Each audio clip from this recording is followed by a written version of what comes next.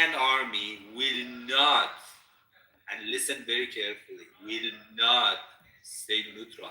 Iranian army is one of the most professional army in the face of planet Earth. Before revolution and after revolution, they will never betray the commander in. Listen, the army, Iranian army, made a statement, a public statement, before Shah, several weeks before Shah left Iran, because they came out and made a statement that the army is now not taking the side of the Shah. It was a public statement made by the top-ranking generals of Iranian army several weeks before the Shah left Iran. And why did the Shah leave Iran? Because Shapur Bakhtiar, it was Shapur Bakhtiar's opinion that the Shah should leave Iran. And this statement... One second, guys, the U.S. Air Base in Baghdad has been videos and pictures confirming the strike, by the way. Sorry, continue, bro. And Mr. Arash, it is not an insult. It is an event that happened in the past and is based on facts. It's not based on opinion. You can look at the timelines, a statement made, and why U.S. Air Force General, it was not an ambassador. It was a former NATO commander, U.S. Air Force General sent to Tehran by President Carter with only one mission. This is the statement made by Americans and is written in his books to go to Iran and to force Iranian army to stay neutral to prevent bloodshed. This is what they have said and this is what they have happened. And later on, many of Iranian generals who left the country have backed that claim, have confirmed that. So it's not an insult, it's an event that happened in the past. So it's not an insult to say Iranian army was traitor or whatever. In any ways, United States as a superpower, as an influential power at the time, had the power to do that. So don't take it as an insult. This is what happened in the past.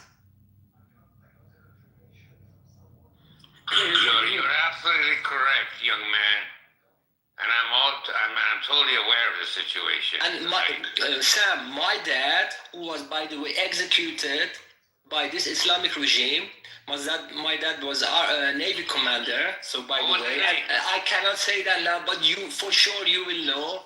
100% you can reach me in a back channel because I was the Vice Admiral. No, the Navy community, because the Navy family in Iran, they are connected. So if I say that, for sure you will know. But you don't have to say anything. If you're interested in connecting, you can in a back channel. In my, you refer your phone number or your name, so I might know your dad. He might be one of my subordinates. No problem. I highly doubt it because my dad was quite high-ranking, I would say, at the time. But anyways, what I'm trying to say is that... Well, I was a Vice Admiral, so I don't know. If you were Vice Admiral at that time, they're probably about the same... I'm 96 years old now. About the same rank. You were about the same rank as my father, more or less, I would say that. Okay, I may know him without you saying anything. But anyway, it's irrelevant to this conversation. But what I despise is the Iranians coming here and being pro-Islamic regime. Go back to damn Iran if you're so pro-Iran. But Sam, the reason I came back to this room is that because I've been living outside Iran. No, I'm not talking about you. I'm not talking about you. You understand what I'm talking about? Yeah, exactly. And if I may interject quickly. Because I was, I've been living outside Iran for a number of years, and I hear left, right, and center. Free Iran, you go back to Iran. If you are outside of Iran, you better shut the fuck up. If you want to free Iran, you go back to Iran. So here's what I like to say. Listen, Arash, look, Arash. We have paid our share. So shut the fuck up. You shut the fuck up. Hey,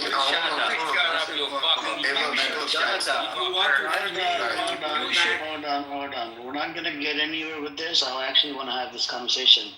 But Sam, Well, you should tell question this is, asshole not to be using profanity. yeah. Let's keep it civilized. Let's keep it civilized. Hang on a second. Hang on. Please, stop. Briefly, he's an old man. Calm down. Okay. Oh my God. Stop cursing at each other, please. Please, for the sake of the month of Ramadan, please. Fuck Ramadan. Sam. Bro, these are Islamophobes. They don't even. Okay, all right. The big question is, Sam, if there are people out there, why shut the other voices down? Why do you want the other voices to be shut down? By the way, you kicked him out. Amir, you kicked him out. He's here. Do you see it? He's here. I didn't kick him out. I don't see him. Bro, refresh your screen, okay? The big question is for Sam or any of these Reza Pahlavi supporters, why do you guys always, can you please mute up? Thank you. Why do you guys always shut down the opposite side? Whether they're pro-IRGC, whether they're centrist, why do you tend to shut it down? You believe in democracy, right? Democracy meaning you give fucking rights to all parties. In America, we have rights. Leftists, centrists, right? We got extreme right, we got extreme far right, we got extreme far left. I don't get it. Why do you freaking, attack people? Oh, you're IRGC with this. Let it believe in freedom of speech, democracy, and all of that bullshit. Why not allow the other side to speak? And it happens in every room. When there's Reza Pahlavi rooms, or there's, if there's even some room, they'll kick out the other side by calling it, is IRGC support. I totally agree with you, Mr. Amir. I totally agree with you. Yeah, but you believe in attacking your own country, bro. Respectfully, you should look into the definition of a traitor. I said from the beginning, I'm taking a neutral position here. So I'm not here saying I support. Look, I'm not revealing my own personal opinion. So I don't want to have any. I don't want to take any side. I just want to discuss facts. Nothing less, nothing more. And I don't know this Mr. Arash or whatever. He just likes to curse. Just 1 second, please. Yes, let Soren go and then you can speak, Keith. Yeah, Mr. Amir, look. What I'm trying to say is that we can have our own opinions, whatever it is, and it is we are entitled to it. Okay, we can be wrong, we can be right, whatever we have, and we are speaking based on, first of all, our nationalities and our personal experiences and what we know from our countries. So, as an Iranian, I know my country, I know what happened, and I can say more or less I know the opinion of anyone around me. At least anyone around me. I'm not speaking about everybody. So. How do you come to an opinion, Soren? Can you please walk me through it? How do you come up with it? Look, in Iran, Iranian people, as an Iranian, so based on what happened 47 years ago, each Iranian, depending on how involved they were in the changing of the government, they take their, let's say, they have their own opinion about the politics and basically about everything. So in Iran, we have two sides, two teams. One team is pro 1979 revolution, and we have another side that is against 1979 revolution. And on both camps, we have also clusters of people with also different opinions. One of them are like on the pro-revolution, they are really extreme revolutionaries. One, they call themselves reformists. And on the other side, we have people pro-Reza Pahlavi, we have also pro-other people, pro-MEK, pro-communist, whatnot. Okay, we have all kinds of opinions on both sides. But what I'm trying to say is that the people that I know in my camp, in my team, based on the family, my friends, my neighborhood, the school, to the student is sitting next to me, because we have in Iraq benches, 4 or 5 people sit next to each other. You live outside of Iran, right? Yes, but I spent Okay. most of Big my life. question is, Soren, big question for you. I don't know where you're gonna go with all of this bullshit that you just gave me. My question to you, as an outsider, you're an outsider right now. You're not inside Iran. Now, as an outsider, right? You have family in Iran. Yes, Provide me one time where America did the attack, did the regime change without killing civilians. Yeah, of course, it never happened in any war. Okay. So But when you support outside country to attack your own country, that's actually a definition of a traitor. Okay. I didn't say I Okay. support. No. You literally came in here. You started going on a monologue, right? Oh, Amir, it's gonna come out and it's gonna happen and this is gonna happen. I said, Yes. what are you trying to I say said about? that, yes. I asked you a question. Are they going to win or lose? You could Okay. not give me a straight answer. You went on a freaking 5-minute long monologue. I'll And then you answer said, you now. yeah, they're gonna lose in the next few days or whatever, blah blah blah. But that's all speculative. You don't know for a fact. Okay, if let's say we talk about two possibilities. Okay, let's talk about if Iranian regime stays. Okay, let's say after this war, if Iranian regime stays, has two meanings. First of all, that this Iranian regime is so powerful that can survive such that challenged by two strong armies. And another reason for that is that Iranian people kind of, let's say, are against the war and kind of support the regime, or at least take a neutral stance. Okay, this is one possibility. And the other possibility is that, okay, this regime will collapse in whatever way you like to put it, that Iranian people will prevail, and then basically. Well, what happened during the 12-day war? The Pahlavi supporters, did they start siding with the regime or did they start becoming centrist? I'm not talking about any. No, I'm any asking group of you people. on the past record. During the 12-day war, did a lot of Reza Pahlavi supporters change sides? Well, I refer you to The answer is yes. I'll give you. There's a Israeli, even the Israeli channel. I actually watch it almost every other day.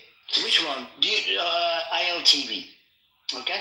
You should watch it. They have, even though I hate the disgusting Zionist criminal state, I watch their news because I cover the Israeli news. I cover what's happening in Palestine, whatever. When I look at it, the analysis that was done by some of these people, right? They're professionals, whatever. Do you know what they said? What? They said Israel and America is scared of, the unity. And we're scared.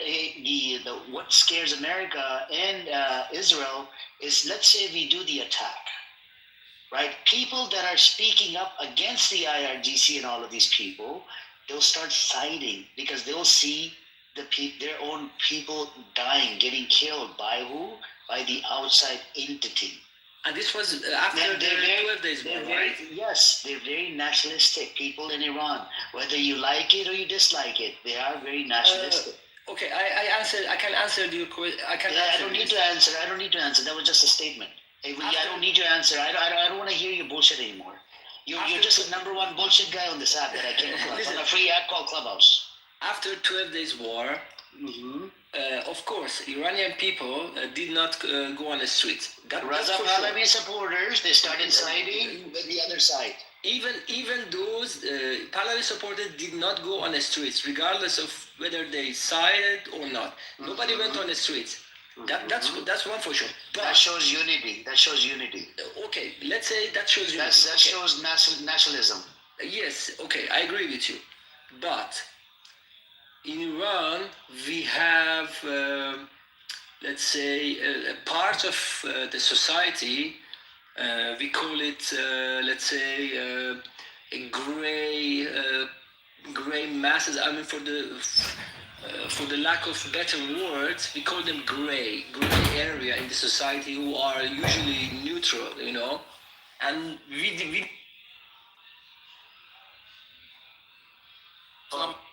That was it. Like the life, in fact, pray that you were.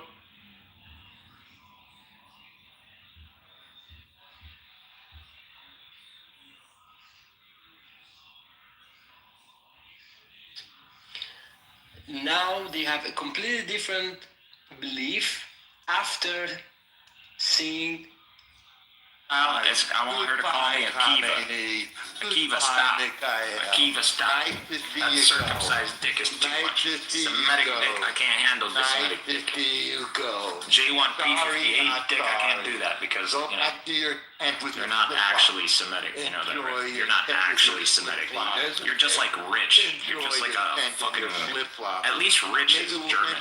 You're Slavic. Time for you to leave. You too, okay? Wait. German Jewish, Polish Jewish, Russian Jewish, Belarusian. You're not Jewish.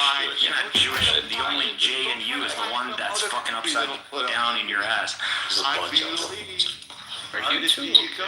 Maybe try the Rasa crossing. Maybe Tel Aviv is getting bombed and they're fucking. I love it. What are you talking about? Why don't you like be fucking talking to fucking two guys? They're combined IQ. There's nothing left of Rafa. There's nothing left of Khan. You'll see how much is left of Tel Aviv. See how much is left of Tel Aviv. I mean, they already got millions of dollars. Enjoy your Singapore now. You guys were always talking about how Gaza needs to become a free Singapore. parking in Gaza. We're gonna get a Singapore now. Thank you for the deconstruction. Thank you for deconstructing for us. As it deserved. The genocide regime. You're out of breath, so normal. You're out of breath. Breathe. You're dying. You're dying on mic. You're dying on mic. Dying like the IRGC, though. No, Norm is betting this time that we're gonna see the end of the regime. Are we sure, Norm? Because you were saying that on October 7th. Hamas is gonna be done. Hamas is still around. Houthi still around. Hezbollah still around. Iran still around. Everybody's still around. Rising Lion, all gone. And I'm not sorry to see. If I type in on Google, is Hezbollah gone? The beautiful Persian people rising up. Persia will be free. So they're gonna do it this time, not like the 12-day war, right? Not like 7 months ago, right? He's done. You're done. All right, hopefully, everybody heard Norm. Do you want to bet on this, Norm? Since you have so much money and you're part of the Shlomo's gang. Breaking news. Oh, go ahead. Breaking news. Breaking news. Run hits. I am delighted to see Operation Epic Fury. Just louder, Jack. Just louder. He's not gonna shut up. Wait, can we just get this guy? Let's see if we can give Norm a stroke tonight. Doesn't that look like an explosion? Hunker's missile. I mean, I'm sure we can do it. Yes, we are. Jack, what's the breaking news? They hit fucking the Fifth Fleet, the naval fleet in Bahrain, bro. Yeah. They crazy ass shit. Anyway, man. The savage Shia. I don't know why They hit the base. You're a kike. Don't talk about the Shia. You're a kike. The psychopath. Wait, did somebody have breaking news? Go ahead and say They it. hit Bahrain. They hit Kuwait. They're gonna say it. Qatar. Yep. Well, because they're psychopaths. he's They don't know what giving to you do. the typical runaround. They That's hit all true. American- Wait, guys, 100% true. Iran, Bro, you know that anyone 100% true. He thinks he's fighting in Israel right now. He thinks he's the fucking interceptor. Norm, you're in Brooklyn. I'm not in Brooklyn. You're not in downtown Tel Aviv launching an interceptor locker. I'm not even in the United States. Yeah, you're not exactly. So calm down. You're not overworked Only am I missile interceptor. Norman, explosion in Abu Dhabi. We should have done this a long time ago. Needs moderation. We should have done this a long Yeah. Instead of giving Hamas to do it. Now you're done. Nobody to fund your stupid terrorists. Go blow your Thank you, Netanyahu. Thank you, Netanyahu. Ramadan. 80 years old and 80 years running.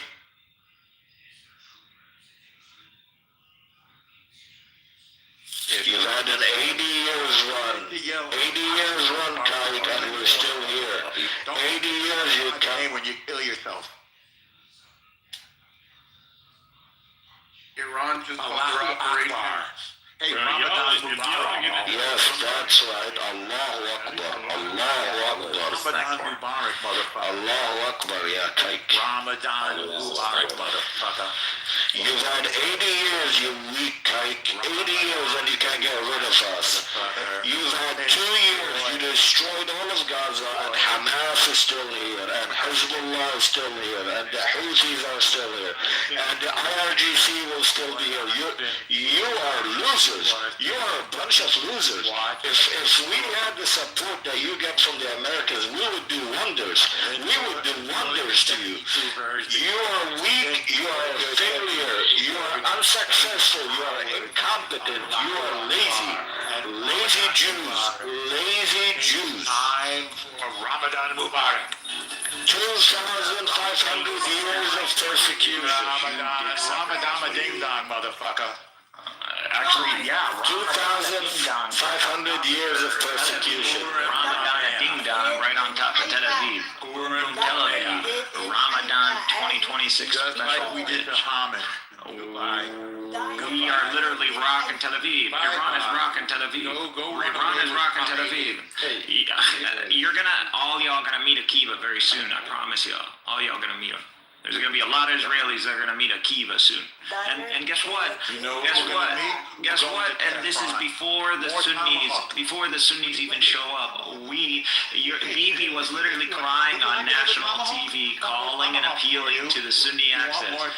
Why is Bibi appealing to the Sunni access? I thought Turkey was the greatest enemy. I thought Turkey and Syria were the greatest enemy. Bibi on national TV in the first hour, in the first moments and seconds of Tel Aviv being hit, he literally said, it is time for the Sunni world, the Sunni access to take out Wilayat al-Faqih, or to take out Khamenei. Why are you crying our help? I thought you got it with the United States. What happened? Why is Tel Aviv getting bombed? I think these are real questions that deserve logical answers, Norm. They don't deserve your retarded filibustering. If you can't think, if you think just yapping out English words somehow is allowing you to save face, it doesn't, bro. I feel bad for you. It's like kicking over and over again. And the dog just keeps on barking. You know, some of those dogs keep on barking because I can do this filibustering shit all day and I can actually build up and make constructive sense. And I can talk shit while I'm doing it. But Norm, what you just said, this is what you just said. You're too old, bro. You're too old. You're not going to be able to keep up with mind processing power. And you don't have any processing power. You're a retard. You're a retard. Post-traumatic stress disorder. You're a mental patient. It's okay. I got the stress reliever right here. I got the stress reliever for you. Go lick your wounds in the psych ward. Take your medicine. Take your medicine, you mental patient. Come on. Go ahead. Open up. Time to take your medicine, Mikhail. Time to treat your depression. Time to treat your mania. Time to treat your post-traumatic stress disorder, Mikhail. Alright, this is not the Norm show. Guys, one at a Come time. on. Grandpa, you're going to be dead in less than 5 You years. can do it, you mental I swear by Allah, you're going to be dead in less than 5 years. You're going to be in the ground, and I'm going to look up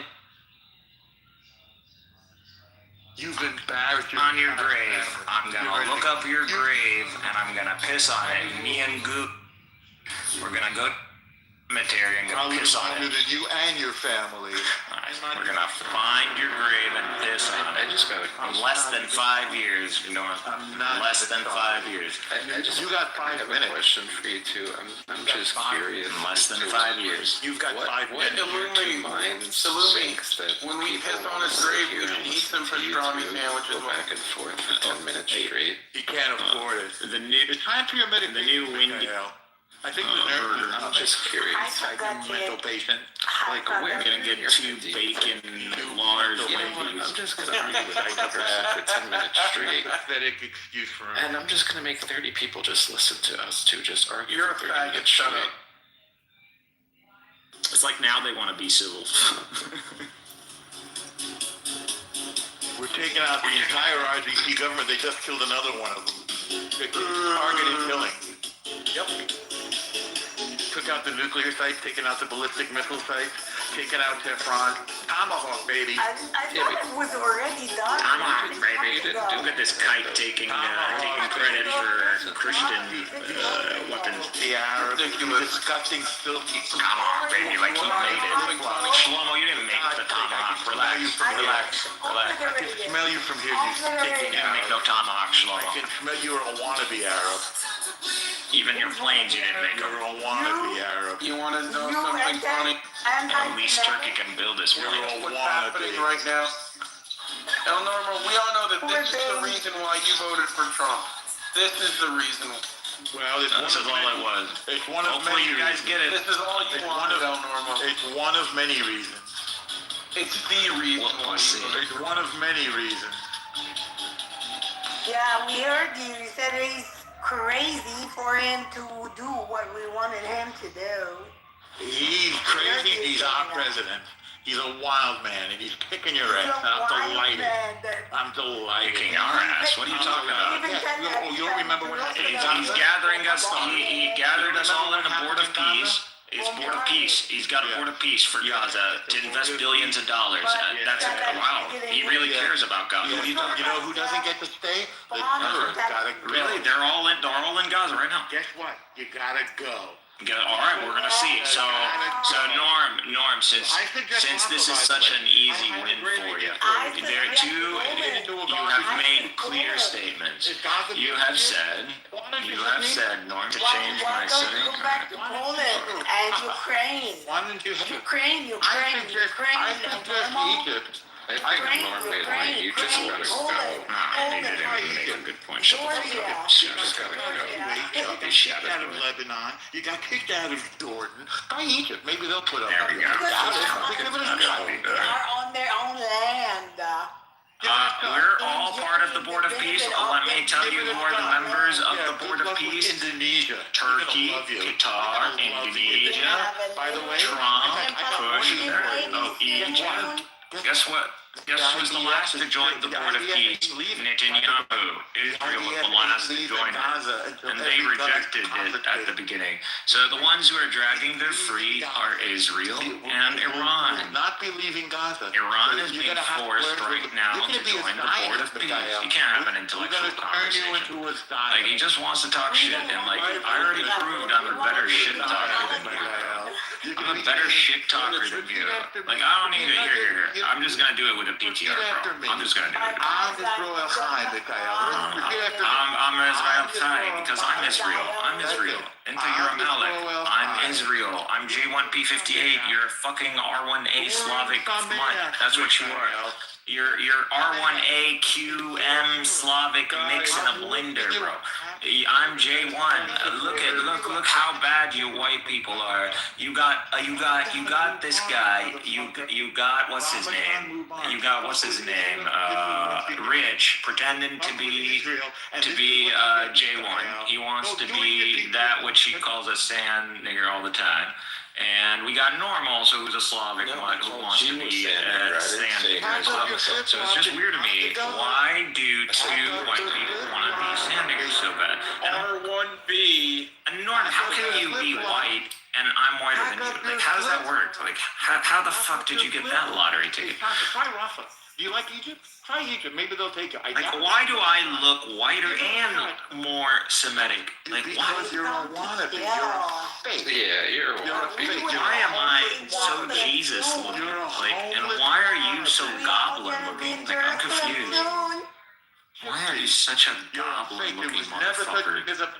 I seriously deleted that, but my AI still has it. I'm not fine. Never will be. Ukrainian, Georgian. There will never be a Palestine. I'm just now. Norm just Now we have eliminated the only Let me see where the goblin was. Now we have eliminated the only possible rival. The great Iranian genocide regime has fallen. The Iranian genocide regime has fallen. Good night, Khamenei. Good night, sitting watching your Good night. Sleep well. We want him to kiss Erdogan's ring. Yeah, Ramadan Mubarak. right on Tel Aviv. Ramadan Mubarak. Ramadan Kareem. Enjoy your Enjoy your Ramadan. Enjoy your makes a great point. Enjoy your Yeah, there are Enjoy your Ramadan dunk. Saudi Arabia. Ramadan dunk on Tel Aviv. Ramadan dunk on Tel Aviv. Time for Purim. Time to Can't even. celebrate. Yeah, you're celebrating right Celebrate. now. Yes, You're we're celebrating right now in Tel celebrating. Aviv. It's getting bombed. Tel Aviv is getting bombed. You know, bomb means getting People want destroyed. it landed because we Actually, they have. nothing. They have, actually they have. Taken out. No, Explosions in you Haifa don't have and any ports. information. Literally, it's live, bro. I'm watching it live. Literally, hop on Al Jazeera Live. Stop living in delusion. Dude, every time, this is why you don't bet money, because you have been proven wrong every single time. $1,000, motherfucker, when the regime falls right now. $3,000, $5,000, $10,000. I swear to God Almighty, I'll wire it right now. $10,000. Take it, bro. Take it. You're so confident. $15,000. Brain cells. 20,000 by my Lord Almighty. I will wire it right now. 20,000. You're a pussy. You're a pussy, Nord. You're a pussy. You're a pussy. You're a pussy. That's what you are. You're not confident of what you're saying. You still think this is pre-October 7th. You're running some propaganda campaign to keep the goyim all under the shadow. No, or under the rock. No. They're all out of the rock. They all hate you, Shlomo. They all think you're the scum of the earth. You don't see the viral videos of Israelis going all over the world in Brazil. I'm Israeli. I'm Israeli. They literally pushed in the face out of nowhere. They were drinking 40s.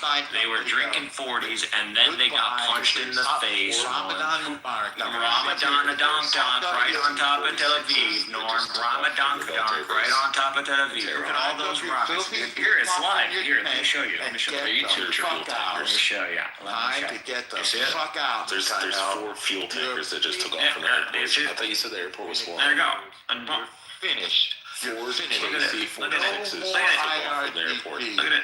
I'm watching them on live radar right Shut now. the fuck up, live. What channel you watching live? Name the channel. Live radar. Live radar. I'm gay rich. I'm a sand nigger. I'm a sand nigger like you. I'm a sand nigger like you. God damn, you're dumb. You're a Shabbat goy. You're a Shabbat goy. What? You're a Shabbat goy. R1B mud. You're an R1B mud. R1B mud. Mikhail, I thought you said Because I know it gets on his. Oh yeah, I forgot. Our kids are half just jungle. blown up in Tel Aviv. They're jungle niggers, aren't they? You know your kids are gonna be called by jungle niggers. Your kids are gonna be called jungle niggers because of it. The ones They're gonna be called jungle niggers. just took off from there. Hey, Rich, they're gonna be called How jungle did they blow up the niggers. airport? Remember you said just a few Your minutes kids ago, are half they were on, just Filipino. blew up the airport in Tel You Aviv. white supremacist piece of shit. There was Your 4 kids are half KC-46s Filipino and you're that gonna just took act like off. a That's white crazy. supremacist on this app? How crazy, dare you? bro. You're gonna be a betrayer of the white race and you're gonna fucking talk the talk that you talk?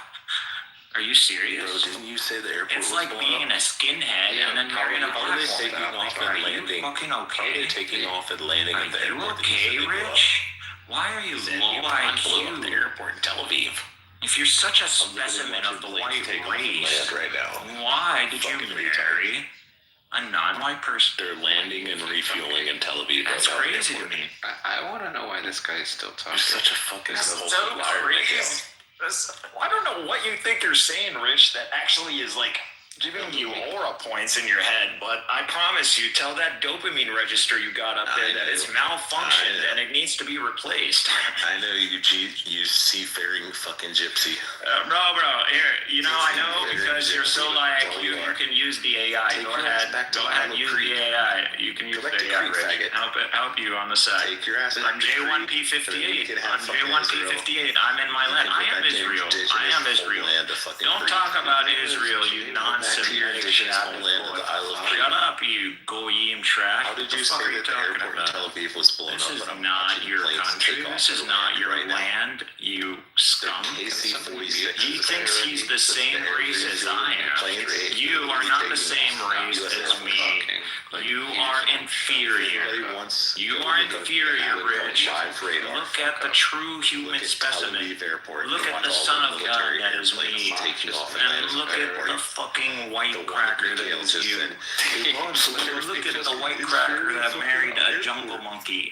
This is literally look. Actually, I'm gonna screenshot your PCR because you know what this is. You know what this is. No, I'm just doing Norm. I'm just doing filibuster Norm. Oh, Norm left. Look at that. Look at Norm. You cretins. That's why. All right, now I'm just gonna fucking smoke Rich. That's it. You know what your PTR is. You know what your PTR is. That is you when you bang your jungle monkey. Literally, that's you. You're the white dog. You're the white dog. That little black dog is your jungle monkey wife. That's your wife, and that's you behind your fucking jungle monkey wife.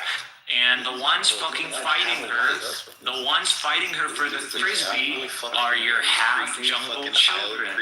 Your half jungle children are fighting your jungle monkey wife while she's taking it up your ass by low-grade Germanic stock. That's what it is. You're gull, Frankish, low-tier stock. That's what you are. You're an inbred, like the fucking Frankish, Gallic trash. That's what you are.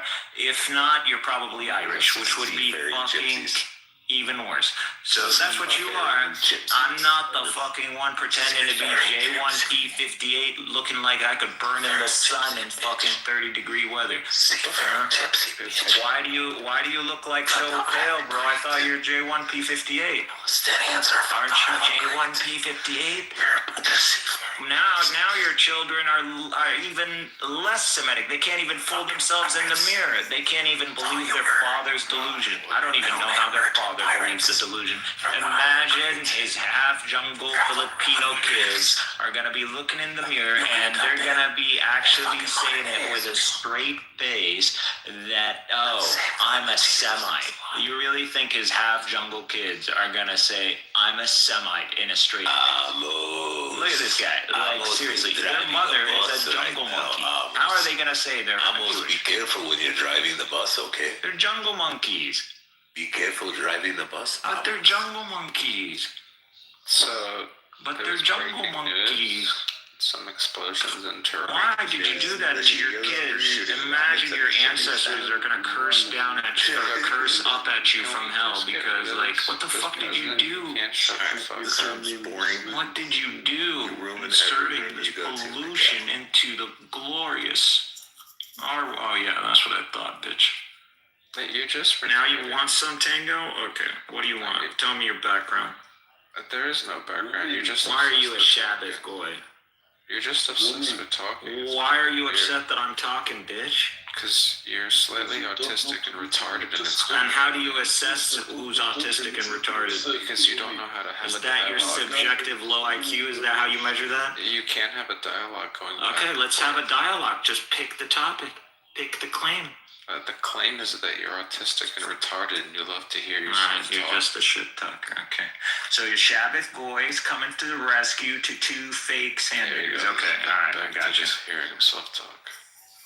I got you, bro. You just take a breather. Just take a I breather. got you. Smoke a cigarette. Take a You breather. take a breather. Why are you hyperventilating for some goys? I'm the chosen race. What are you talking about? I'm Israel. I'm J1P58. I'm Israel Chai.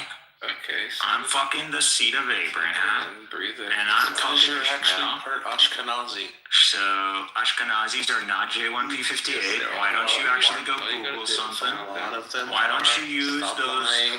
goyim fucking thumbs of You yours fucking to actually faggot. Google something? You get the You know who's lying? You get the half J1 monkey haplogroup children. from the That's what it is. cocaine, I'm you sorry. fucking idiot You from came back Aaron. for round 2 here. You can listen to my You're song. fucking dumb. You get the J1 from Hey, fucking cocaine. I'm an Iranian and I wholeheartedly support the attack on the regime. Such a wannabe Jew. Thank you, Velvet. You're a wannabe Semite. You're just not one of us, bro. Just relax.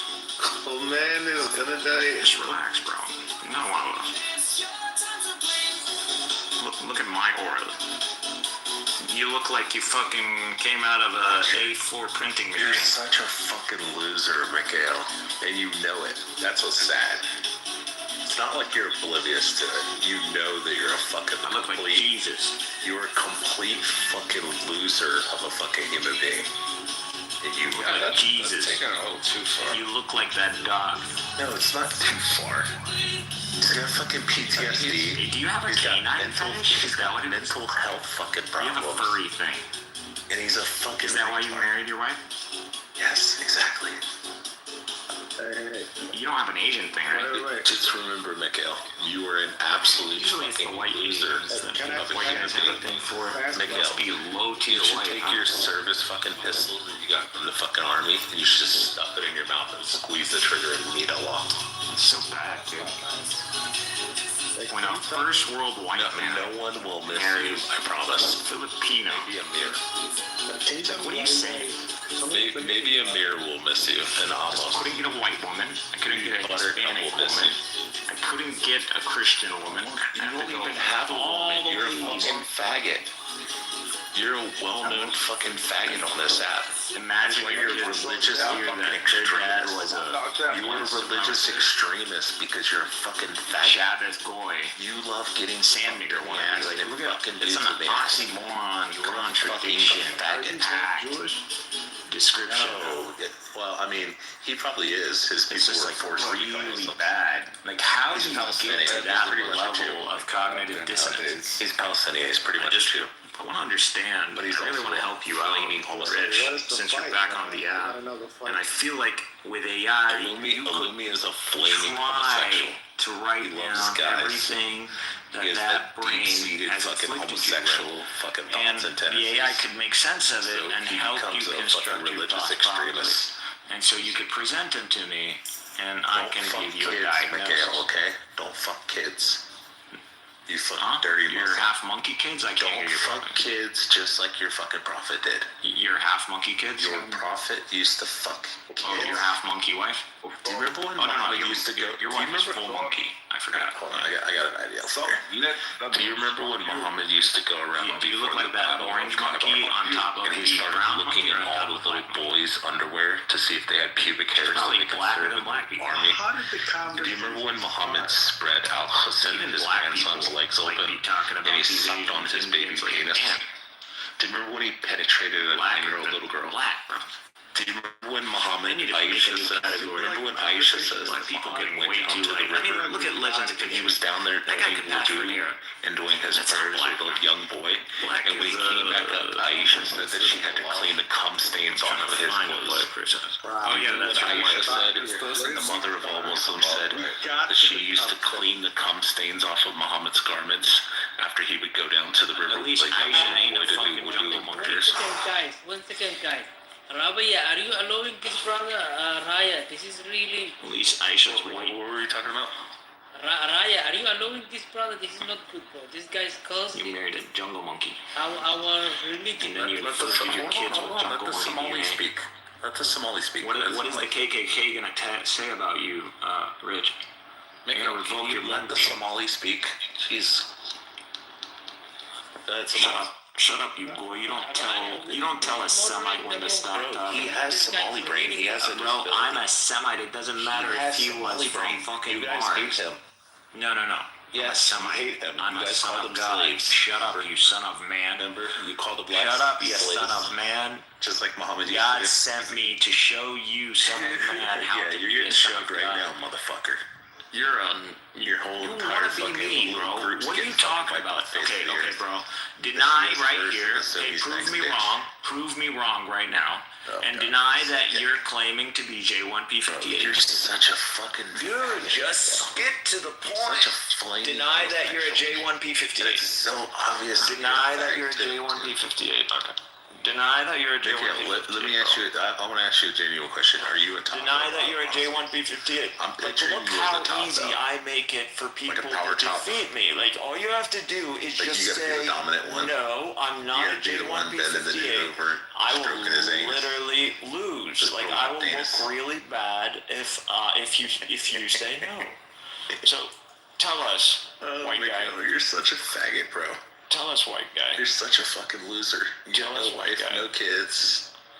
Well, I don't want jungle monkey kids. Yeah, like if I wanted a jungle bet monkey you got a for fucking my wife, mustache like too, I don't would you, Miguel? go right now. Unlike your dude. prophet. Your prophet told you not to have Jungle, one my prophet mustache. You're didn't supposed to marry a emulate jungle him. monkey.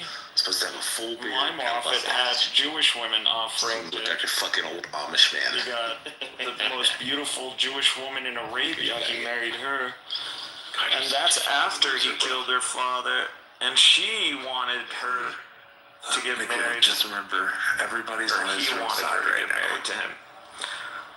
Those people back then, they had honor even in fucking their UAE, demise. Saudi, Syria, But Lebanon, look at you. Iraq. They're all Someone on who's his right like side. wannabe Aryan, Semite. Like, I don't know what's going on with you, bro.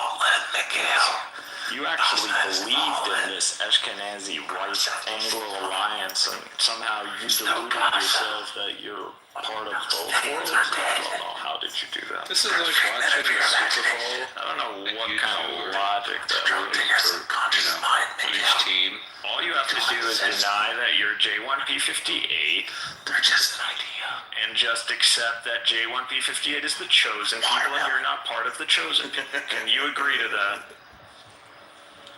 Oh god, it's so fucking awesome. Why can't you deny something? Like if I told you, are you A1B1A, which is West African? Amazing. You're gonna say no, I'm not. So can you deny that you're J1P58? God bless the United States. So he's not going to deny it. What is that proof of? This is a white man that literally believes he's a Satan. How many times I'm only I've using walked this into a term and because Miguel's just sitting there none of you talking to pussies himself. end up reporting me. You want to see a true sign of somebody who But has mental because fucking he health uses that issues. term. When you And he enter keeps into a room calling and the person's sitting there J1P58 talking people, to themselves, Semitic people, this term. he'll literally And rant like this. it's and very nobody's interesting there. because he wants to Nobody be in the audience, nobody on J1P58. He stage. actually claimed He's several the only times, person in and I have the it on room. recording, He'll sit and that talk like he this is J1P58. Hours. And I'm J1P58, so But that it means doesn't he's say claiming much. to be the same race as me.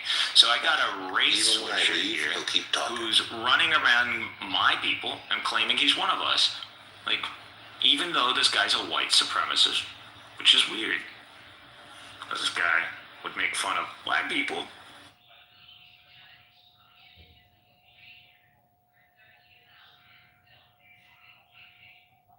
To be a Semite. Look at him. I didn't even say anything. I stayed on mute just to prove the point. Why are you claiming to be a Semite, bro? Dude, it's a clubhouse. Like Guys, just remember, this is the person that you all want to take the side of. If you're black, you're Jewish. What, they want to take your side? What is your yours. side? You can't even elaborate. And you Can't even articulate your side, bro. Tell us what your side is. Maybe you might convert us. Issues you can't even Hey, how about you convert us in the Holy Spirit? How about you tell us about your truth in the Holy Spirit of Christ? Try, I know, There's the Holy people like Spirit. this just walking I around. know you blasphemed in it a long time ago, probably when you were born, but still, try. I was never a Muslim. I never rejected the deity of Christ. Talking about the I never Holy Spirit. blasphemed retard. the Holy Spirit. It's in the Bible. That's in Blaspheming the Holy Spirit, which is rejecting the good news of Christ. Oh, so you know about the Bible? Okay, that's I good. know, right? Mickey, So how how many about times you I've tell smoked us you on the Bible, truth the Quran, from not the gospel of our Lord Jesus Christ. Allahu Akbar, Allahu Akbar. Why don't you Allah preach is the gospel Akbar. once? Allah is Akbar. I never heard this guy preach the gospel. Allah is greater. Alright, guys, Greater who do you than what? think is going to win this Super Bowl? What are you greater than Allah?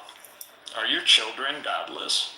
Wait, why does your God pray to your prophet? So not only are your kids half monkey, Wait, why does your But- God pray to your prophet? actually they're half pig, half Miguel, monkey. why does your God Because pray we to all Muhammad? know those Franks Why are does all Allah fucking pray monkeys. to Muhammad? I mean, He doesn't pray pigs, I'm for sorry. Muhammad. He prays to We all know those Muhammad. Franks and Gauls. And Why does they're all Allah just pray to Muhammad. Pigs, swine. Show all those me where God or East Yahweh jungle or people Yudhave prays to one of his prophets. monkeys. Your God That's why, does that. that's why God in the Talmud and in the Quran says, go be apes and monkeys. Doesn't Allah say That's the that east and west. the deceivers, East and west when he deceives are the apes and believers, monkeys. Because And we the Semites are Christians. the sons of Is God. they think that they are great And we deceivers. married in with our Hamitic brothers. And I am the greatest of the And we deceivers. established the Afro-Asiatic family tree. Schemers means to do underhanded, deceitful things. That's the definition. So your God's literally calling himself the greatest Are deceiver. all our brothers. So all the Africans should be joining us with us, which they already are. I mean, 50%. Hey, look at communists. So they know I mean, to stop, choose stop, to stop follow marrying the a kingdom of 7-year-old or 80-year-old though. That's wrong. No, he fucked a 9-year-old. You fucked a monkey, bro. Allah fucked a 9-year-old. Why'd you fuck a monkey? You know why I say Allah fucked Now a your 9-year-old? kids are all gonna be Because retarded. Muhammad is Allah. Like, imagine how retarded He you made up are, Allah. and then add to it The monkey. construct of his imagination. This guy's boring. He is so boring as like you. But he's like, they take shifts, him and Norm, like filibustering bullshit. Like they actually think you're not cooking, bro. You're not burning. You're not building. You're not doing shit. What about you and God praying Humiliated to your at this prophet? point. So, You know, the thing why? is, bro, you you're know not the even thing is, it's attacking like me personally. anti-Allah. I'm attacking you Because personally, people bro. in the chat I'm will too be- whitewashed to be true.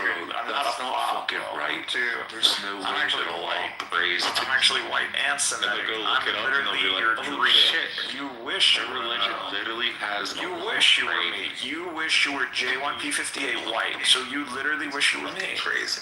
You wish you were me, bro. Seriously, I'm not even lying, guys. I'm not even trying to trigger him. He literally wishes he was me. Like crazy, man. It's just crazy. Yeah, so these guys want to hear you give your breakdown, filling out. I think Tango was saying in the chat he wants to hear that. But do you now see like why Ambrose and me are like this? Because we're built to deal with guys like this. Yeah, you're built J1P58. We get it. Hell yeah, bro. Just like Toyota. And what are you, man? R1B U152. R1B, I mean, Italians, they got J2, J1, R1B, and E, so they're practically family, so.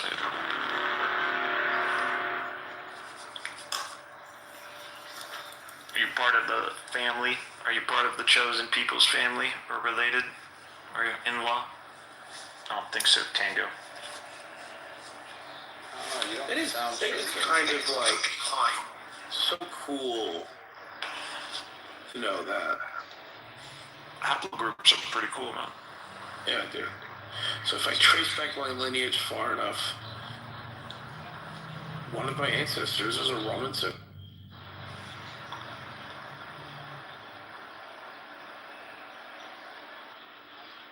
Yeah, Many, trace that. actually. Many. We know the clades and we know the haplogroups for a lot of the Roman lines. And now if you're R1B and you can trace back to the... Yellow, bro, let's go back to Prince's room. Yeah, we already fucked up Norm and the other guy. Yeah, you fucked this resign. They don't even put up a fight, bro. Yeah, go away. Shut the fuck up, dog. You need to just go. Shut up, dog. Why? You're like, you want attention too? Like, really? Why? At least give me a fucking target to shoot at. Just go. I'm trying to figure out how that doesn't score a W in your head so you don't Just leave click this your room PP. more delusional than before. Just go relax. Go. I'm relaxed, bro. I am playing with my PP. You want to play with my PP? I think you should do that. Okay, but that's what I'm doing. Yeah, Do you have any recommendations? That's a Other bad recommendations? When did that start, the PP plan? When your mother touched it. I was being serious, man. I am being serious. For some people, they can't stop touching it. She just touched me there, and I can't forget about that touch. I try to replicate it all the time, but I'm just not getting that right chemistry. Can send me like a text or something. I don't know, man. You do stand-up comedy or something? I'm just high. Yeah, but everybody's high at Clubhouse. Is Tango high?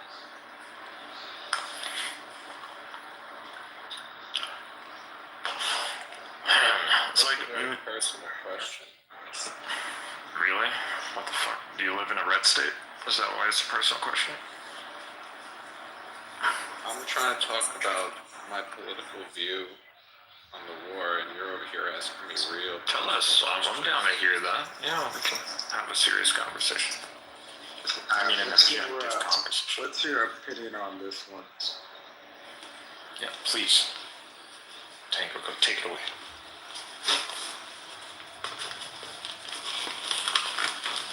I'm listening. What's going on in here? Tango's about to give us his opinion on this round of escalating tension in the Middle East. What's in the stars? It's quite obvious. How about you go look back, for example, every major conflict the U.S. was in, and then go look at some of the closing cycles. Like, for example,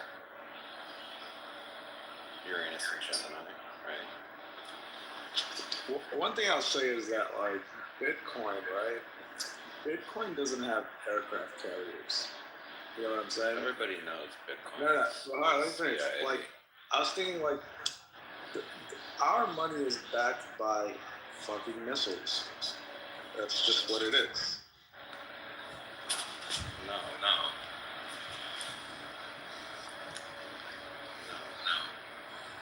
Oh yeah. No, he's correct. Right. What? What did he say? The economy is largely based on war. Well, not just war, Jack. Like, you know, people sit here and go like, "Oh, Bitcoin is like this distributed currency." Like that. It's like it doesn't have an aircraft carrier that can just go shoot you. Okay. So that was A. So Tango just told us about his anus and Gemini? Yeah, Uranus. I mean, yeah. Uranus and Gemini. I thought that would be personal, but I guess you're When open to Uranus sharing. enters Gemini, the U.S. concerns a major conflict. This includes the Revolutionary War, the Civil War, World War II. And I'm crazy. Uranus is set to return fully in Gemini in April 2026. Oh, wow. Wait, Tingo, your mic is really low. What are you saying about the Civil War and blah, blah, blah, blah, blah?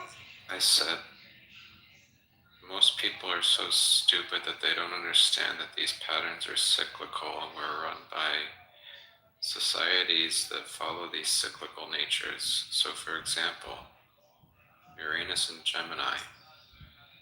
When Uranus enters Gemini, U.S. enters major conflicts.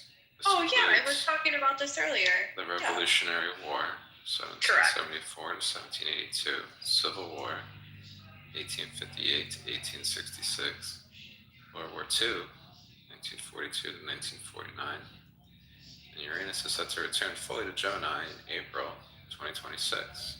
See, y'all, I wasn't talking out of my ass when I was saying that shit. What are we seeing right now? The beginning of potential wars. Pluto returns, right? U.S. is completing its first Pluto return. Happens every 248 years, right? So, yeah, answers in the stars. Everything is cyclical. And they pass it all down. And us peasants, we forget it all because we're just stupid fucking peasants. Would you be open to the idea that God is really trying to press humanity? Because in the last Would you be open to the idea that we're like 10 deviations away from God, and the way we're creating AI right now and we're worried about it becoming life forms is the same way that we were created and captivated and put in this little box? Yeah, sure. I guess so. But my point being is, What do you mean you guess so? That You didn't process the thing you just said. no, I did process it, and I'll incorporate what you said. But since we're talking about God, right? 2 world wars in 100 years. I think we can get a third one before 150 years. That's why I'm thinking like I don't think people take this time period as seriously as they should, because it's really like God is trying to kill us. no, I don't think people. I don't think people just follow the patterns. I think the patterns are.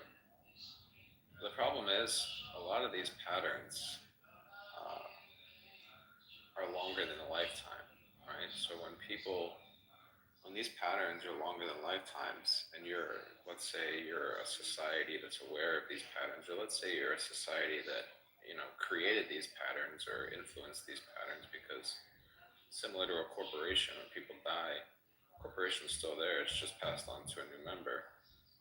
So when you have a structure like that, and you remember that you're just a basic ass peasant, and you really know nothing, then you really start to understand.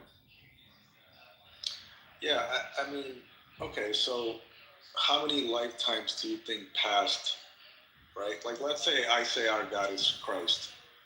That's 2,000 years ago. That's only 20 lifetimes. That's only 20 people living out a 100-year lifetime. So, like, not that much time has passed.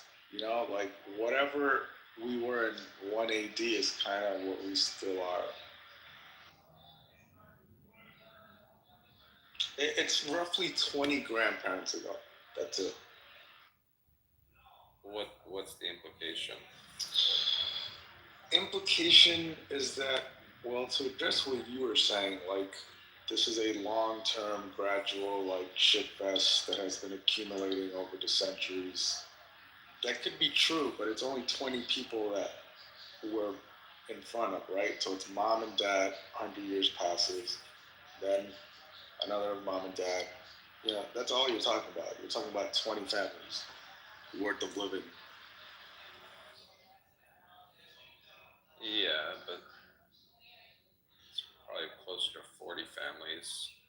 Average age, expected death is closer to 40s, Okay. 50s. So that's kind of interesting that you brought it up. So it's like, if we're only 40 families removed from the days when we were crucifying people, right? Like, that's pretty close family-wise. Like, oh yeah, my 40th cousin was a shithead 2,000 years ago.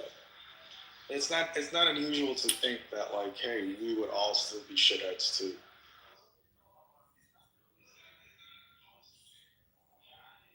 What's the implication there? Why are you leading towards that?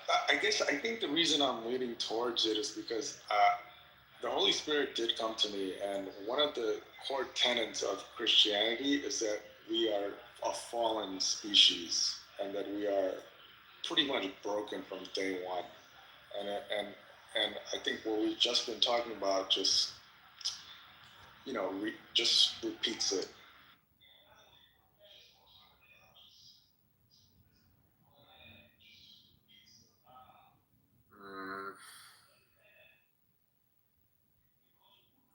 Let me ask you this. Do you agree that there should be structures in place to keep order? Yes.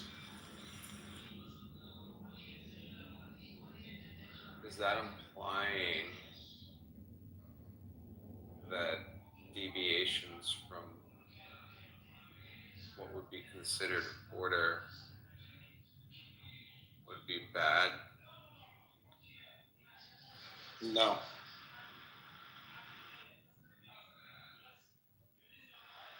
But you would still need individuals with higher authority to maintain the order.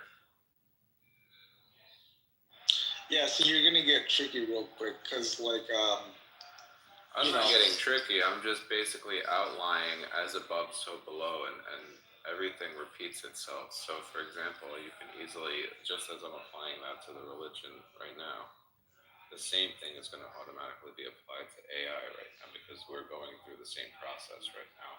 We're creating something in our likeness, and it's going to be in the Garden of Eden with us for a bit until it bites the apple, so to speak, and we have to take it out of the garden, if you catch the drift. Oh yeah, AI. I can go in there with you, but yeah, it is. Because if we're talking, if we're saying, right, okay, that God created this reality, and if we're like, okay, well, we can easily metaphorically apply this in software formats. DNA itself, right, is 4 letters. That's algorithmically sequenced into a code, so it's literally a living program. We humans studied that, and we're like, oh, well, we can make mechanical computers, which we did. And then we've essentially layered onto that. But essentially what you have is DNA is biological programming. Each species is a different type of software, right?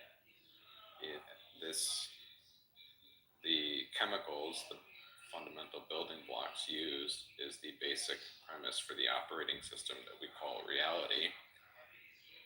And so suddenly when you realize and when you can quantify things in metaphors of that nature, you quickly start to realize that everything interrelates, everything is repeating itself, everything is paradoxical, so to speak. And it's a mind fuck. Are you hearing this? These crazy Shia have attacked Saudi, Kuwait, Abu Dhabi, Dubai, Jordan, Qatar, and Bahrain. They're out of their minds. They attacked Riyadh. Yeah, They're friggin' insane. Again, right? They attacked Riyadh.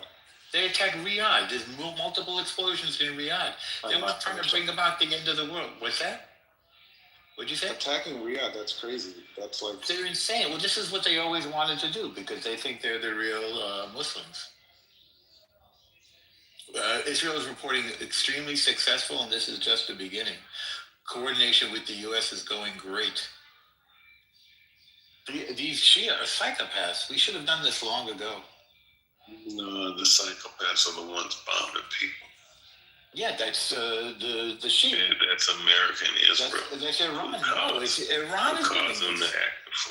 Iran is doing this. Yeah, dude, you're out of touch with reality. No, the stars don't lie. The stars? They don't lie. Well, you're reading your horoscope here? No. So what are you talking about? Talking about the cyclical nature of certain processes. Yeah, let me address what you just said. This is astrology? Hold on. Tango said something. So, don't you have a fortune cookie or something you could read, Tango?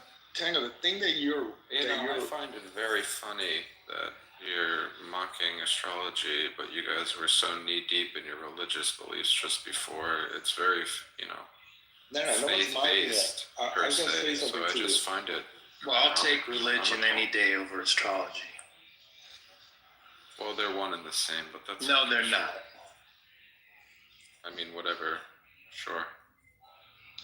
They're the same, it's just one is correct. But both are recognizing the patterns. So, as humans, we can sit there and talk about an endless loop and patterns and whatever. But again, if you're a person of faith, you learn that this is not the world that you're aspiring to. This is the world you're in. And so you can get caught up in that. You can start to be a non-believer. You can hate God because of all this stuff, but it's very, very, very clear that you're not supposed to be of this world. You're supposed to aspire to a different world. That is correct. I mean, why are they attacking the other Muslims? They're truly apocalyptic. They're trying to make a regional war. This is the end for them. It's completely irrational. Normal. Do you want to know why I think? It's because the truth is the Cold War never ended. I agree. The United States parking real estate over in the Middle East, that has always been a proxy war. So Iran is always going to be a proxy. It's not a proxy war. It's a proxy defense against. Right. It's a Russia versus U.S. It's been like this for like a decade. Russia's involved. Russia's got its hands full. They've got no economy, and they've just been fighting the weakest country in Europe for like years. You want the real market? It's proxy. We won't know the truth. At least they use their own money. You know what I mean? Because Who you don't uses like their own astrology, I'll give you the market. They're answer broke. instead. Yeah, with their own The money. U.S. They're The broke. U.S. They don't is have their facing own a money. massive deficit right If you now. have I'm not sure if you're 6,000 aware. nuclear warheads pointed at us, you don't have to worry that much about your GDP. Like, believe it or not. That's like, a fact. like your whole life, you've had a Russian nuclear submarine pointed at you, believe it or not, if you're in a major city. It's not so much about that. I think Gon' do, cause see my thoughts. Put it in my box and fuck me till I grab my cock. It's been through a lot, but it still fuck like new. I grab my cock. Yeah, I cover a lot, and deep in his throat. That's how it goes. My dick's off the hardest, 6 to 24. Let me focus, got my boner out. He pulled it up now. He got the fart, stick up in his mouth. That's what we do to start. And of course, it's still built like a horse. It's not. Then he woke up, get his butt, this dude is thick as fuck out in his trunk. He gets to me on his lips, hang up in his butt, then I speak up, said my head was fire, he thought I was lying. Continue. Said my head was fire, he thought I was lying. Take out my gas, shoot him right there. Can we finish it? Tango, where I think you were going, the U.S. is not involved in this because we're going to go broke. It's not because of economic reasons. And then earlier somebody mentioned because of oil. It's not because of oil either. I mean, it's just not. What happened with Venezuela, you know, sure, we'll continue to buy oil from the Middle East because of the deals that we've made with our allied countries. But what just happened in Venezuela was a massive game changer. And in fact, you could make the case because of what happened in Venezuela, it gives the U.S. a clear pathway to get involved in the Middle East because they're not afraid about oil prices going through the roof. Because of 80 million barrels of Venezuelan oil coming to the U.S. This is not about the U.S. economy. It's not about oil. I truly believe this is and I couldn't necessarily always say that. In previous decades, you would say it would be about oil. It would be about the military-industrial complex. This time, I truly believe this is I think this is the end of it all. I just want to just add. I don't want to interrupt you, so let's continue. That these crazy Shia just bombed Baghdad. So now they've bombed Saudi, Kuwait, Abu Dhabi, Dubai, Jordan, Bahrain, Qatar, and Iraq. And Israel. They're out of their minds.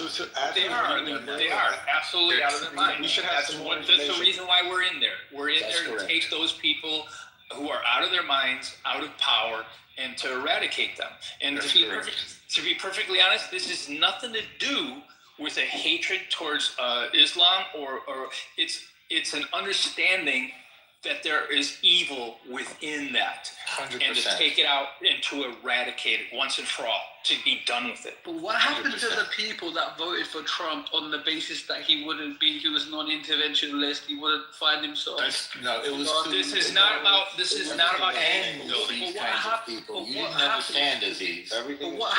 You just don't understand. You don't understand politics. I'm asking. I haven't asked the question yet. The premise of the question is wrong. But I haven't asked. We voted for him to dominate, to flex American power. Because the question is based on a false premise. He said, what happened to the people who voted for him? Non-intervention. They vote. No, you're incorrect. They voted for him. I don't want to be part of any Aziz. wars. Aziz, you're retarded. Your Are you brain just is keep broken. speaking over me? Yeah, you asked your question. We're answering. So I haven't asked my question. Yes, you did. You said what happened to the people who voted for them for non-intervention. We heard you, Aziz. We heard you, Aziz. The premise of your question is wrong. You're obviously triggered. You don't understand American politics. You voted for Trump's politics, and you certainly don't understand Middle Eastern politics. Right, you voted for Trump. Just listen. Listen, What you're happened, this is European. exactly why we voted for him. To win wars, to stop the wars that by isn't winning why. them. This is exactly right. This is called deterrence through power. This is called deterrence through strength.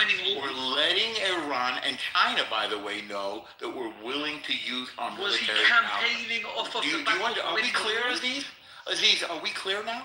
Was he Aziz, campaigning off of Aziz, the I back just want of to jump winning in here on wars? this. Aziz, I'm making it simple for you. Yes, Yeah, no, you're are not we making. clear? We don't understand it. We don't understand. Aziz, I just Are want we to jump clear, in here Aziz? on this one. So when the election happened in 2024, the bigger, yes, we know what happened on October 7th, a couple years ago. But the bigger issue economically for the U.S. was Ukraine, because the Biden administration, starting in March 2022, was pouring billions of dollars into Ukraine. And With no result. There were tons of hawks. There were Can you let tons him of hawks finish? out there who, in Shut the fuck America, up, Aziz. No, can you let him finish? Shut the there were fuck up, tons, Aziz. there were tons Aziz, of hawks shut your out mouth. Can you there. let him finish? Shut your mouth, Aziz. Hold on, guys. Let him finish. Ceasefire. Old Shut man. your mouth, Ceasefire. Aziz. Grandpa, Come on, guys. Ceasefire. Shut your mouth, Aziz. behave. Okay, ceasefire. So Shut your mouth, Aziz. we were putting billions of dollars into Ukraine, and the hawks. Correct. And this is the reason why Nikki Haley was not invited to be a part of the Trump administration, because she was a hawk, and she supported the idea that you keep funneling money into Ukraine and supporting what was going on. Now, what we see a year and how many months later is that we cut the endless flow of money. We've given them some, but we cut that money 200 down. billion, almost 200 billion we gave them. Correct. And by doing that, we see that nothing has really changed. Ukraine did not fall. It did not collapse once we cut the money. So most of the rhetoric around what Trump was saying when he was campaigning about war was actually geared towards Russia and Ukraine. It was not talking about the Middle East. But to what Norm is saying, when the opportunity comes to strike, you have to strike. But And I'm going to go back to my point. wait, I have This is to the way Turn through I'm power. no longer worried about oil in I have doing to this stop you, mission. Michael, I have Called to stop deterrence you. through power. No, you don't have to stop. Michael, You need to listen. well, you need to shut the It's fuck up, deterrence Grandpa. through power. Well, you need to let me It's speak. deterrence Grandpa. through. Just listen, because you're an Okay, idiot. so I have questions for Michael. You see, I understand, I respect the fact that he has a right to speak, so I'm going to ask him questions. You're So incapable one second, of just respecting behave anybody. yourself. Behave yourself. Quickly, You know, Aziz. behave yourself. We're, No. we're losing our This bases isn't- here. You're not the We're great losing our fast, Aziz. You're not the great for Spit it out. Spit it out halfway. We're in an apartheid state. Go ahead, retard. No, spit it out, Aziz, you schmuck. Let him go, Norm. I'm waiting for him to say something. Listen, Grandpa, let the boy speak. Listen, Real schmuck. quick, hey, Ask your question. oh, We're losing patience with you. Grandpa, don't, behave. hey, Norm, don't make me drop you. Don't make me drop you, dude. He's gonna Let run him away. speak, and then you can. I'm talking to He's Aziz. gonna run away. He's a Bro, coward. I I'm will drop talking you. to Aziz. Listen, this is historic. And Yeah, by the way, Robbie, I want to okay, update you. I got it. Robbie, Okay. Just hold One. on. I want you on stage. Yeah. Just hold off. Let I want to Aziz be on go. stage too. Yeah, Right, let so the Michael- go, Michael- and you can respond. Well, hold up. Let me just set the rules of the game. Y'all know where you can respond after Aziz is done. Go ahead. Yeah, so Michael, Did you get the update? So, on no, Did you get which no, countries that please, they you understand? attacked? Please stop. What's that? No, I'm talking to Please you. let Are him, you- let are him you- go, and then We're gonna let him don't go. jump Well, off. let Yeah, him go. can you just be quiet? I actually have information, Go breaking on news. mute. Then go on mute. Go on, and you can put the breaking news out after he's done. All right, Yeah, finish up. thank you. Aziz. Thank you. So, Michael, my question to you, obviously you mentioned the fact that, we pulled out of, we're no longer funding Ukraine, and it's not as detrimental as we originally thought, right? But don't you think that us getting into this sort of situation with Iran is going to be significantly more detrimental, economically speaking, financially speaking, I should say? We're going to be. Yeah, this is going to be. that's where you are. I believe. It's a question. It's a question. The Well, answer is no. Well, it's a question. The question is not for you, no. Doesn't matter. Listen. The answer is the same. Behave. The answer is no. Behave yourself. Okay, so now for the Behave update. yourself. Aziz, finish your Robbie, question. you ready for the Can I update? finish the question? Finish You your asked. question. You asked the Norm, question. The answer do not interrupt. Okay, Norm, do not interrupt him again, or you're gonna take 5 minutes. Right, he asked a yes or no I'm question. He's got his asking a answer. question to Michael, and I wasn't done with the question. So AZ's going to finish, and then you can respond, Elmore. It's not hard. Thank you. Don't want Yeah. So just freaking you. Go to ahead. summarize, Michael. So don't you think that this war or this whatever we're calling this intervention, or whatever we're calling this, It's a war. with Iran, this campaign, Norm, behave yourself. One more time and I'll drop you. Norm, you respect me. Just because I'm a goy doesn't mean you don't have to respect me. Okay? Because you're a halfwit. You just behave yourself. Okay. So cool. So my question is, don't you think that this is going to have shockwaves and be significantly more expensive than the Ukraine if we're directly involved? We're not just sort of sending You just money. asked this. The answer is no. No. Shut the fuck up, Grandpa. You just asked this. Grandpa. Michael, will you just answer his questions so we can move on? Grandpa. Aziz, is that the substance of your question, or do you have? All right. Yeah, So I just wanted to you, know. hey, real quick. So Norm, I'll bring you up back in like 5 minutes because you interrupted like 4 or 5 times, like you always do. So go ahead, Aziz, and finish up. Just very simply, don't you think that this is going to have significant economic shockwaves, financial shockwaves? That this is going to find us in a, significantly more military tension in the region that we're going to have to get involved with to ensure security, and it's going to be, we're going to find ourselves in a Ukraine 2.0, but one that we're involved in directly, potentially speaking.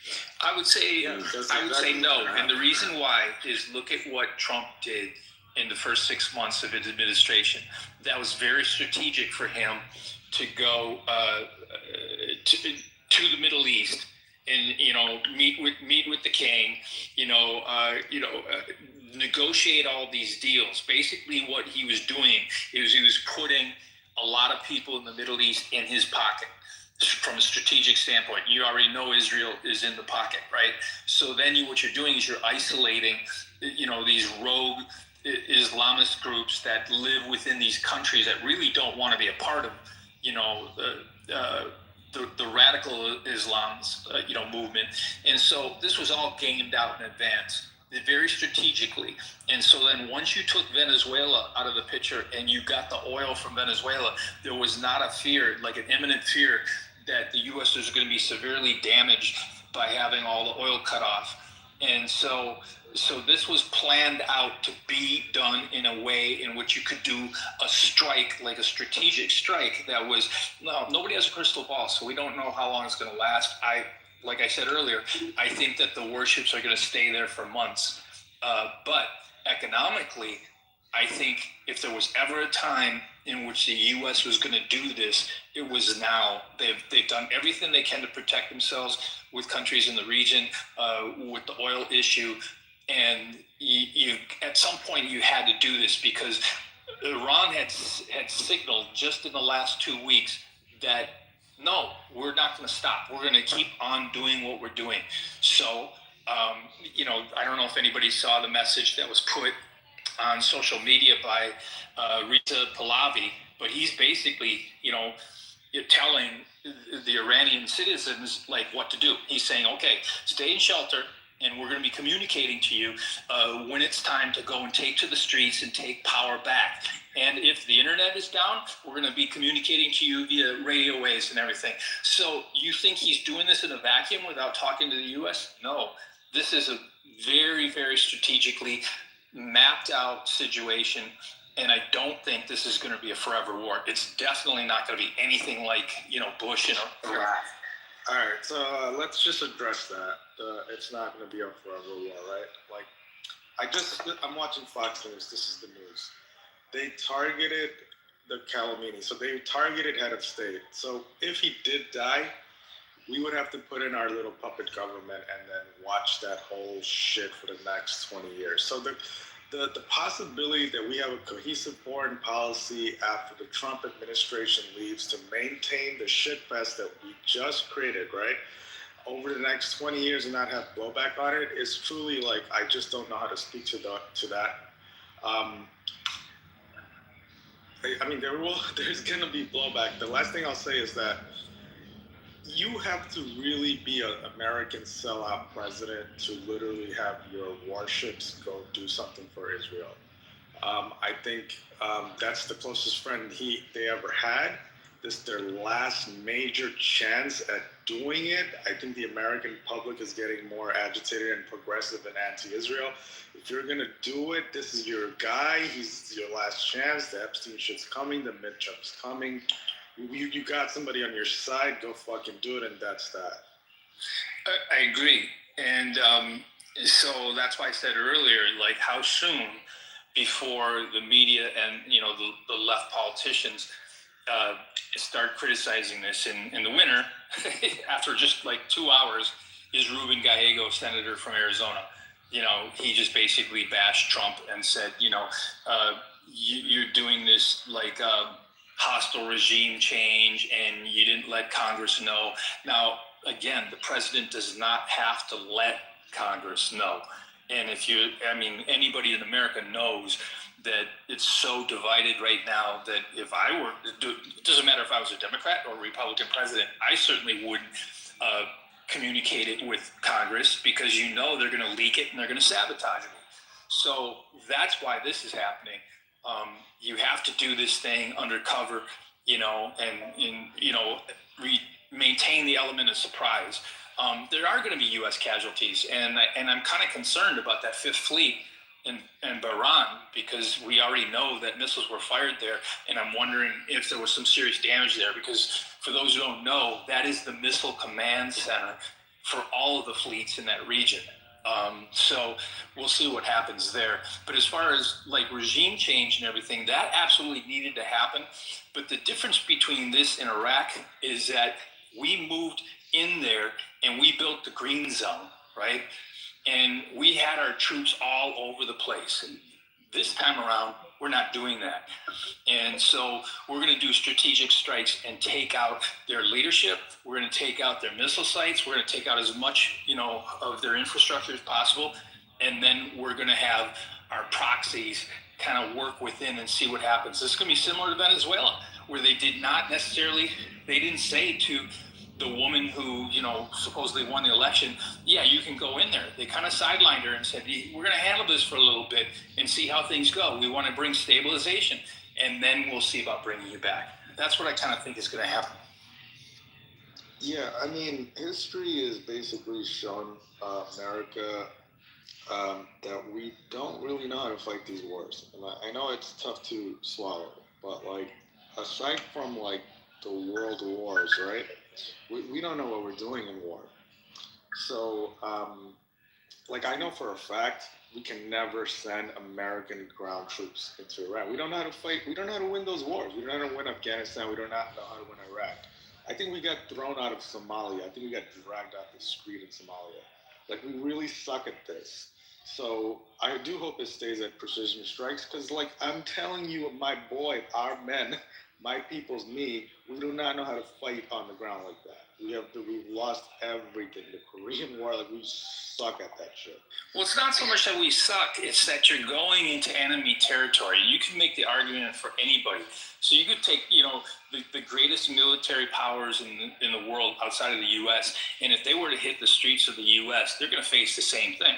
They're going to face, highly oppositional people who know the territory and know where to strike and whatever. You just saw the mission in Minneapolis where I'm at right now. So ICE, of course they know Minneapolis. They've mapped this all out and everything, but the locals, the residents, they live there. And so that's why they were able to block them in a lot of different places. So I think anytime you're the visiting team and you're going to somebody's territory on the ground, you're going to be at a disadvantage, and you need more than that. You need a strategic, Air Force, and in the case of World War II, ultimately it was the threat of the hydrogen bomb that brought everybody to their knees. Well, that's the hope, that in 2026 that America has that proper appreciation, right? The way. And as an investor too, right? I really do hope that it's just some missiles going back and forth, because. What makes you think it won't be? Have you seen the map of where we belonged and where Israel belonged? Well, do you understand the targeting that's already occurred? Here's the thing, a lot of the things that happened in the Middle East, in my opinion, this is conspiracy, are pretty much intelligence operations that got kicked off So we, like, for example, right now, the Iranian kind of the kind of insurgency, this got kicked off. Okay, so it's like I don't know what the dynamic is in terms of our intelligence operations. Just deciding that it's now time for war.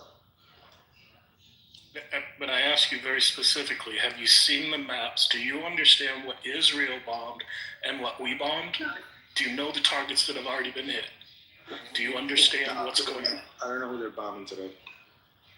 Okay, so Israel hit all the regime targets. They hit his hometown on the east side. They hit the the retreat that he has up where he could just scoot across the Caspian Sea right to Russia.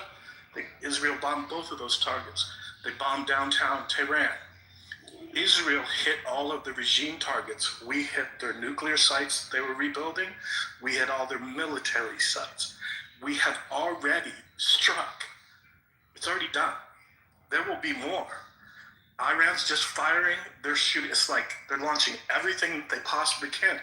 What makes you think it's going to be a ground war and go for 20 years? This whole thing's going to be fucking over in a week. Yeah, that's or less. Because they took our hostages in the 70s and like they're not gone. Like the Taliban is not gone. ISIS is not gone. That's why I worry sometimes. Like we're not. We go in there and we nipped it in the butt type of nation. We went in there, itched it, and that shit is super itchy now. So, Aaron, since you brought up the hostages, I mean, Trump in his speech this morning brought up that. So that is a notable thing for a U.S. president to talk about something that happened in 1979.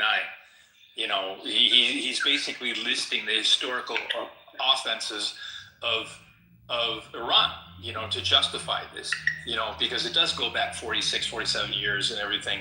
But outside of that, the chess pieces have moved a whole lot. Remember, at that time, Afghanistan was receiving help from Russia.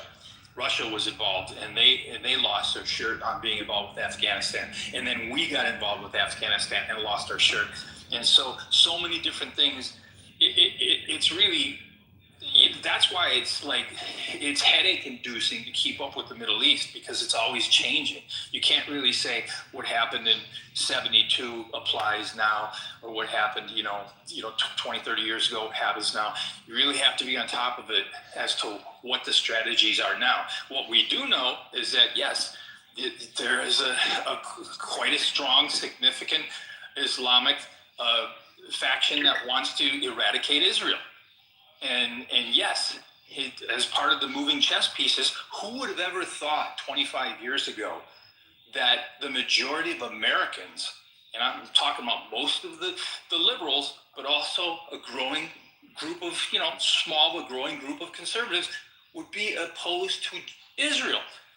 Because, The Economist did a study when in their annual issue of 2000, and the U.S. had given more money to Israel since the state of Israel was created than they had given to any other country in the world combined. And so now you have this issue with people turning against Israel, and yet Israel is and always has been our strongest ally in the region. So that's why I go back to what Trump did in his first 6 months. It was very strategic for him to go and visit the kingdom, to visit UAE, Qatar. He wanted those alliances. So it was not just Israel. And that's why this is the perfect time to strike. All the other nations are against Iran. They're all behind it. Yeah, They're not saying it publicly. They all want this, including the Iranian people who have come out on the street. 30,000 of them died. You know what happened this time that's different from Masa Amini or the times before? You had the wealthy businessmen coming out on the street. Instead of protesting and sending their sons out to die, and then their daughters on the Masa Amini protest, the businessmen themselves, the middle-aged businessmen were coming out. Why? Because there's a drought, there's a lack of food. They're practically starving.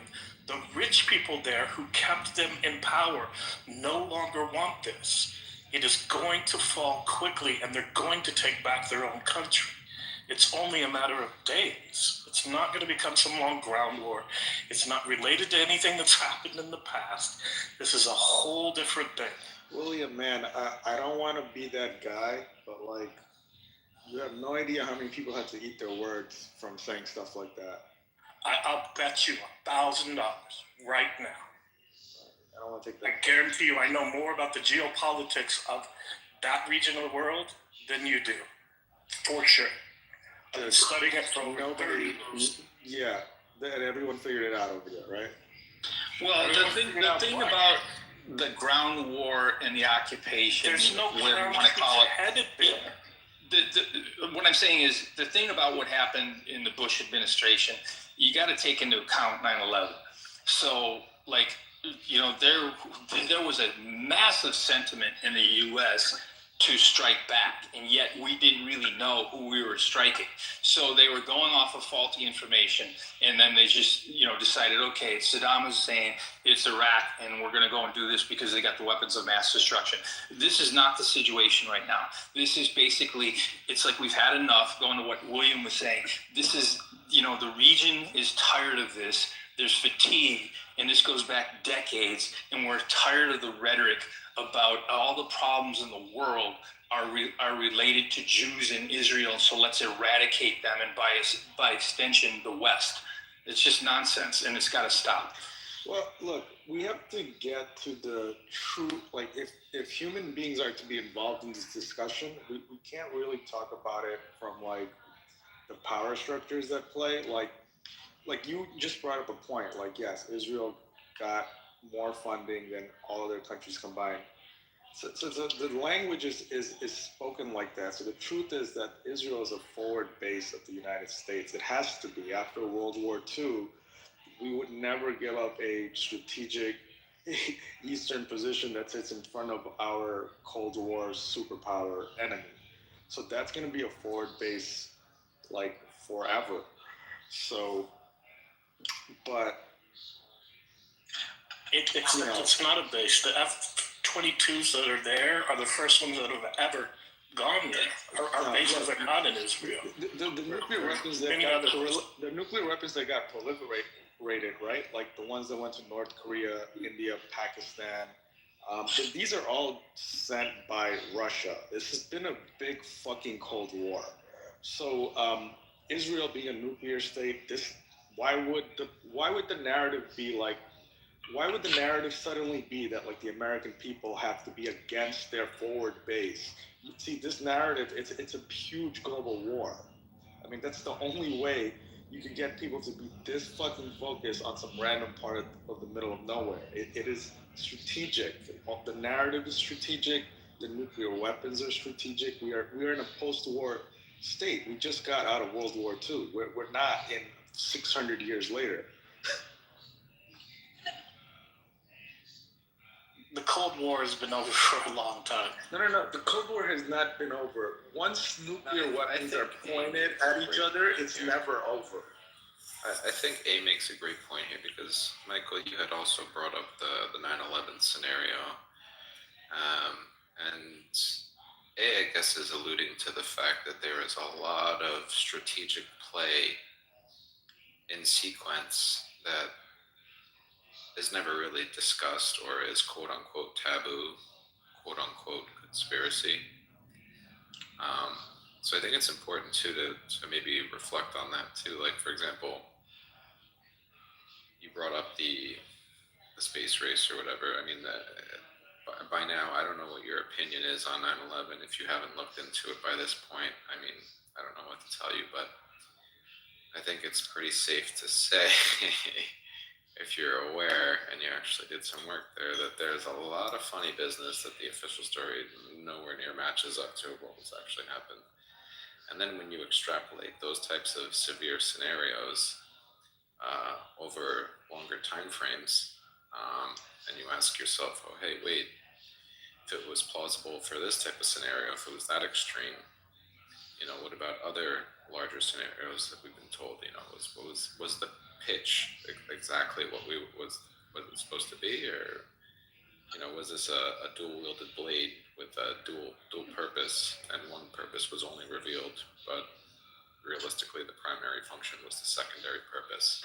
Yeah, and I don't want to keep going. Like, I'll let you guys kind of carry it. But like, if you look at Vietnam, like that was a false flag operation. Like the Gulf of Tonkin was a fully intelligence operations to get us into a false war. We had entire military campaign bombings of Cambodia that we didn't hear about until years later. Like the stuff that's happening that you're hearing on the news, that shit is not the real facts. The real facts are all kinds of, these operations that got started internally in all these different bureaus, and it's all coming to a head. We don't know anything. Right. Walter Cronkite reported on Cambodia while it was happening. Carter went to the UN and praised the Khmer Rouge after they had already killed 1 million people. Everyone knew what was going on in Cambodia. Well, I think that there's always been a presumption. There's always been a presumption that the U.S. president, the current U.S. president, is in control of all of the intelligence agencies and the military and everything, and I think history has shown us that there has been like long-standing, whatever you want to call it, deep state stuff that was actually, working towards their agendas. And so, again, the big difference, Trump is very, very different here. Remember who the Department of Defense or War is. It's Pete Hegseth. So this guy came in and radically remade the military, and they wanted to align with Trump's administration. And he basically came in with the idea that, hey, we're gonna get rid of the damn deep state. Obama just said last week when they asked him about aliens, he seemed to imply that there's somewhat of a deep state. Like, yeah, they're there, but they're not where you think they are, and stuff like that. And so, yes, there's a lot of people who think about USAID. I mean, if that isn't, deep state, funding all these things in all these different countries for decades. So that exists. But this time, I'm going to be optimistic. I'm going to be really optimistic this time. There's definitely been false flags.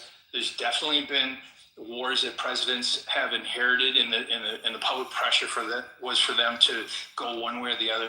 But this time, I think there's reason to be optimistic that this is something that Trump and his has gamed out, and they know they have a very strong idea how long it's going to take to do the regime change, how long it's going to take to get some stability in Iran afterwards, and then how soon can they get their warships out of there.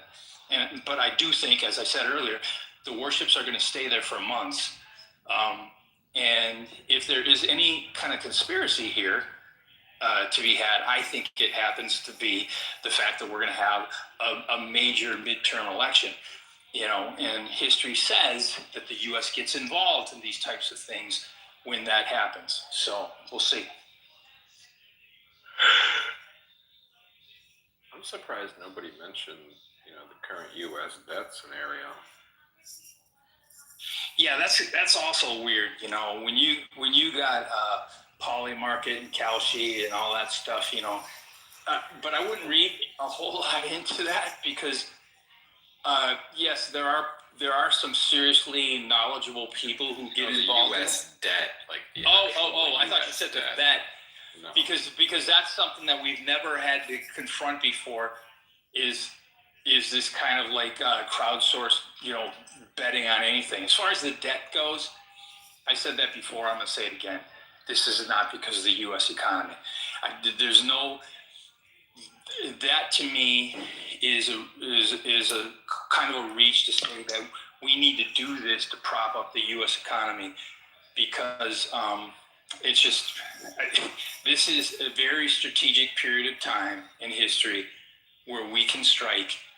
And I think this has been mapped out well in advance. And keep in mind, in the U.S., with regard to the midterms, the whole discussion is affordability. So I don't see how that improves the Republicans or Trump's chances, at being able to do anything in the last 2 years of his term by, creating more stress on the U.S. economy. And I don't think that enriching the military contractors is going to put money in the pockets of average people. Well, this is what I think. We have a few factors coming into play very soon. I think we're going to be Jerome Powell's exiting Fed chairman. He'll be out of office May 15th. The guy coming in wants to essentially, what the fuck is his name? Warsh or whatever. He wants to lower rates to zero. He wants to shift the Fed's policy from a runoff strategy, and he wants to sell $2 trillion worth of mortgage-backed securities starting mid-2026. This would be a withdrawal of the Fed basically being a buyer of last resort for long-term debt, and it could cause the yields to surge, and it could also strain over-leveraged corporate and consumer sectors. So I think what the US is really doing is it's getting ready for basically a massive market shock, because every time we have a market shock, we either, 2001 dot-com bubble, we went to war. 2008 financial crisis, we had some sort of massive policy change. So this scenario, we're already on the cusp, if not already at war. We might get a little bit of both. We might get some policy change and war at the same time, because let's be honest, the average American isn't feeling too plush about this all-time high economy. So, you can see the dollar rapidly depreciating. Housing is unreasonably high in most areas. Housing shouldn't double in price in 5 years. That's actually kind of ridiculous when you think about it. It's highly unsustainable. There's bound to be a massive correction at some point. We have the massive over-leveraged AI sector timed perfectly into this right now, actually, because we're going to have them reporting into this. So either we're going to end up in a scenario where you have like a short-term 60-day rally in the market while this is going on, followed by a large correction, either catalyzed through the earnings or catalyzed through May 15th when the new Fed comes in and says he's going to start selling $2 trillion worth of that instead of buying. So I think that's going to create a massive shock in that area. And we all know money is what really moves the world. So did they already clear their balance sheet already? Who? The Fed of. No. That's what he wants to do. Yeah, the new guy that wants to come in, and it's gonna. He wants to decrease circulation more than anything. Every now and then, it's like a mafioso. They're all at the table. They're all in the same party. They hate each other, but they agree that their game is illegal, but they'll keep running it. But they can throw each other under the bus here and there, but they're still in the same party. With respect to your concern about the U.S. preparing us for a supply shock, it's been an unusual paranoid thought that I've had in terms of how I kind of set up my what I buy in the market, because I do think that as soon as that China shoe drops, that supply side shock kicks in. As soon as that Taiwan situation kicks in, and I just can't figure out when it's gonna be. But that is something that's constantly on my mind. Like the United States thinks, all of us here think everything's okay, but it's I still remember. Yeah, I still remember during Katrina out here in New York, we were out of gas for 1 day, and this shit really messed things up. So I'm just thinking some kind of shipping issue, and our lifestyle changes fully. Forget the whole American way of life. We will have to downsize. So that's the shock that I'm constantly kind of don't just buy Nvidia, dude. That shit comes from fucking China. like something's gonna happen soon. Well, if you're into the military-industrial complex, you'd be buying Honeywell stock right now. Honeywell is a major supplier of military weapons systems and radar for the U.S. But going back to housing market and everything, that has always been one of the key indicators of the economy, and everybody knows in the U.S. that it's worse than it's ever been in history.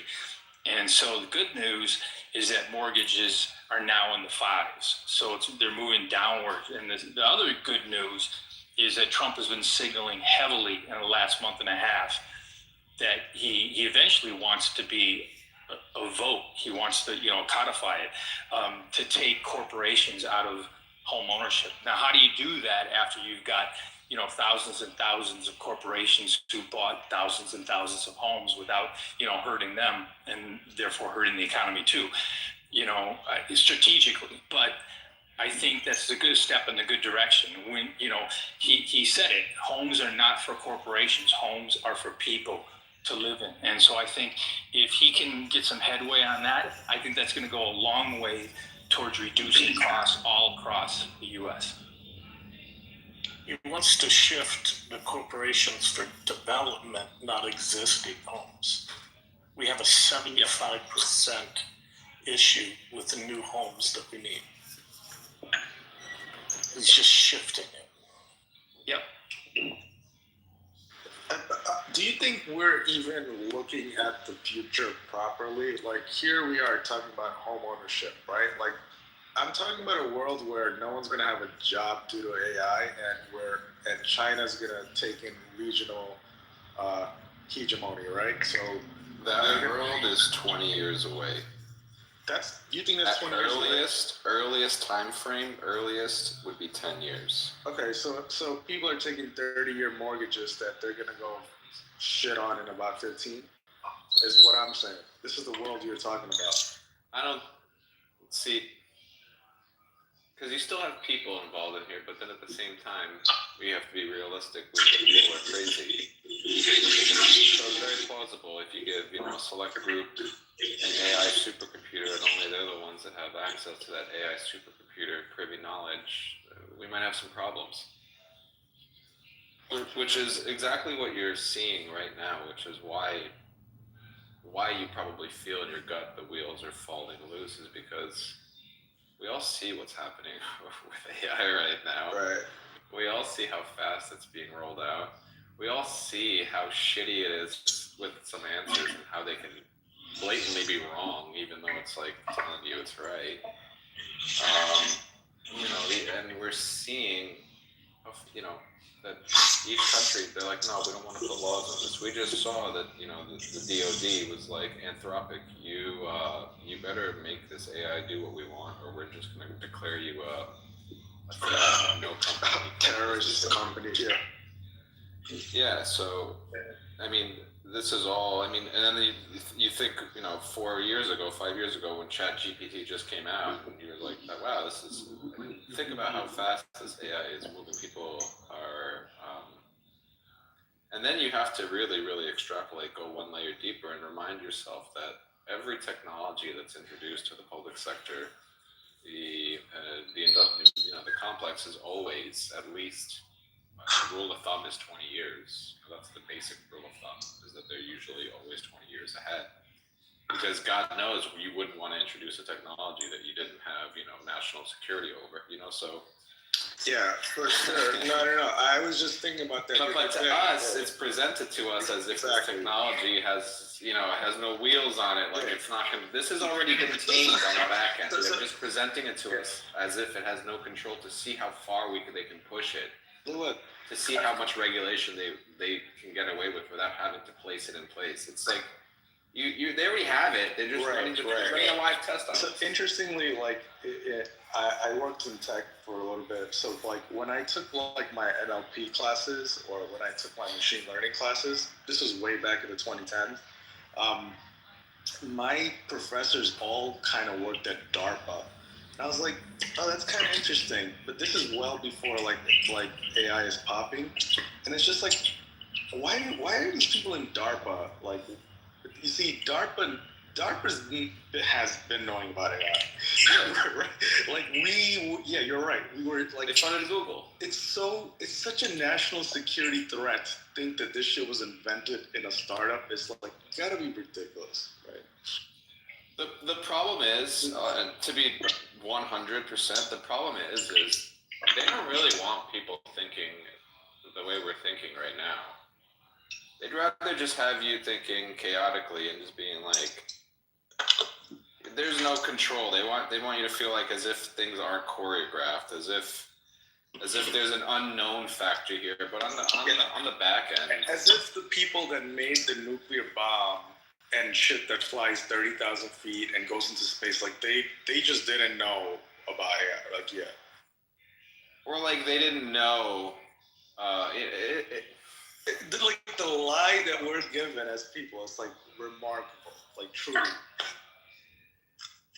And it happens every 10 years. I don't know, because you have to trauma shock your population, right? If you wanna get a population and you want them thinking a certain way, you want them feeling, you have to trauma shock them every 5-10 years, whether it's economically, whether it's some sort of crazy entertainment going on, maybe it's some sort of new fad or trend, or maybe it's some sort of pandemic. I don't know, maybe it's a war.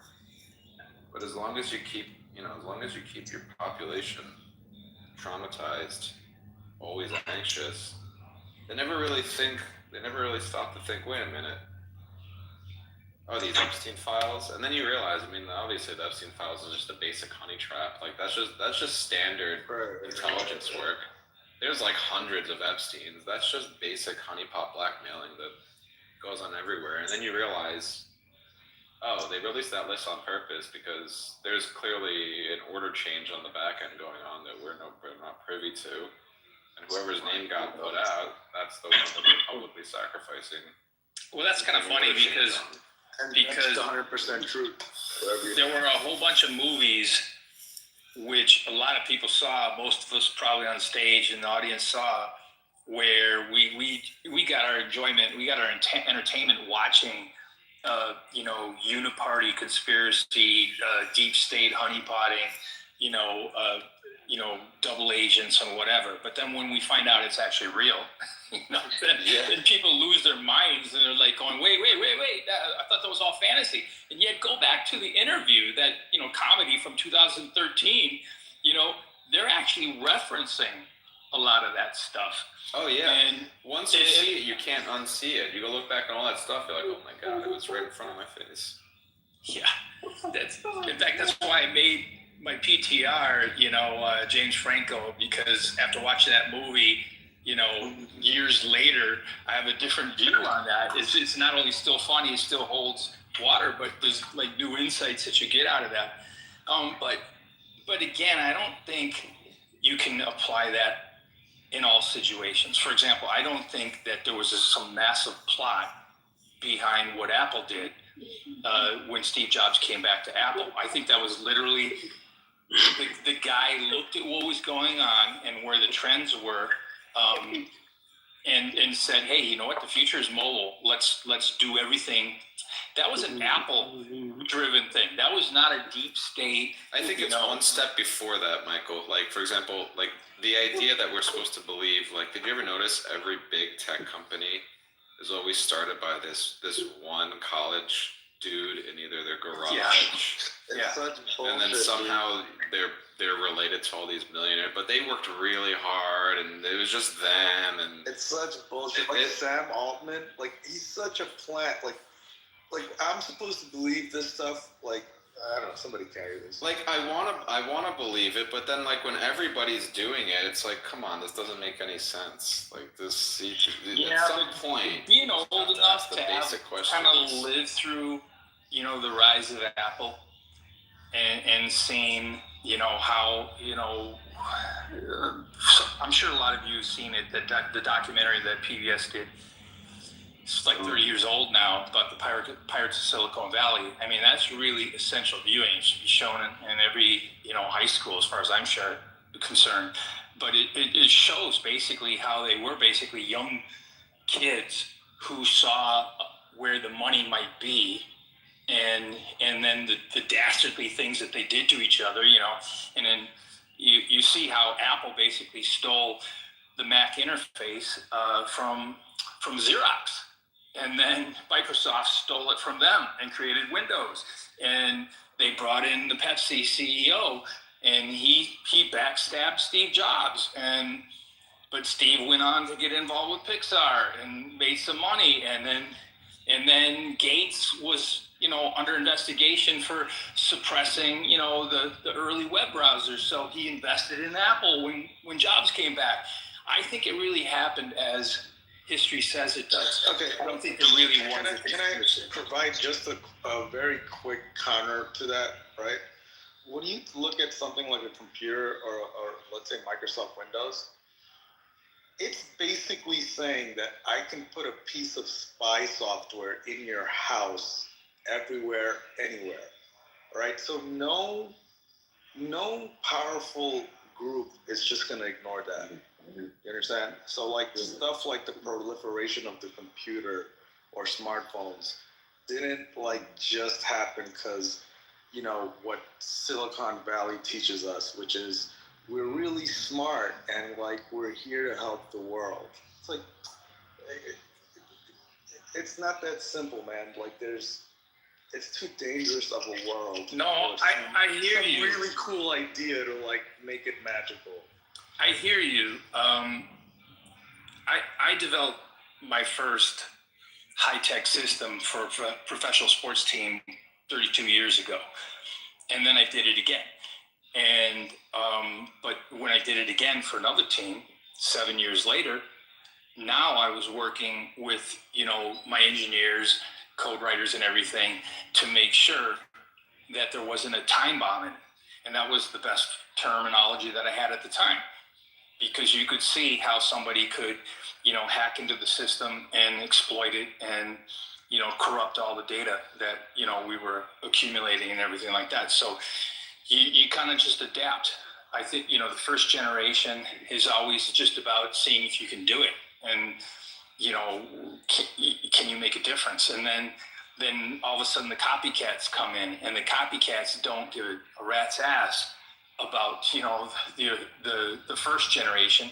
They just want the money, and so they're easily exploited, and that happens over and over again. So everybody is rightfully concerned about AI, because you got so many copycats who are getting into it, and they will sell you out. They'll sell their own mother out, just to make a buck.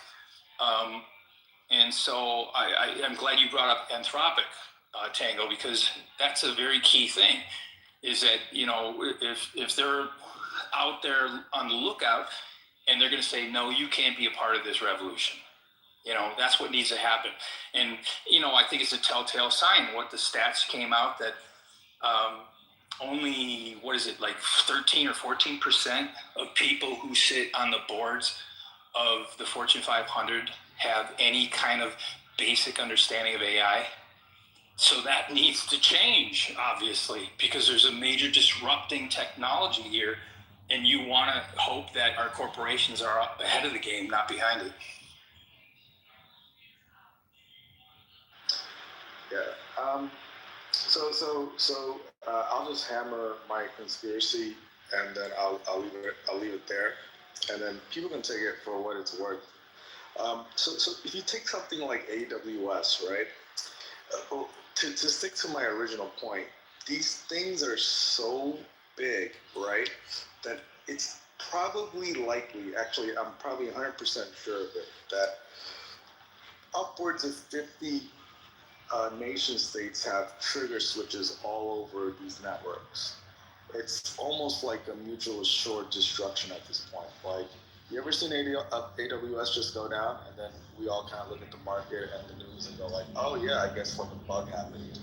It's like trillions of dollars move when those switches go down, right? So it's like, that's where war is now. So we might think like, oh, they put a warship over there, but we don't know what that leverage is for. It could be like, fuck off with AWS right now, or we know that you can pull the rug on these bank accounts, stuff like this. We had no idea because the thing got too big for us. Like, I don't know the software in my phone anymore. Aaron, this is a great example you're bringing up because who was the first company that basically created this modern wave of data centers?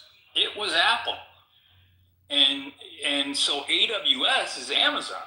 And so Amazon basically got into the game looking what Apple was doing and wanting, remember, they had products, mobile products that they brought to market right away after the iPhone and the iPad. And so they needed to support that. And so that was the origin behind AWS. Well, then who got into it? Microsoft got into it and Google got into it. Now who's in it? The US government. That's why they struck all those deals with all these foreign nations to do data centers in the U.S. It's become exactly what you said, Aaron. It's so big now that you need the government. Again, this is assuming positive intent, which, by the way, is an Apple corporate, phrase. Assuming positive intent, it's a good thing if you have a well-meaning government involved with data centers, because they know the risks and they know the damage it can do to your whole economy.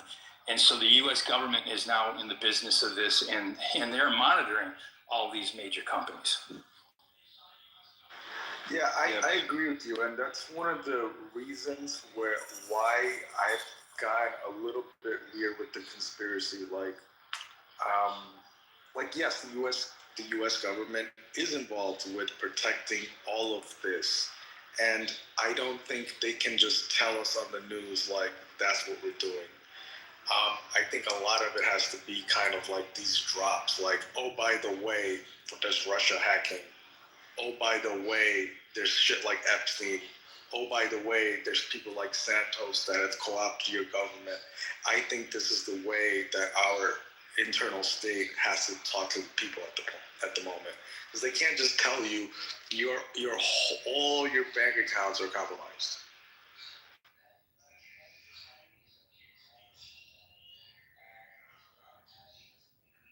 Like, no one's ready to hear all that brokerages could be.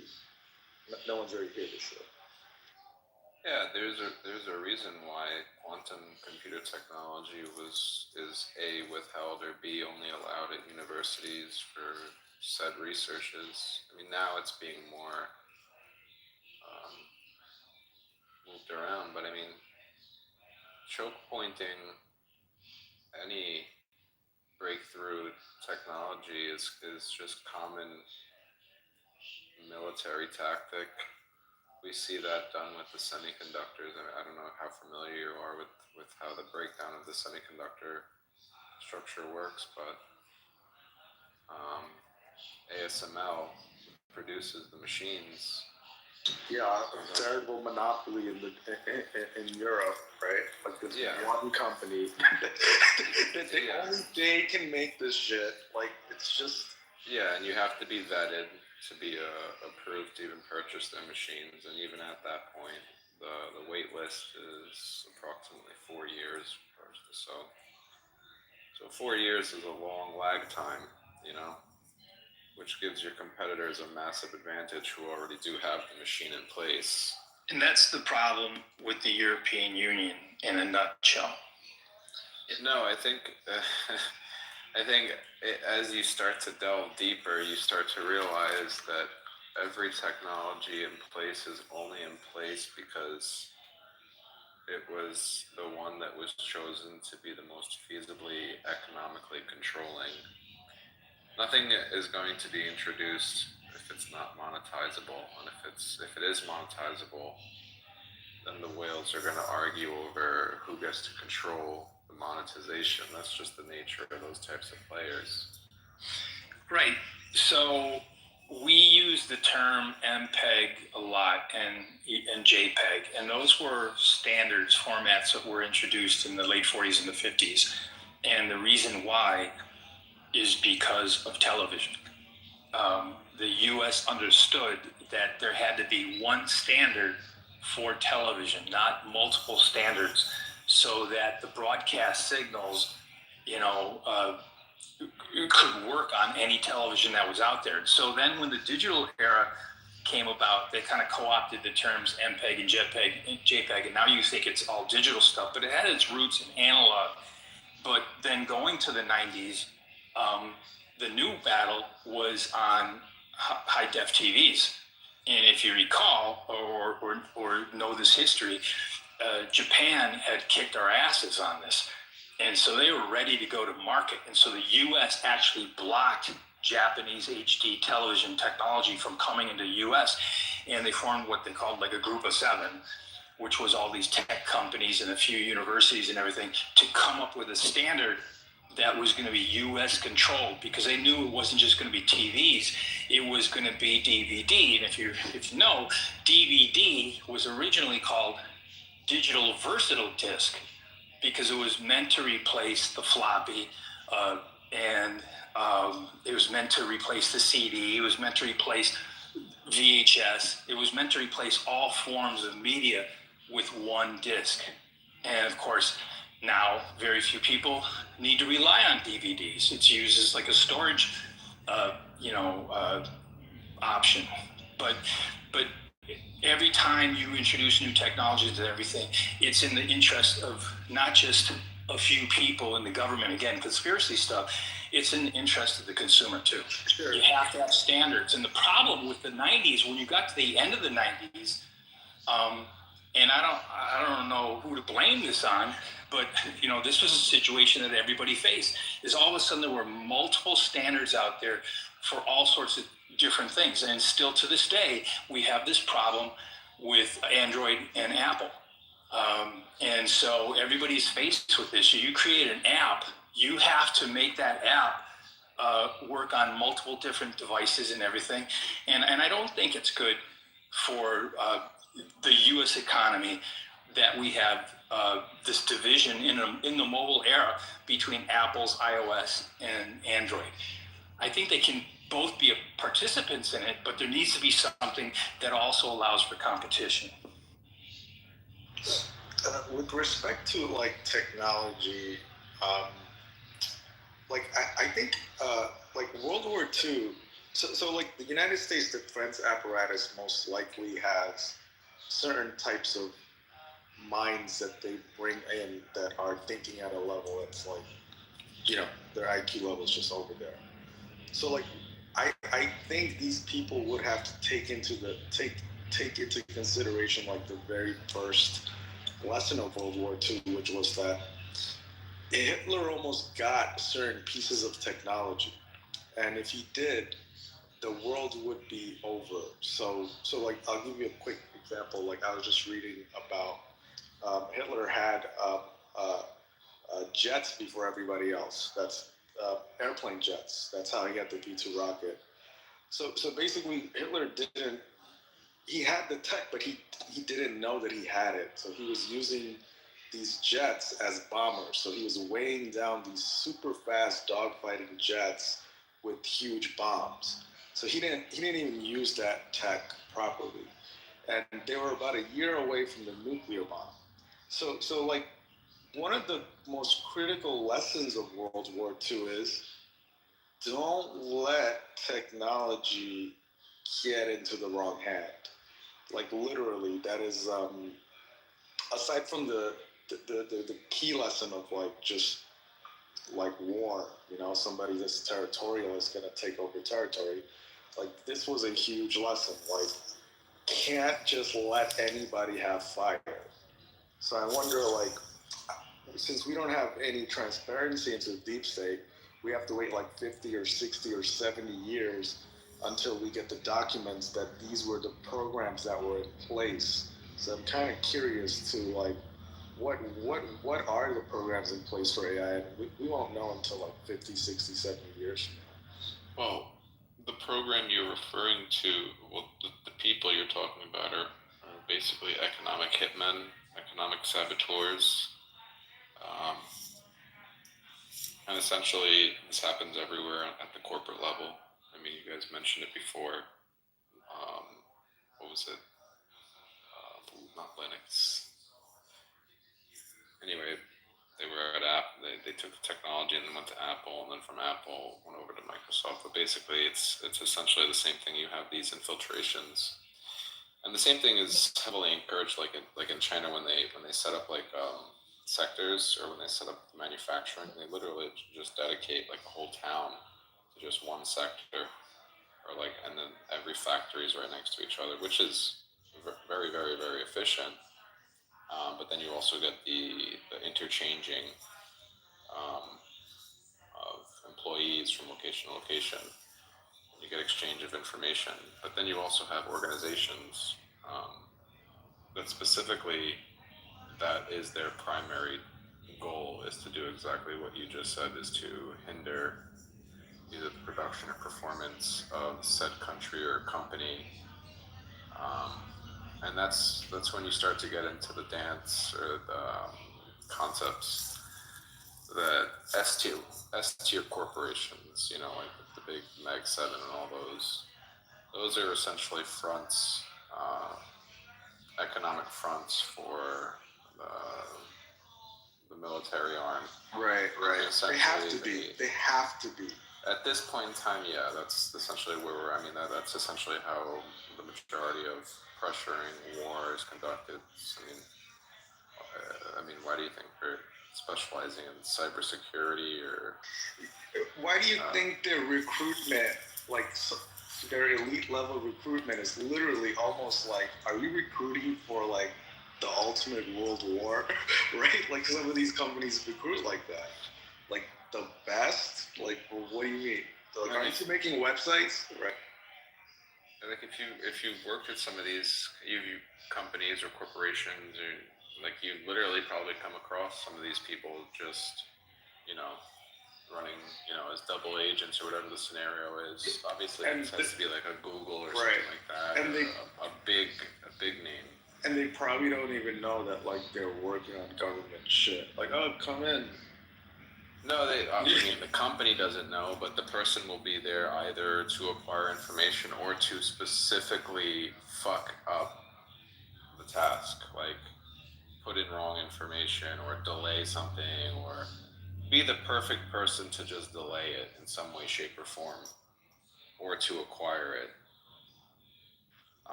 Yeah. And they'll just come off as super, and at some point they'll let them go a year or two later, but they executed the job flawlessly and nobody knows. Are we just paranoid? Because, like, they did just buy TikTok US, right? Like, is this just paranoia, or like? Well, honestly, I think it goes back to the AI. I mean, twofold. It's one. I mean, when you're getting into war, obviously you want to monitor all these things, or you want the capacity to monitor whatever's being said. But honestly, I think it's twofold. I really think it's for the AI to just have free data to study, and they want to keep all the information. In a perfect world, they'd keep everything that was ever said, every last morsel of information, that it could be studied, because you don't necessarily know what it may produce, and the unknown is very intriguing in that sense to people of that particular function of expanding the AI and data mining. I forget where I was going with that. Well, when Clubhouse started, so it'll be almost 5 years since I started on Clubhouse, and I said early on that it's obvious to me where the long-term value in this company is, and it's the reason why Mark Anderson was, a heavy investor in Clubhouse, and they had a huge amount of money they raised, and as Paul said, they have a massive runway, to mess around and experiment with this. And I said at the time, the obvious long-range thing is they're going to be harvesting our voices. Now, in all those Clubhouse town halls, they kept insisting that they weren't going to do it, but they just released the terms of service just about a week or so ago. And if you did a deep dive, and I haven't paid attention to those for a while, but this time I decided, okay, it's been a while. I'm going to do a deep dive into Clubhouse terms of service. They're making it abundantly clear that, you know, our voices are being harvested. And they will use them however they see fit. So, right, it's a motion detector. It's a motion detecting is what they were doing. But it's also, we're not really realizing the implications. I mean, at first we're like, oh, okay, but like, think about it now. Every interview now, AI is in there. Every email you open, AI is scanning your inbox. Complimentary service, by the way, for you, provided by Google. And while it's nice, at the same time, it's concerning. It's nice, you can become much more efficient. It's always a double-edged blade with this type of stuff.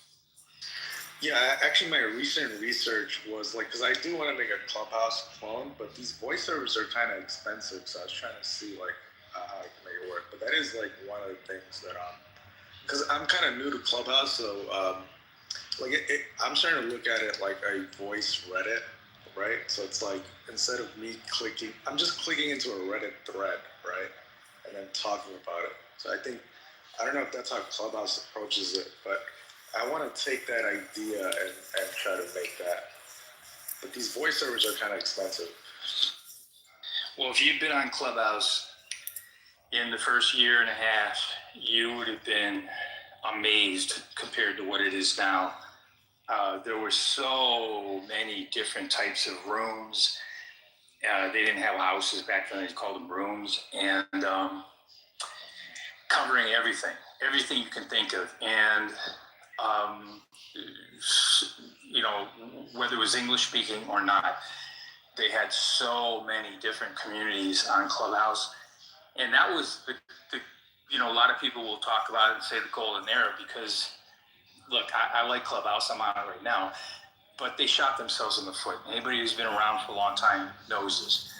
When they went to the voice chats and they de-emphasized the rooms, they made it difficult for you, if you were new to Clubhouse, to find out how to open a room. And I had a consistent room that I was doing that had a lot of people coming in. And it was just like, why? Why would you do that?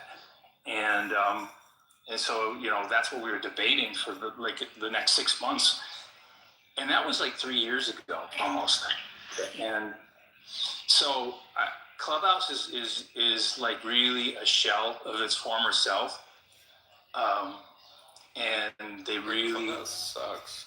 They really missed the boat, because if this was their intention, they should have left it alone. And, you know, I've always said they should have had 2 tiers of Clubhouse. The free tier, anybody gets on, and then the tier in which you can, you know, they needed to identify the really meaningful rooms and those who were hosting them that people from all over would have wanted to be a part of, and charge the nominal monthly fee, you know, like $4.99 or something like that. And I'll bet you tons of people would have paid the $4.99, and they could have still done their harvesting, but then they would have kept the integrity of it.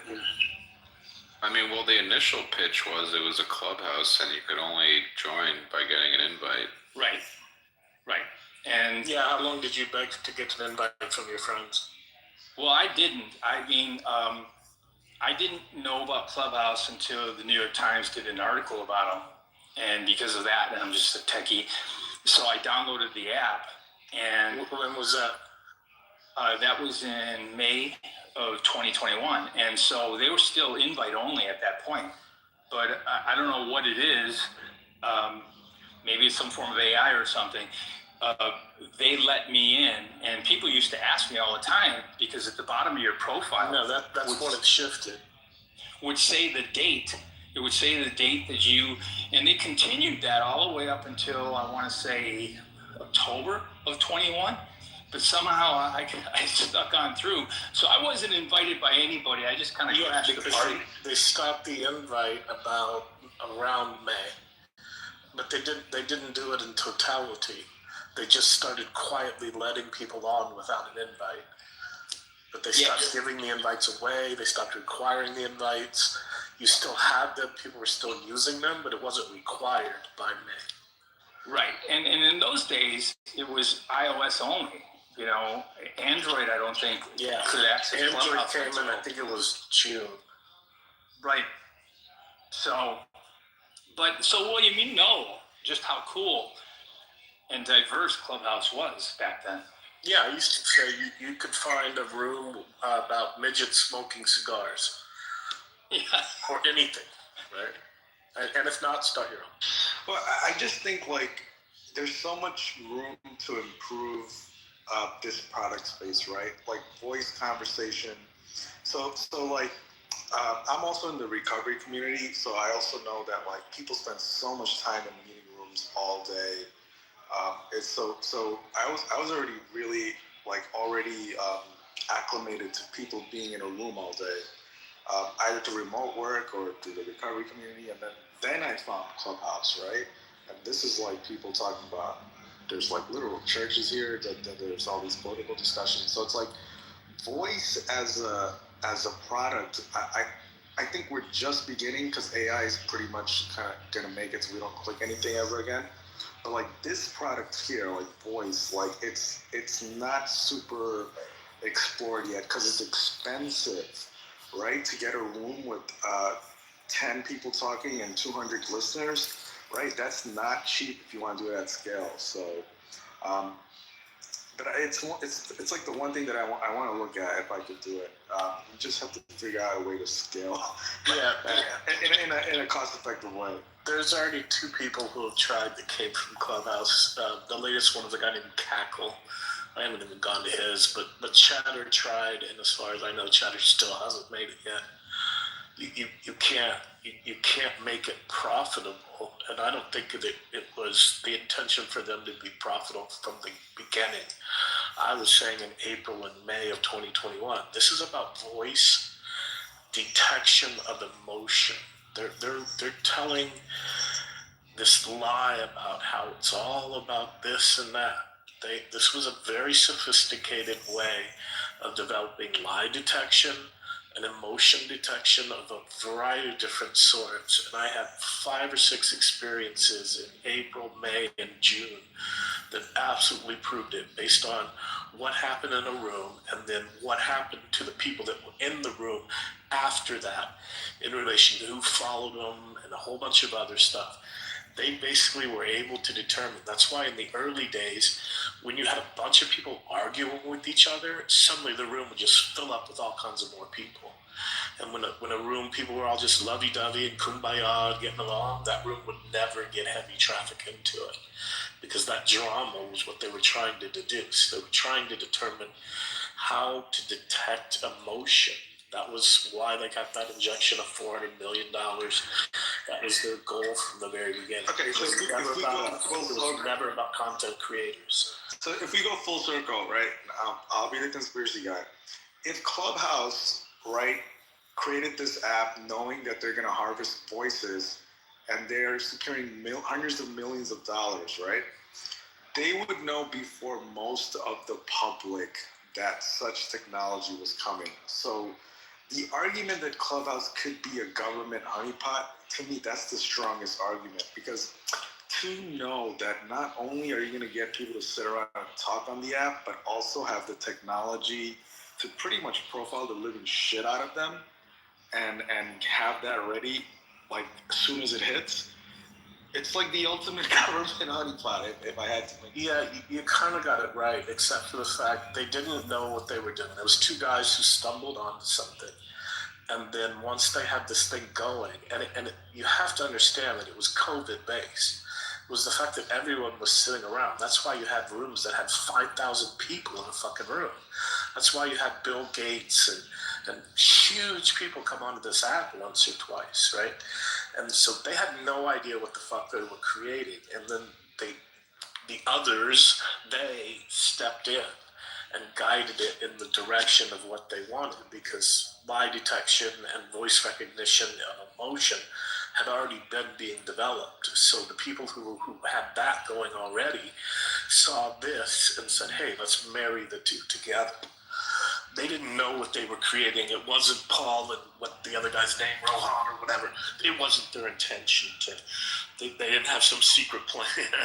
It wasn't like that. They just were like, hey, this would be fucking really cool, right? And then COVID hit, and it blew up and got away from them. Well, maybe, but then you got to ask yourself, why did they go to voice chats? Because I would make the case that one of the problems with Clubhouse was those kind of rancid rooms where everybody was yelling and screaming and talking over each other were starting to become more of a presence, and they introduced voice chat. I'm not saying that's 100% the reason, but a big part of the reason, because they wanted to start isolating individual voices again, and they wanted to hear somebody talk. Now, their excuse was there's people who hang out down in the audience and they're too shy and they don't get a chance to come on stage, and so it's for you, right? But I think they really did want to harvest voices, and going to voice chats was a way to isolate the voice, as opposed to having all these crazy rooms. And by the way, sure, but that was long after. That was what, a year or two? Oh yeah. Right. After they got that $400 million injection. It was Correct. That $400 million injection, which is when somebody looked at what these two kids had created and said, hey, you have no idea what the fuck you have. Right, William, but I guess, so I'm agreeing with you. Yeah, and you're spot on. That Paul and Rohan, and I want to say it's more Paul than it was Rohan, they screwed up because they did not figure out a way to value those who are creating rooms with substance versus the screaming, yelling rooms. Yeah, but you think that they screwed up, whereas they did the voice chats because then they could isolate back down, because those rooms where everyone was screaming and talking over each other was no good to them. It wasn't giving them the data they wanted. That's why they made the rooms recorded at the same time, so that data could be gone back through over and over. Even though they recorded it, that is such a right? Like, can you extrapolate on like what is this recording shit about? Well, they were always recorded. They just didn't tell us, and they didn't give us the option to record, right? But they never cared about creators. That was all bullshit. They were never trying to create and have creators creating. And when they went to the chat, it was because they had lost control of it. What they wanted was the data of when people are arguing with each other, but it got so out of control they couldn't get any data from those rooms. Right, like I was saying, is what the rooms that I experienced things. I could get into details of things I experienced and talk to a number of different people. And every time we would have this conversation, weird ass fucking shit would happen in the room where you would talk about this stuff, right? So what they were after was they were after people who were disagreeing with each other, and they switched over to the chat thing because they had lost control. These rooms were just too big and too angry and stepping on each other, right? But you were probably trying to be a creator. You sound like you were trying to be a creator. I don't mean that derogatory, but everybody who was trying to be a creator thought, oh, they're screwing us over. And at the time, I was saying, no, they're not. They don't care about you to begin with. They're not making bad decisions. You don't understand that we're the product, and it's not about the content. It's not what they're after. Right? I agree with you to a point, and the reason I say that is because, and there's a guy down in the audience, David, who, if you're listening to this, you can corroborate with this. I was part of these regular baseball rooms, and I decided to form this one that would kind of blow up and be available to more people in the evening. And so we formed the Baseball Collective, and David and I did this. And what we did is we had success. And if you don't believe me, you can go back to the baseball. You can go on my profile. You can go to the Baseball Collective, and then go and look at our replays, and you'll see that our first replay is like, I want to say it's this November 30th or December 1st of 2021. And we were averaging between 5,000 and 7,000 people coming into that room pretty much every single time we had a Baseball Collective. And it's not a joke. I mean, we had, and we really moderated those rooms. And we figured out how to have large stages and conversations that moved around without having people, go crazy after each other. And if it did, we nipped it in the bud right away. And so what happened was, and William, you probably know this, they had department heads, right? So they had a full-time person who was in charge of news, and they had a full-time person who was in charge of sports, and somebody who was in charge of entertainment, and and they had people who were in charge of various regions of the world where Clubhouse was at, right? And so in the fall of 2021, they invited me to a Zoom call, and they basically just heaped the praise on me and then said, okay, what are you going to do from here on out? What they wanted to hear me say was I was going to do even more rooms, and I was going to create even more types of content besides just baseball. And I was thinking to myself, during that Zoom call, okay, well, when are we going to get around to where you tell me what you're going to pay me for this? But I said at the time, because the holidays were approaching, like, look, I got a lot of stuff going on, and I did. So I'm just going to keep with this cadence right now. But we've got some things that we're thinking about, and we'll circle back. So then eventually what I did is I submitted a proposal to them with a dollar amount on it. And it was very clear about what I would give them for what they would give me. And then all of a sudden, the answer was like crickets. Well, it wasn't crickets. They responded, but they basically said, well, let's just get going and we can address that later on. Well, 2 months later, they had that wave of, people got fired and just quit. And they just wiped them all out. And next thing you know, we got Joe.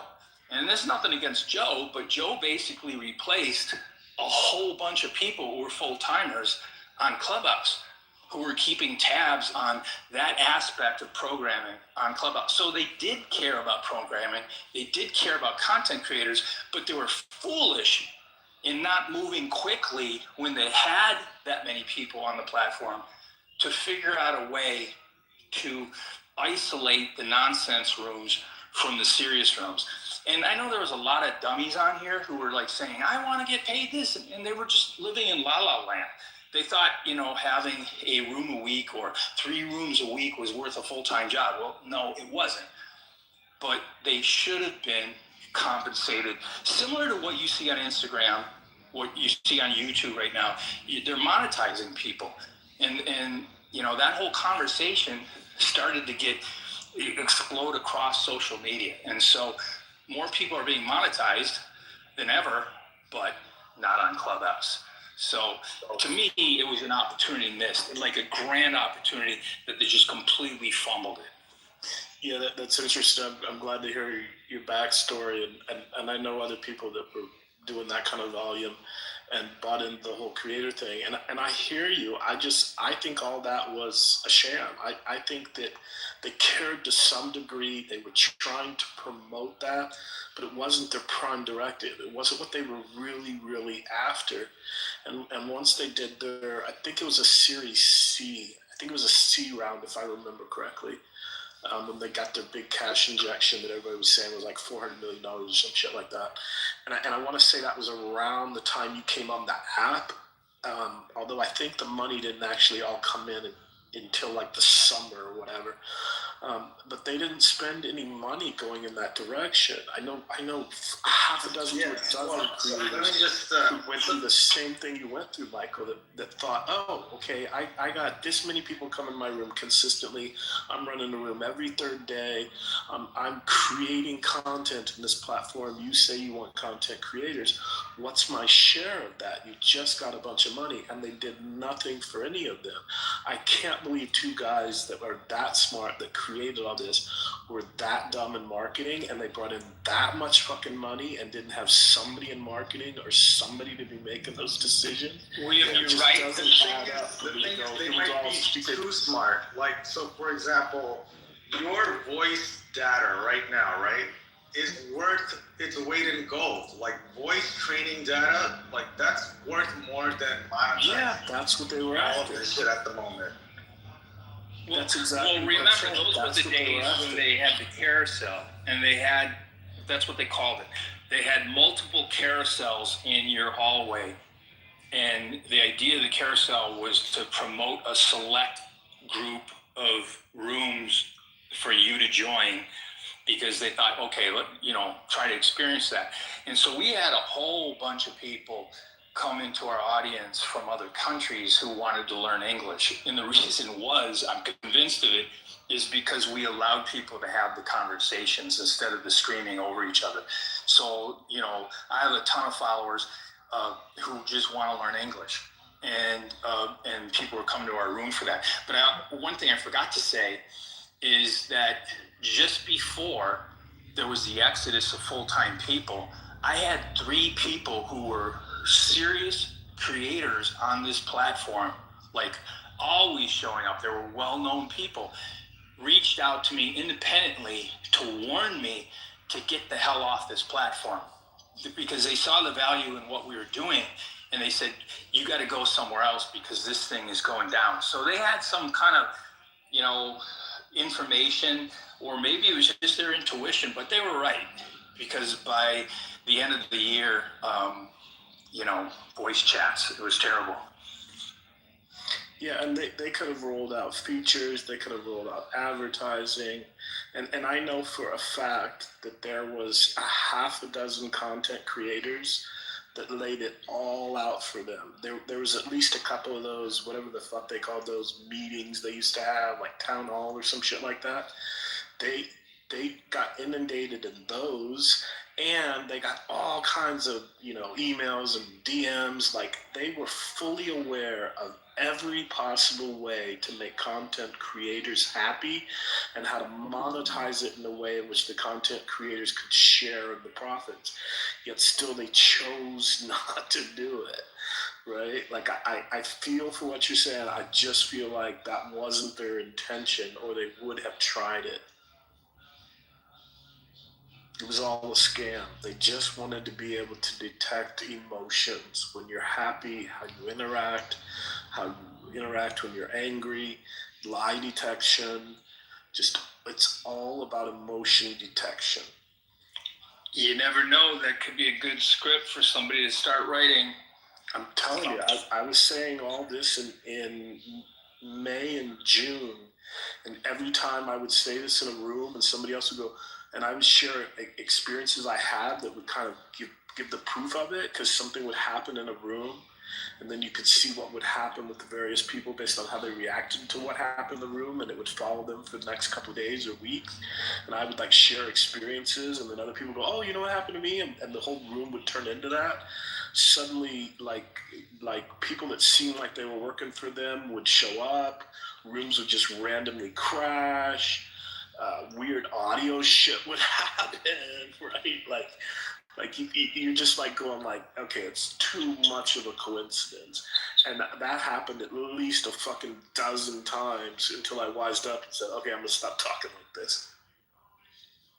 Yeah, there were definitely also winners and losers on the app, and certain people who just kept getting kicked off, and then other people who seemed to be protected, who were doing, crazy horrible stuff. Like the most racist shit, and they would stick around.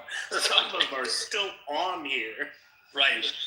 I mean, my first week on the platform, I couldn't believe it. It was instantly addicting, not because I was addicted to the platform, because it was more of a sociological curiosity. I can't believe people are actually doing this. I can't believe they're saying this stuff on stage and people are buying into it. In fact, I did have an idea, and David, if you're listening, you can give me the thumbs up, because I said this to you. My idea for a script for a movie was Clubhouse attracted people who were mentally ill, and that's reality. That's not a movie. Yeah, but people thought that they were intelligent, well-versed social people, and then the big reveal at the end is that it was a bunch of mentally ill people, because I never heard so much craziness. Well, until I got on this platform. Your movie idea is not bad. Let me give you the movie idea. Let me give you a shred of truth to it. So when I got to Clubhouse, right, I was shocked at how many Christian rooms there were. So I'm of the opinion that given that the end times, one of the revelations is that the gospel will be spread everywhere. Technically, Advents like Clubhouse are necessary to fulfill Revelation. So we are not there, but like this is roughly kind of how it's going to get done. We don't like a COVID is like a junior case, but like more situations of us having to be in a room and just this is the only way we're going to talk. I think this is how the gospel is going to spread. I think that's why you see so many of those rooms. A lot of the Christian rooms were going on, and there was a lot of good that was happening where sick people of a variety of different ways, mental, physical, would end up in a room and healers would be in the room helping them. In the good old days, there was a lot of love and help and guidance and healing that was going on. And the Christian aspect of that is the only thing that seems to linger anymore. But it was absolutely, you had the good and you had the bad that existed. But there was a lot of not just mental people who would come and trauma dump, but there was a lot of people who, I mean, the whole trolling thing, there was a lot of people who exercised their demons, if you will, on this app in whatever way they needed to do it. And the funny thing is, and I think I saw this shift in about 2022 maybe, you actually could find a tribe of people who you could relate to. Like there was a group of people that would go around and they would go into a room and there was two different groups. One would just moo like cows and the other would ribbit like frogs. And they would jump from room to room to room. I was in the frog group. I followed them for about a week just to check out what the fuck they were doing. So you know what we did? I forget the name of that song, the frog song. We would go and find that, and one person would be designated to play the song. And then we would change our PTRs. We would be in a private room, and we would all, change our PTRs so we had distinct PTRs, which were frogs. Right. And then what would happen is we would have one person go and scope out a room that was taking itself really seriously, and then we would go in, and that person would be like the plant, and they would get invited to the stage and start speaking, and next thing you know, we would all come in the audience, and then they'd start playing the music, and we'd all start like flashing our PTRs and everything, like doing a little frog dance. It was hilarious, and we did that for 2 weeks solid, and it never ceased to just crack us up. Okay, I did that for on and off every other day for about a week, but we didn't have a song, so the song must have came afterwards, right? And I only heard the cow people one time, but somehow, like, people found their tribe. They found the people that could exercise their particular weird demon that they wanted to exercise and find 10 or 12 people. And this app allowed you to fly your freak flag, basically. And it was okay to be that, right? Let me ask you a question. The thing that you're describing sounds a little bit like what the early internet sounded like, and there was all these little groups and everything was unique, but then the internet, just everybody showed up, you know what I mean? And then it lost all of that. If Clubhouse were to ever get big, I don't think you'd have those kind of moments. I think that scale kills that. There may be some truth to that, because when they opened it up to Android, it shifted major, even more than when they got rid of the invite only, which you could dramatically see the shift from invite only to anyone could come on, and then the Android just completely shifted everything. But I'm not sure I would completely agree with you. I would think that what happened, the shift was more relating to the fact that COVID had ran its course and everybody had just done their weird, freaky shit and just got it out of their system. And the people who stayed on Clubhouse either didn't have girlfriends, wives, boyfriends, they didn't have a life, or they had found their people that they communicated with, and it was like I say all the time, Clubhouse is way easier to have friends here than it is in real life. Like I could just bounce out of the room. You can't just leave a party without saying goodbye to everybody, right? I can just walk away and nobody's going to think weird of it, right? And you have a level of intimacy. I mean, you could get you could find yourself in a late night room, everybody's sleepy, drowsy, silly, right? No strings attached, and that I think went away when COVID went away, right? Like we had a need to commiserate, and now it's the people that are left. It's because they found true connections and they found a way to have their expertise in whatever area it might be. Engage with other people who are their equals, or and then there's the people who just like to argue. But it shifted dramatically away from what it used to be for a variety of different reasons. Well, I think if you don't have the personality type that's talkative, you'll never make it on Clubhouse. Clubhouse attracts the talkative person. That's number one. And the world is not 100% talkative people. It's like it really is like some are like that and some are not like that. Okay, but there used to be hundreds. Like, ask Michael, if he had rooms that were 5,000 to 7,000 people, he probably had 100 to 200, maybe 300 people on the stage. There's people that never come on stage.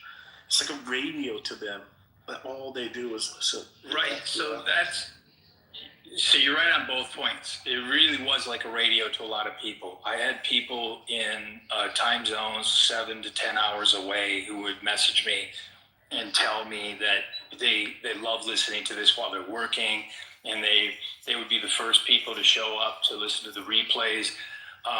And that too was part of learning how to be an effective moderator, which was recognizing the whole stage and not just giving it to, the most outward personalities. It was like if somebody was on stage in a baseball room, they were on stage for a reason. And I wanted to hear them talk. So I basically would kind of like, okay, we've let this person who talks a lot go long enough. And then so I would, just shout out and say hello to the person who was a little more shy, and to encourage them to talk and get them involved in the conversation. And it just made it a better experience for everybody when you did that. In other words, your party analogy, William, is accurate, because a good, party where you invited a bunch of different people, the host, is paying attention to who's in the party and, wants to make sure that everybody feels involved.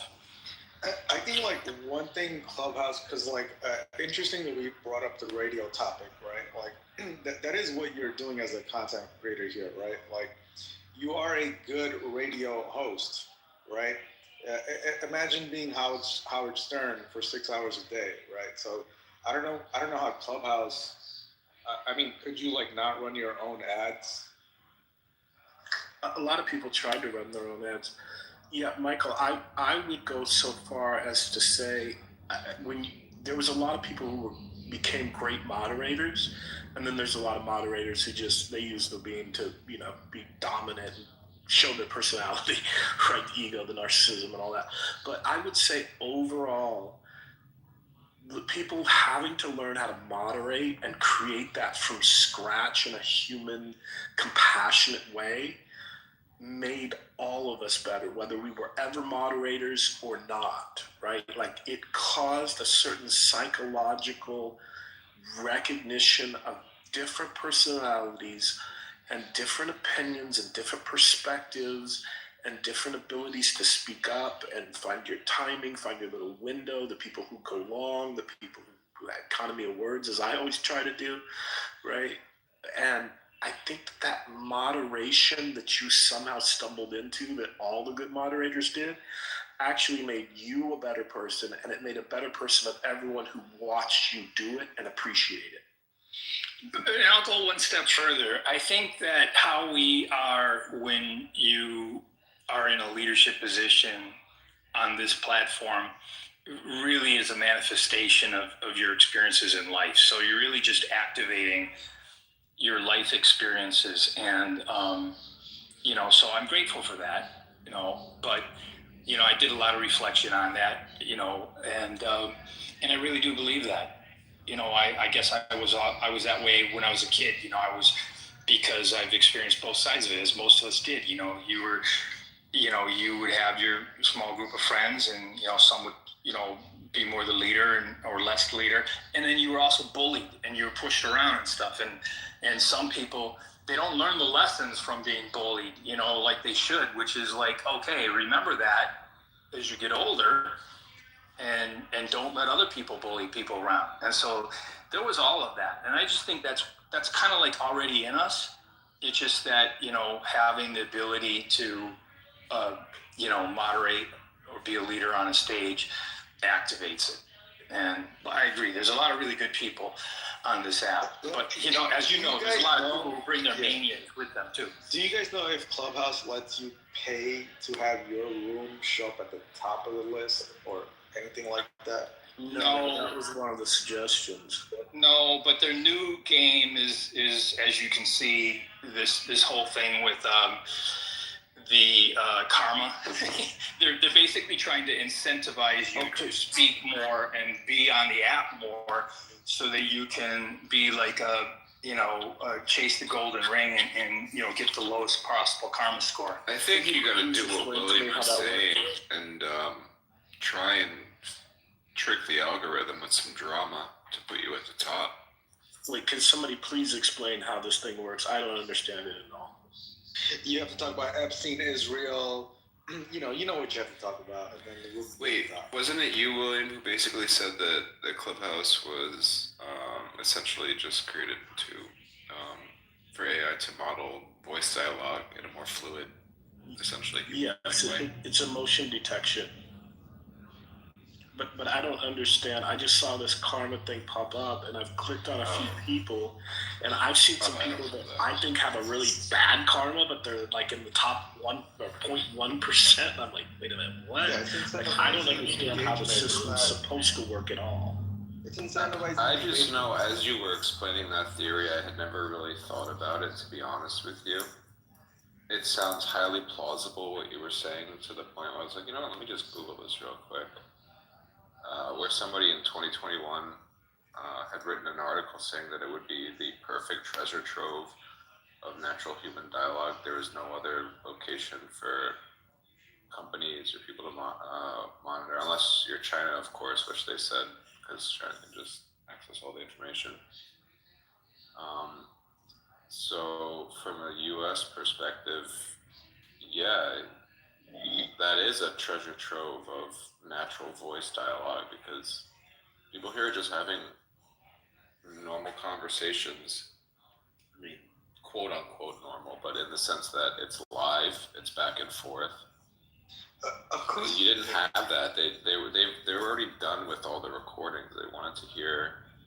But then on top of that, it's an app, so you can monitor other things, and then you can quantify that back-end data that's not in there, and then implement the new strategy the next day and test that, or the next week and run that. So, yeah, William, there probably was that happening, and there probably was a bunch of strange experiments going on. I mean, come to think of it, wasn't Elon Musk interviewing Robin Hood when they had that whole shit show go down? Where did they do the interview? They did it on Clubhouse. Right. Yeah. A lot of celebrities were on here. So a lot of weird stuff was going on. Now that I look back at it, there was a lot of promotion of this app when it came out, and that died all of a sudden. Yeah, think about this, Tango. They added the ability to know what the people in the audience who never come on stage think too, when they gave us the emojis. I wouldn't be surprised. I have my cameras on my phones. They're always blocked. But I wouldn't be surprised if they incorporated all of that to see that, interact with how is the user, where is the user looking, how are they interacting, how are they responding? Okay, I'll take it even one farther. They also put on, they want to have access to your contacts. So they wanted to be able to determine, do you come on here to talk to people in the real world? And so they could be able to determine, do you talk to the people that you know in the real world in here in a certain way? Maybe you can say things to them that you wouldn't say to them in the real world, right? Like everything that they did fits into this conspiracy theory that I have, and I'll grant that. But yeah, when did you come on, Tango? What was your birth date, so to speak? I have no idea. I just know I was on around the time it came out. And then I just pop on. Were you invite only? Did you get invited on? I got invited. Yeah, okay. Some people will call that season 1, but where they start season 1 and season 2 can vary.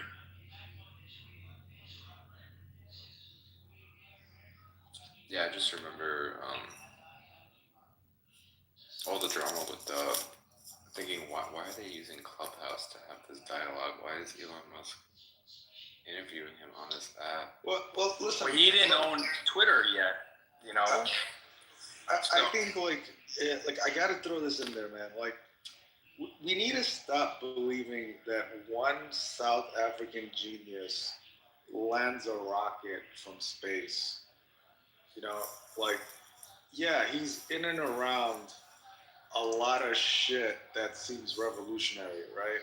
Like, if I could, like, I think we have to kind of start to believe that the government lying to us is as silly as your parents lying to you about Santa Claus. Like, at some point, when you become like not stupid, you go, oh shit, that you're just fucking lying. You realize what the game is. Like, or your friend at school tells you there's no Santa Claus when you're in second grade or something. He's now in charge of the satellites that you turn on and off so that Russia can't bomb Ukraine. Like, oh, so now you're just like part of the the bombing campaign. And okay. Okay, so if aliens land, how many people would, when they say take us to your leader, would think that they're going to take them to Elon? I mean, did you guys ever notice all of the S-tier corporation CEOs, whenever they come and do public interviews, they're always decked out in all black? Did you ever notice that? I mean, I guess that's that whole technocratic shit, right? Is Are you the Men in Black? Is that what you're people saying? have just started calling him Mecha Hitler. So no, it's more so, it's basically letting the people in the know that that's just a puppet in place. And it's basically, this person's being handled. That's why he's in all black. Yeah, like, you might think like South Park is like not government controlled. It's like, you know how gangs wear different colors like red and blue? Like that's the occult gang. That's them flexing that he's handled. Right. That's our corporation. Like South Park makes fun of Charlie Kirk one week, next week Kirk is dead. Like, you have to believe that the government knows that everyone's watching South Park. Like, you have to, at some point, start accepting that.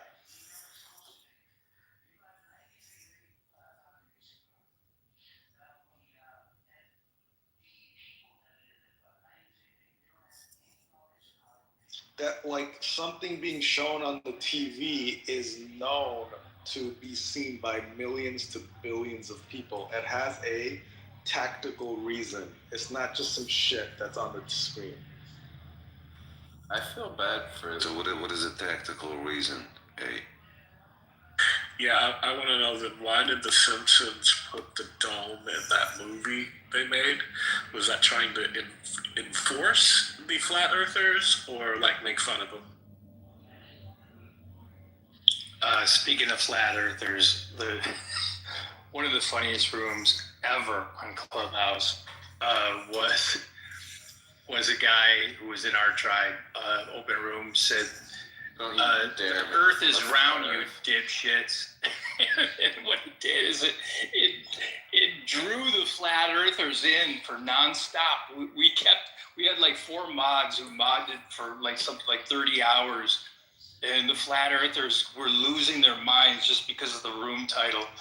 and the conspiracy theories were just so charged. It was, and by the way, this was before replays. I wish this was on replay. Dude, I still go into their room sometime just to ask them the questions they can't answer. Because I literally went down and go, okay, ask them this, like what's on the other side, what's the heads, like I got like 6 or 7 questions they just can't answer, right? And I still, it's shameful, but I still You believe the earth is flat, William? What's that? You believe the earth is flat? No, he's a rounder.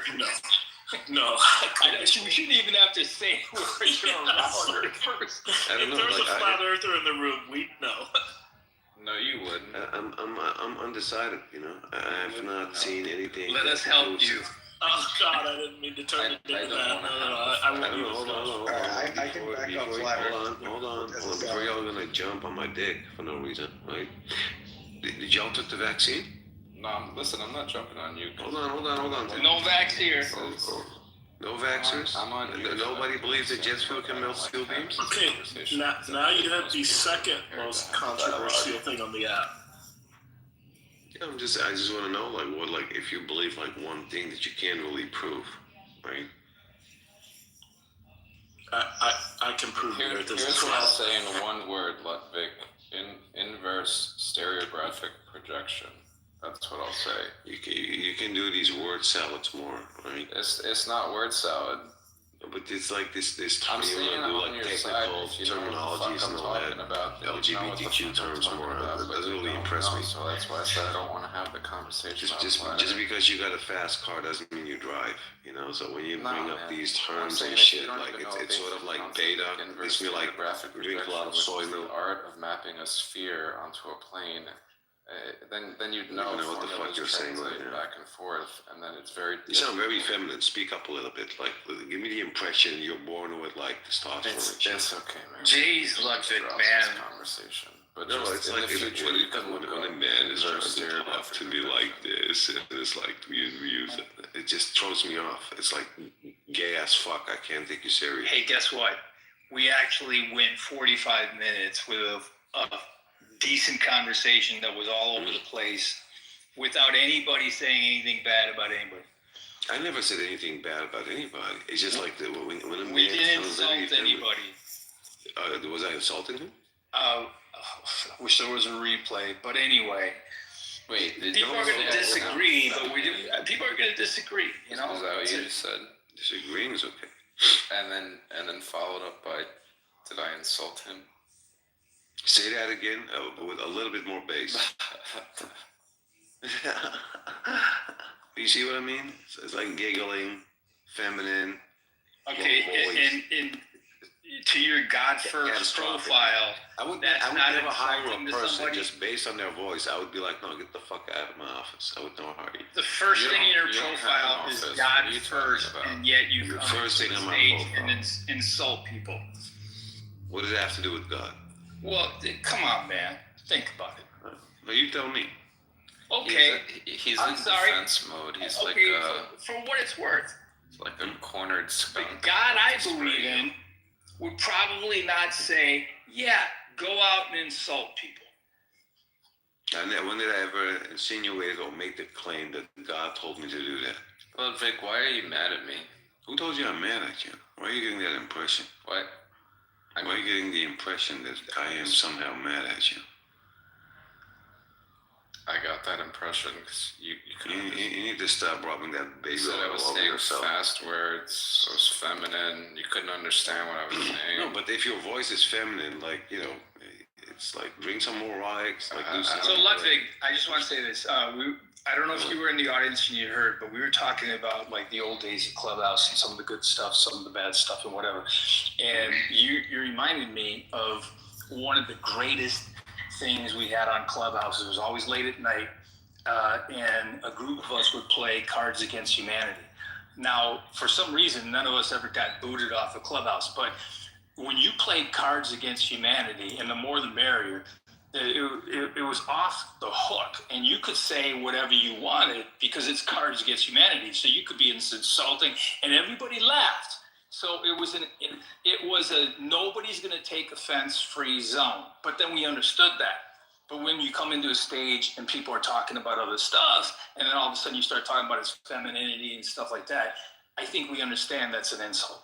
I mean, I'm not really offended. I thought it was kind of funny. It should, You see, Michael? should be offensive. How should it be offensive? Yeah, it should be offensive. How should it be offensive? Well, if you talk to a man who considers himself a heterosexual and you're saying he's feminine, most men, Wait, you said he most men would considers think himself. that's offensive. Hold on. You said he considers himself. Well, yeah, because I'm taking into account people who don't consider themselves. Well, why is that a consideration? That's for somebody who would be offended, Ludwig. Hold on. Your Hold on, phone's I'll be ringing. right back. That's a very feminine ringtone. It's like magical bells. That's something else, man. Dude's over here calling people feminine. It's got like a magical bell ringing phone.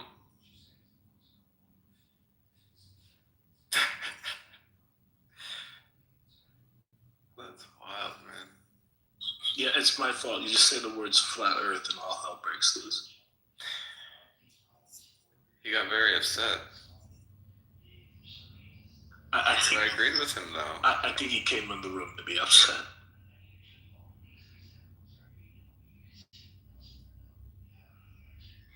Yeah, we had no shortage of people who had viewpoints that were going to defend them to the death. And if they would come into a stage and not listen first and then just like be very forward with those viewpoints, those were some of the most entertaining conversations because, and I'm talking about, again, about the rooms where people would let you speak.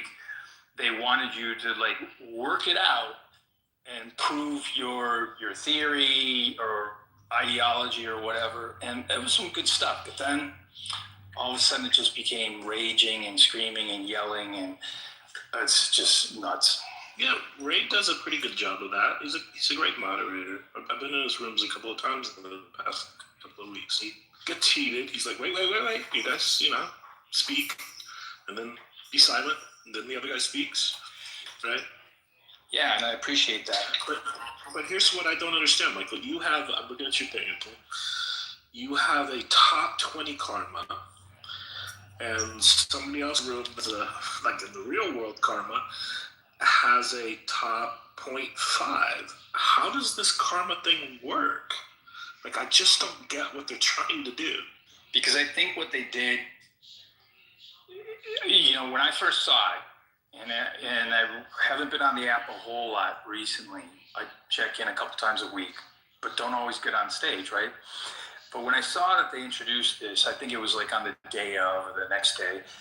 And so I looked around and I checked a whole bunch of people's profile to see, where they were at. And what I found out was that if you have been on the app more recently, chances are you're going to have a lower number than 20%. If you're somewhat brand new or you only hang in the audience, you probably won't have a karma score at all. But 20% was the baseline that they gave everybody. So I think they gave me a 20% just to kind of like acknowledge that, yeah, I've been doing stuff here, but again, to try to incentivize me to do more. So it's about participation, not your emotional stability. Right. Yeah, because that would be scary if they got to that point where they were like, well, then that really. Yeah, it would totally prove my earlier point if they were, right. And it worked. Well, let's just break down what they're doing technically, right? So they have a transcript of us talking in real time. We know that because when you see the preview of the room, you can see the transcript. So for them to give you a score, they're looking at each line in an LLM and going, did you contribute something good or not, right? So that's what they're doing every day for every conversation. I don't think they're evaluating based on their opinion whether it was good or not. I think it's more on, as William said, it's participation.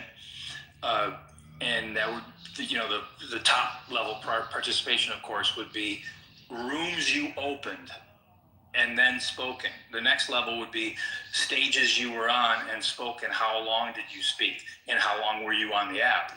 And then it would be, did you contribute into the chat? And so, the most basic level understanding that I got out of it was that they want you on the app. And so this is a way to, incentivize you if you fall for it. Yeah, I think like they haven't turned on moderation just yet, because the other day I crashed out and then I saw my karma drop. But I know why it dropped. I crashed out. Like I know exactly what I said. So I'll stick to my theory that like they are not yet saying like what you said was good or bad, right? But they're never gonna hire real moderators. So this will just get like worse and worse. But you saw your level drop after you lost your shit. Yeah, but that's like that was like so obvious. Like I specifically crashed out because I knew I wanted to. Okay, then this is just another one of their next level shit. This is a motion detection. Yeah, it went down because I was almost at. I was gonna reach the top 5%.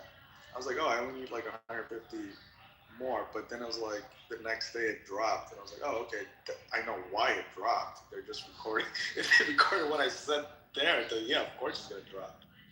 Because I question, because there's a certain person on this app who has 4 letters in his name and it repeats, and he's the most racist piece of shit on this app. And I went to go look at his thinking like, and it wasn't, I mean, it wasn't like super low, but at the same time, it was like, how the fuck is he less than 5% or whatever, right? Like it just didn't make sense to me if it was actually emotion based or a real karma system, but maybe they haven't fully implemented it yet. Like I told somebody I was gonna slap the shit out of them with crayons, right?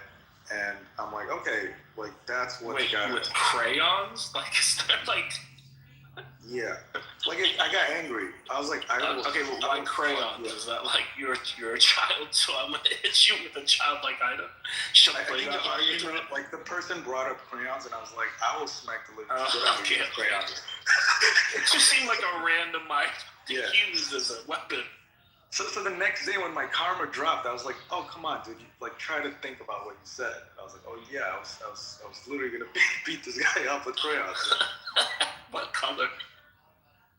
Or like the whole box? Was it like a 264 box or whatever's the big box? I just got so annoyed. Like I was making my point and he came back with like, well, crayons this, and I was like, oh, I'll smack this shit out you with crayons. Don't interject.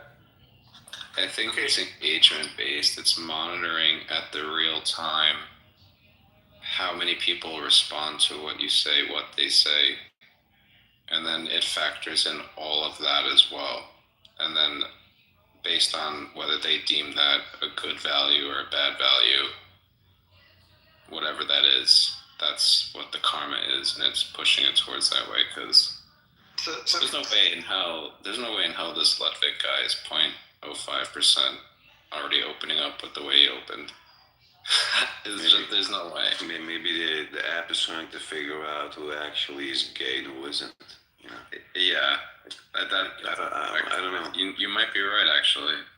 Who the fuck knows? Like, what does it even mean? The karma point is it gay as shit? Or it means you're the biggest baiter, is what it is. The lower it is, the better you are at baiting social interaction. It's a master debater score for sure.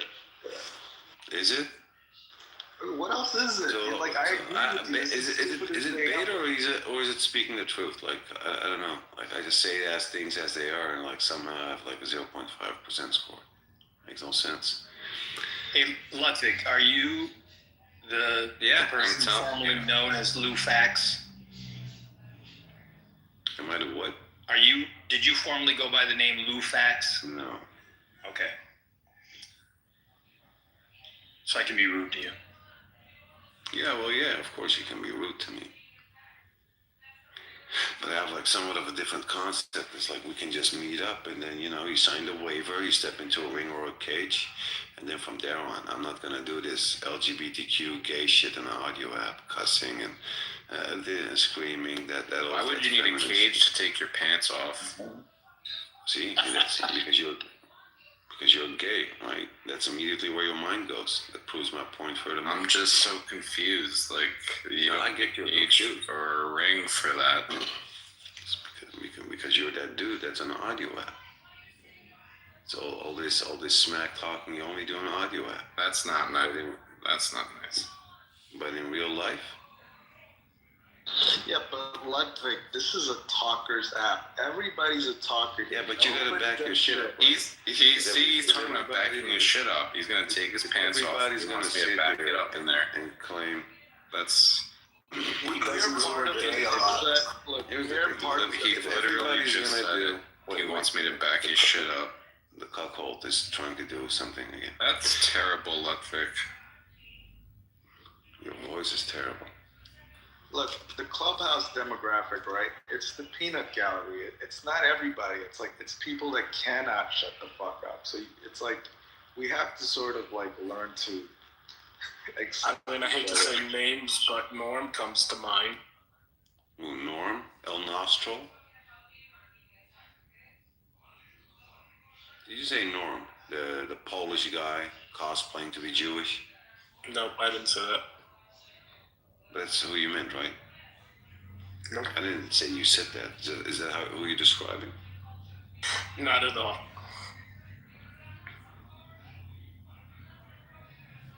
But yeah, what I was saying, Tango, talking about being gay names. Yeah, I don't do this. That's wild, Ludwig. Micro aggression on an audio app. You just want to go right to taking your pants off. You don't. You skip the small talk, huh? You just make like claims like you got like 2 or 4 hours on your driveway, right? The gay shit. At least back that shit. So Ludwig, tell us what a tough guy you are, since you already talked. No, I'm not. See, going into a ring. That's why you have this misconception. He already told us he wants to get. What did you say? Back that shit up. You want me to back that shit up? So what he said, Michael, to answer your question, it's like I'm just not that tough guy. But if I'm gonna say like I'm gonna f you up, whatnot, left, right, and center, at least like meet up, sign the waiver. It's gonna be your referee, right? Okay. And it's like, and it's gonna be like the so end that of the sounds like referee for you to take your pants tough off. guy stuff. I'm so confused. Why does that sound like stupid ass tough guy stuff? Why Because you automatically go to meet up, go in the cage, sign a waiver, like, because I'm not going to be responsible for you. That's some bullshit tough guy stuff. Why would you need all that when you're taking your pants off and then a referee on top of that? Yo, Ray, you're there? You taking it off? Like, Ray, what are you thinking? Ray, can you make this So Ludwig, why don't you try having a conversation with us instead of going to this trying, but place? like we got somebody that makes like unsolicited fucking gay comments all the time. I'm not gay, you know. Gotta be honest, you started it. Nope. I don't do gay shit, homie. I didn't hear Tango say gay once. I've heard you say it like 20 times. Okay, faggot. Is that better? There you go. Ludwig, that's terrible. Did your karma? Your mother was terrible. Your mother should have had his karma went up. He's 0.1% like all the now. vaccines, like something other than what you're doing today, right? Anything. Delete the app. Go see your doctor. Take all the fucking booster and COVID vaccine, gay shit vaccines, whatever the fuck there is. Take them all at once. Take them as a tequila shot. This what you're doing is lame. I actually prefer my vaccines as suppositories. Yeah, sure. It's easier on the body. While you're at it, ask for a couple of testosterone shots. You know, anything better than what you're doing or trying to do.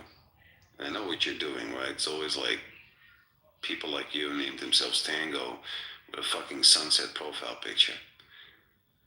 Like, it's weird. I'm in Miami. What's wrong with sunsets? It's a Miami sunset. What's your problem? This is lame.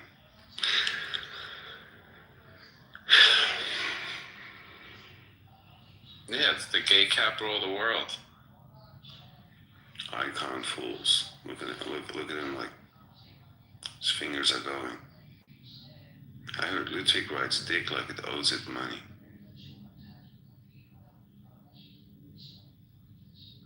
Do you owe it money? That's pretty crazy.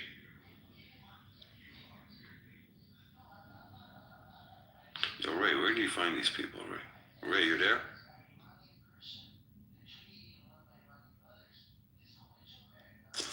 Alright, maybe we go back to the topic, right?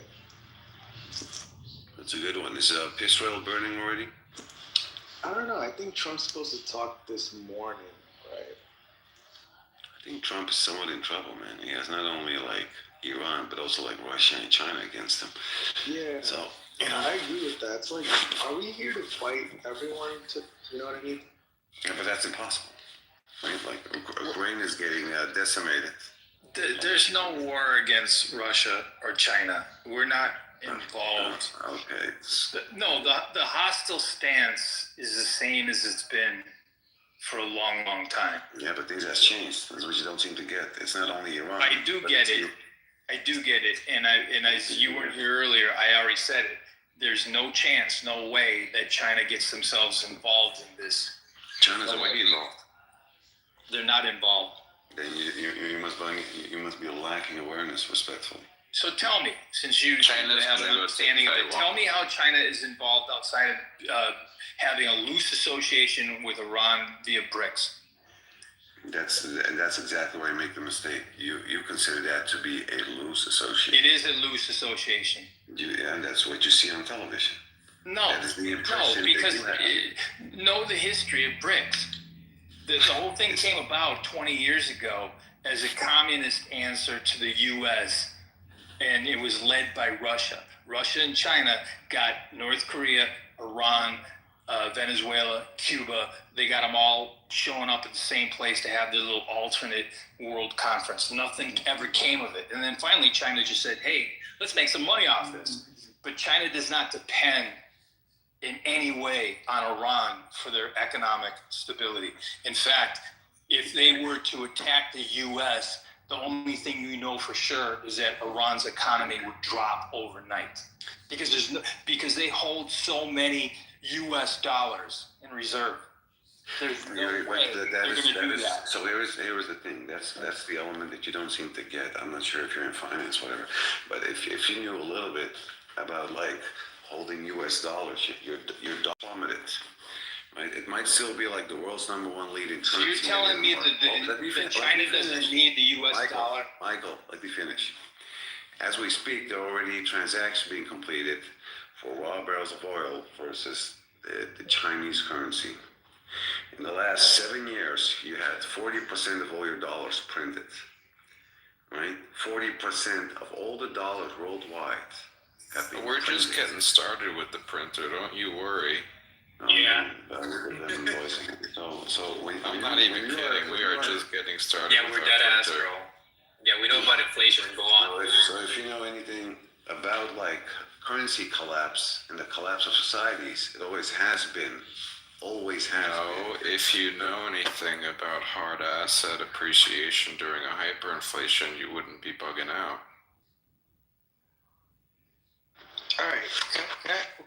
We're not like I said. Wait, hold on. Look, we're smart, right? I'm not saying no one here is stupid, right? But what I'm saying is nation states are making decisions with the smartest people, right? So, like, if a currency is a threat, the smartest people might be thinking we're going to go start off an insurrection in Iran. Or the smartest people might be thinking like, in ways that we're not thinking. It's not as simple as we like. I'm watching the news right now, right? And to me, this looks like the smartest people have already thought and have already acted. And here we are kind of looking at this going like, oh yeah, I think there's something to do with the currency. It's like, they know, if it's something to do with the currency, they probably knew like 25 just beginning. Was ready for it, or, Dude, there's no like stopping the dollar from plummeting, right? Like, and I say plummeting, quote unquote, right? Trump is trying to do everything he can to keep it like the economy propped up before the midterms. The S&P 500 has been testing the same goddamn fucking line of resistance way too continuously. We're going to head into a bear market. That's obviously going to happen, right? Banks across the central banks have been buying gold for quite a while to diversify themselves, and instead of holding traditionally as much American bonds as they did, right? I mean, obviously what's happening is that certain people want to stray away from the dollar. This is America exerting its like geopolitical power, try to reestablish that. Like, don't forget that a couple of days before Operation Midnight Hammer, when like Chinese council was there, like it's all gonna be fucking fine. Here are the lucky numbers, and got like destroyed. Right, Venezuela just got like taken over. Anyway, this is all to say, like, we are heading into a bearish economy. I don't think it has to do with Iran. The housing, go look at the prices of houses. Go look at how much they're selling. Like the volume of it. Our economy is going to go down. It's not because of this Iran shit, man. Like, what was it? Like a couple of was it yesterday? Nvidia and all the tech companies reported their earnings, and they were like above what people expected. They were ahead of projections. But you know what happened with the stock? Stock still went down, and that's just because everybody has skepticism about the economy. We think it's turning into a bubble. They have skepticism about the dollar. So I think that this Iran thing has little to do. But Trump is being smart. He did announce this Friday night. I'm sorry, I know I'm going on a tirade. He did announce this at like midnight when the markets was closed, which makes me think the next 2 days he's going to give us something for the market not to plummet, right? Because he needs to keep this shit alive for the midterms. And you go check out what he did to Bitcoin, bro. Just dumped that. It just dumped I think like 1,000, 1,500. No, like 2,000, 2,500. Like within an hour or 30 minutes. So yeah, GG's. And you know more even worse down, right? It's even worse than you think, Inkin, because the USD lost 10% value, which means the entire stock market appears 10% bigger than it is. It's actually lost another 10% value, which is an up. Oh damn! Oh, there we go. We're like choosing between getting fucked and mega fucked. But I mean, like, look, the crash is coming. Like, sure, mortgage rates are down, but go check out the volume. I think we've broken a record on the amount of terminated mortgages that people are trying to get out of them by saying like, oh, we did an inspection, right? Like, oh, and then didn't quite add up, right? This is like post, mortgage and everything.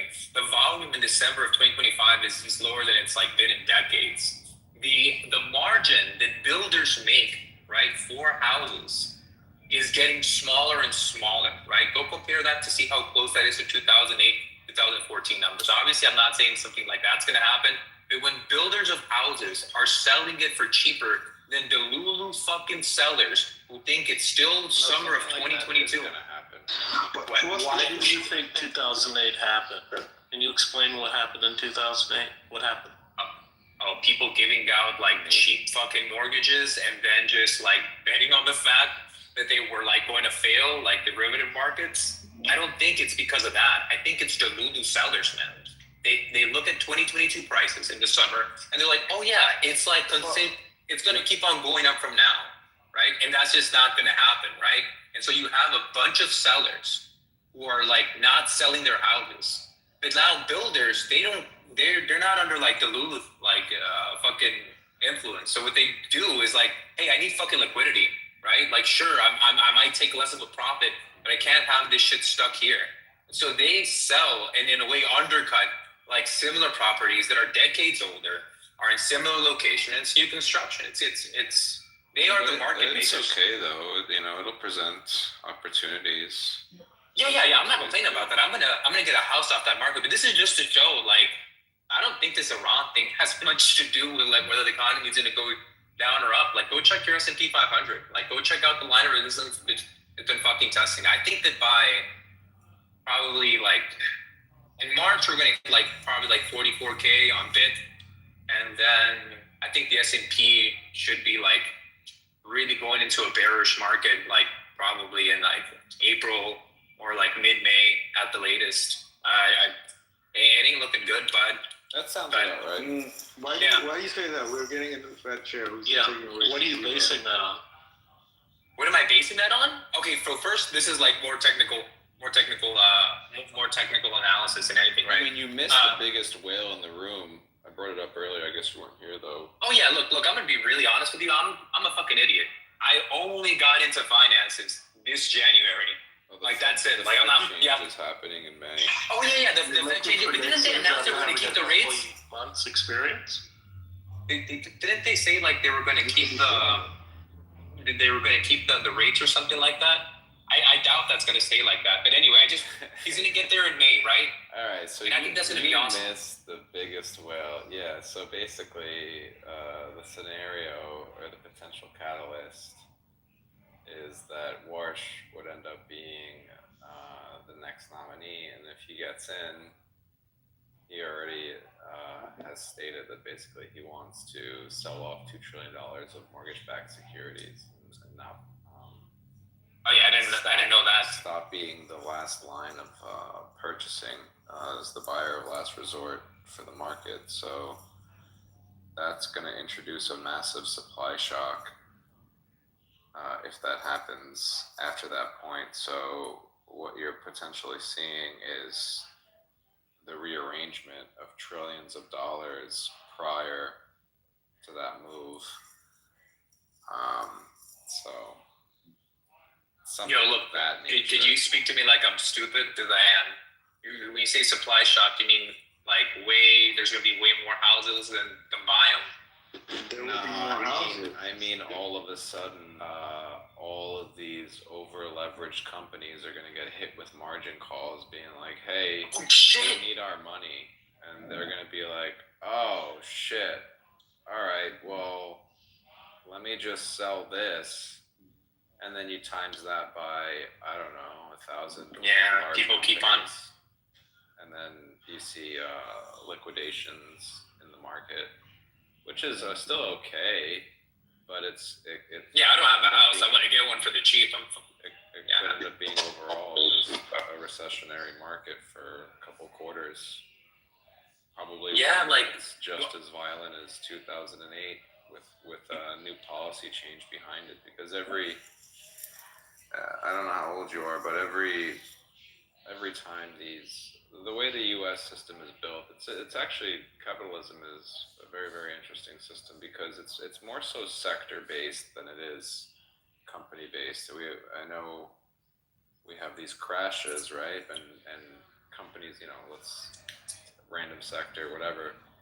And you always have a few big players and smaller players, and all the smaller players end up going out during the crashes. But guess what? It presents a consolidation opportunity for the bigger players to maybe acquire new technology that the smaller company had, or this or that, and you extrapolate that concept through every sector, through every crash, and essentially the system of capitalism is designed it functions like a spring, where you can make exponential technological discoveries for your country or for your economy with the drawback of every X amount of years there's an over leveraging with a correction that has to come in and a consolidation, which ultimately ends up being healthier for each of the sectors.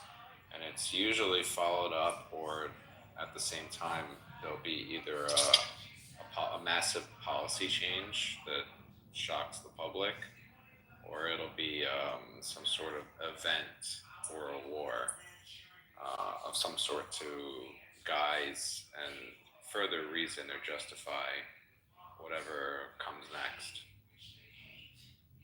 Yeah, I never thought of it like that, man. In mind.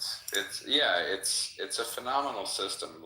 We tend to hate on it, but when you really think about it, the system at its core, it's designed for sectors to thrive, not individual companies. Also, right now, if you're not accumulating most of the AI neocon stock, you're falling for a bad narrative, because short companies that are pushing that narrative are just accumulating these revolutionary stocks at ridiculous prices. So I think a lot of people are buying into that short narrative, which if you really think about it, like who has such an incentive to short the future like that other than people that just want to accumulate it right now? Well, the market's built on uncertainty and volatility, right? I mean, like you just said before, somebody was saying, support and resistance. Well, the market makers play off that. They need that move to happen in that 2-day, 3-4 day time frame to make their percentage gain on whatever they position they had put out on that or whatever it was. And the game gets even deeper than that once you get into market makers. And then market makers, once they fully know the active volume of any given asset, and you can control it. If you know this trades around 1 million daily, and you have 10 million to actively dispose on that one particular asset, you have wiggle room to move it around because the average daily amount only accommodates 1 million. So you extrapolate those numbers, you by much larger numbers. Obviously, they're dealing with trillions and billions, but it's all quantified on those types of levels, and then it becomes more chess-like because it's institution A, while they're still in the same mafioso, they don't want to give away they would like to hold more of the pirate's booty than the other. So when institution A takes a position, they don't want to disclose or give any heads up to any other institution what their position is. For example, like let's say you wanted to take a short, like you're like this is looking terrible. I need to hedge my scenario here. Let me take this, and this, right? And you're a large player. Trades like, let me make a huge. But then somebody all of a sudden is like, all right, well, let me publish an article saying how good this company is or how good this product is, and boom, now it's right up against your short. And guess what? Institution B told them to put that up because they want to buy into it, and they knew you took a position, and they want an easy profit on your short squeeze. So it's a game that's beyond us. Right. Same, but it's very interesting. But it's multi-layered. Everything ties in. One piece here, one piece there. The finance side, the economy side, the power side. The IP side of property or technology, the geography, the resources. If I were to address look at what the shallow version is presented to regular people, we know for a fact that superpowers are taking a percentage of AI chip sales.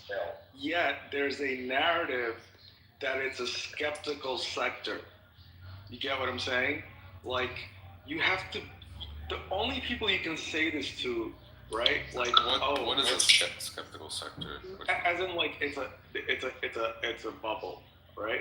So, the only people you can actually push that narrative to are uneducated people. Because anyone that's educated, it's like the United States government is not taking 20% of this shit because it's a bubble, all right? But that is they're taking it because of a security risk. That's one of the main reasons they've nationalized, right? That's we're talking about AI, right? You're saying we are, and that leads into the economy because people are not bullish on it. They're thinking recession and things of that sort. When in reality we have a revolutionary product. The only thing that's kind of holding us back is war. Global war is the thing that's holding us back from essentially the next phase of humanity. So Tango, how much of the $2 trillion do you think is going to sell off by what date? Oh, I have no idea. I didn't really look that in specific. I didn't really look too much into it. I try to grab a little bit of everything. Do you understand what his goal is? Do you understand why he wants to sell those? No, I just care about the ramifications of the immediate global macro.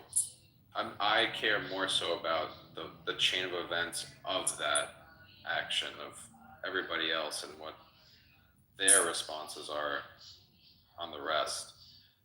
In theory, it's to maintain housing pricing. It's one of several tools that he believes in to reduce the balance sheet. He's not going to sell off $2 trillion in one quick swipe.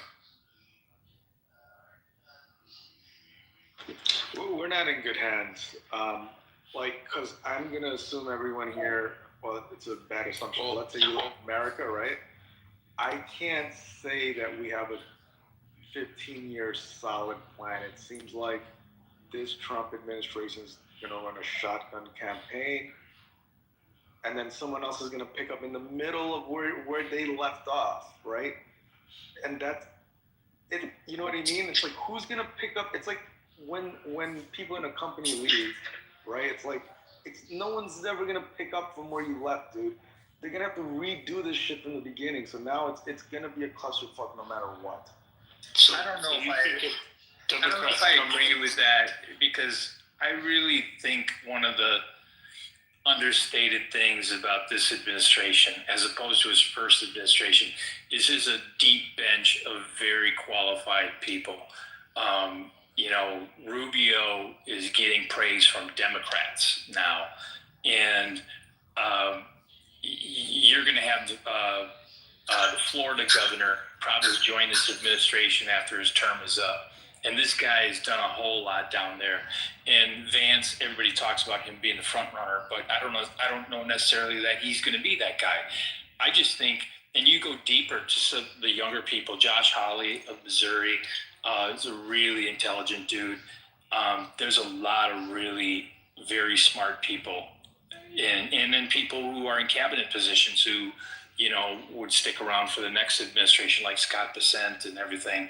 I really do think that he's going to have more stability when he leaves office, for sure, than he did after the first term. Yeah, but the Fed traditionally stays regardless of whether it was switched. Do you think the Democrats are going to remove the Fed chairman when Trump leaves if a Democrat takes over? Well, that's a big if and when, because I'm not convinced at all that the Democrats let's say are going to take over. Let's say he reduces the balance sheet and he avoids what Tango's predicting here, and the economy's not in the toilet. We still have decent GDP growth. We still have wage growth, which we have. Both of those are up right now. CPI is 2.4. Stock markets are soaring. Let's say everything's just where it is now, and the only things we're concerned about is unemployment and the price of some consumer goods. Do you think the Democrats are going to change the Fed at that point? Honestly, I think if the Dems do get power, they will change a whole bunch of stuff, simply because this is my opinion. I think that they've shown a lot of irrationality in the last 10 years. And I think it's like anything but Trump and anything but Trump policies. So I think everything is on the table if the Democrats take over power. And I think the best thing for the Democratic Party is for them to be out of power for at least another 6 years, so that they can reform and get back to like being what a lot of people remember it used to be. So if they get rid of the Fed, are they going to replace him with someone who doesn't have the overall goal of reducing the balance sheet? I mean, it's anybody's guess. I couldn't really have to guess on that. Yeah, that's a very hard spec. Why are you concerned about that one, if I don't mind asking, William? You think that's going to happen or something? Or? No. I think that he's going to balance it out and everything's going to be just fine. And I think it doesn't matter whether the Democrats take the White House next time or not. I think the Fed will sort everything out. I think that what Powell did under Biden and then into the transition from Trump, even though everybody gives him a lot of flack for not lowering interest rates, look at how the numbers are where they're at, and traditionally they should not be where they're at based on everything that's happened. He did the quantitative tightening perfectly. And I think the next guy is going to reduce the balance sheet, and he's going to use every tool in his toolbox. I don't think it's going to be extreme. And he's going to pull money out of circulation, and he's going to reduce the balance sheet. And sovereign wealth is going to see that as a positive sign, and it's going to start dumping money back into our economy. Sovereign wealth is the thing the security apparatus has been trying to protect us from. I know You already see with the price of gold, though. like I know it's gonna sound a little nutty, but like when your economy can be infiltrated and essentially booby trapped, right? Like for example, what if I buy all the houses, or what if I finance all the mortgages in your country and then pull the rug out from it? See, your economy can be like put into shambles. So like what we see as a 2008 housing collapse because like I don't know, Joe couldn't afford his mortgage is really just like a poorly secured financial system that could be easily co-opted by like a foreign nation. All they had to do was like lie to you and say, "I'm gonna give you a home mortgage," right? Like, No, but these recessions always happen, though. It's a natural cycle in our system. you think it's a natural? We can avoid it. Bro, it's not a natural cycle. It's clearly caused by Trump. I'm interrupting because I want to correct William. William, you were wrong. Wage growth is down. GDP is down. I put the numbers in the Yeah, where'd you get these numbers from? The recessionary cycles, these are normal in our system. These happen every, 5-10 years? Where'd you get these numbers from? Bureau of Labor Statistics. You may think that bank robbery is cyclical. That it may appear that way. Wait, so 2020, 2008. Just admit it. Look at some numbers, and you just said random. You just said random shit. You don't have no idea what the numbers. Those are all 10-year intervals right there. What do you mean? Literally all the last three were 10-year intervals. The number in 2025 and 2024 was bigger than in 2025, which represents a decline. Tango. One was 12 years. One Whatever. was 8 years. It's not spot on, but those are the cycles. Okay, but you admit that Trump's economy is in decline. Great thing. You admit there are cycles, yes? Yeah, but if you think it's because of the cycle, and you admit those cycles are longer than the presidential term, yes? Do you think Trump has nothing to do with the collapse of the economy right now? Because you're retarded. I think the presidents have a huge impact. I think they can exacerbate and expedite the process for sure. What caused GDP to increase this year? Because GDP is down. Like your GDP is down, exports are down. Do you know why your GDP is up? Did you just ask why the GDP or the exporting is down? GDP is affected by exports. Everything is down in America except one metric that's causing your GDP to increase. Do you know what that metric? No, tell me. What's that metric? It's gold exports. So every other export, everything else is down, but gold exports are up because the price of gold is high because people are hedging against the US dollar. So interestingly, the collapse of the US dollar is causing your GDP to increase because you're selling more gold. It's kind of funny, actually. And the chart of gold, has that been going up only in the past few years, or has that been going up, I don't know, the past 100 years, and it only made an exponential move in the past, 3 years? Past 3 years. Like, of course it's been increased, but why even say that? But wasn't it like 50 years ago? 50 years ago, wasn't it like $50 an ounce? Doesn't matter. Irrelevant. 15 years ago, irrelevant. It doesn't matter. Okay. All right. I'm just saying random things for you to think about. Right, but what I said is factual. I think you're putting too much focus. I think you're giving one person too much credit. I think you're giving Trump way too much credit in terms of thinking how much control he has over the actual entire market with hundreds of thousands of other millionaires and billionaires, global power players. I think you're giving him way too much credit. And you're lying about your numbers. Other players affect the U.S. economy, bro. There's only one person that affects the U.S. economy. No, there's lots of things that affect the U.S. economy. But Trump... Lots of things. Nothing affects it as much as the president, though, obviously. Oh, yeah.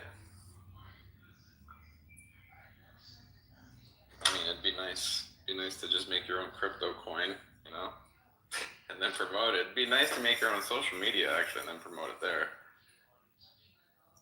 I don't know. It'd be nice to do a bunch of other things. It'd be nice to put your family in certain key positions. I don't know. Oh, wait. Every president does that. My bad. It'd be nice to inside trade like politicians. It'd be nice to have like politicians like Nancy Pelosi, but nah, we don't talk about those people. They're all fucked up, man. Come on. No, I get you, but like still not to the level of like Donald Trump. Like if you just look at like the amount of money, right? If you have like the attitude of like, look, steal $1, steal like $100, both of them are thieves. I agree with you. She's the best investor of all time. No, I don't think so, right? I don't think she's like that. Her I think stats that, like, say otherwise. Okay. One thing I did see is that Democrats, man, they outperform Republicans by a lot, man. They outperform them by a lot. It's just not illegal. Insider trading for politicians, it's not illegal. So yeah, we can't even call it insider trading. But if you did it's illegal. Oh yeah. So it's just. Yo, where do you think the price of Bitcoin is gonna be in like March? I'm thinking 44, man. We were due for a breakout out of this like triangle we've been fucking in. It's 72K, then go real bearish, and then that's what we're really building up for until this whole Iran started putting like ships by close of it and shit. Then we started going like, it's like downtrending. Iran is only moving those ships because Russia said so. Please do not think Iran is like playing Risk by itself. Like, if anyone thinks that, I mean, it's like you would have to believe that like they're playing a video game on StarCraft. Going, I'm gonna go fucking fight the United States. Like, that's not what they're doing. Russia like got involved with Ukraine. They got to move around all this oil, right? And they work with Iran, and like this is what you guys gonna have to do. Yeah, look, I'm saying,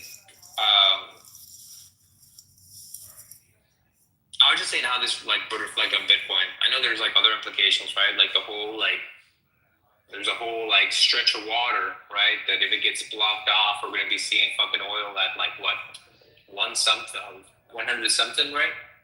But no, I was just saying I was preparing for a decent long, and I hit my stop loss because of this news, right? Or just like the mere like speculation is going to happen. When the news hit, it really went down. So I'm trying to think if I'm not even sure, man. I'm not even sure if Bitcoin is going to perform well. If like worst case scenario for the economy, is it even going to do good? Like, has it ever really been tested? The price is too good to pass up. It's going to be like 40 something. Like, the price is too good to pass up. That like, how long is it going to be like chopping for before like there's some actual improvement? I don't know. I don't play Bitcoin, but you don't? I don't.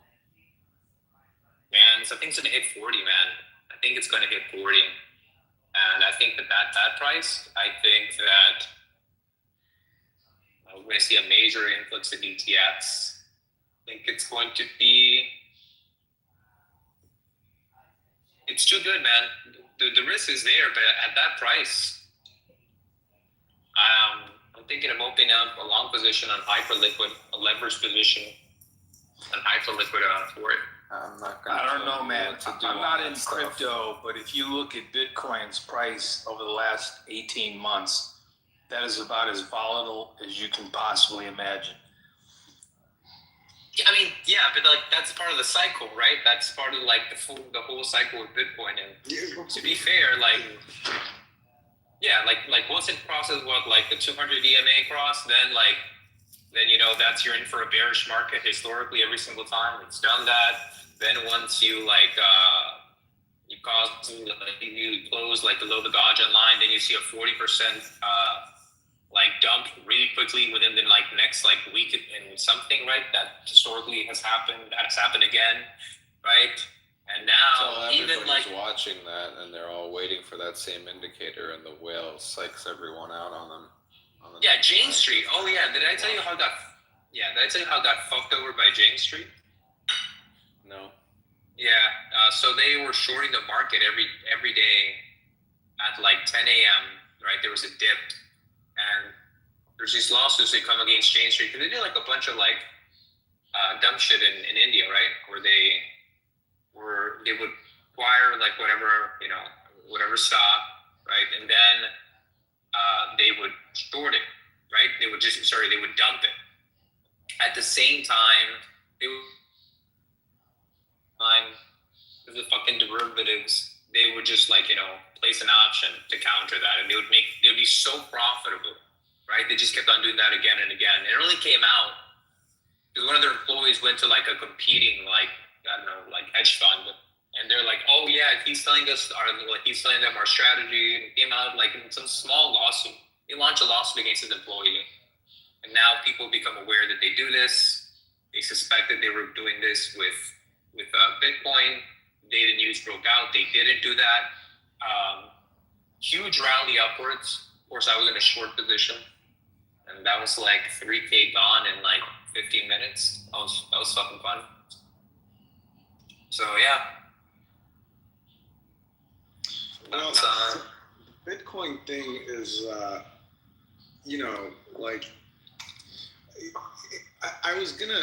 interviewed for some company, and they actually offered to pay the full salary in Bitcoin, right? And I was what year was this?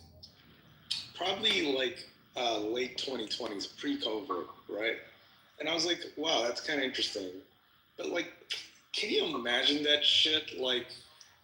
Imagine thing lost 40% of its value. I don't know what the fuck they convinced people with that shit, but it's if it was in the beginning of 2020, right?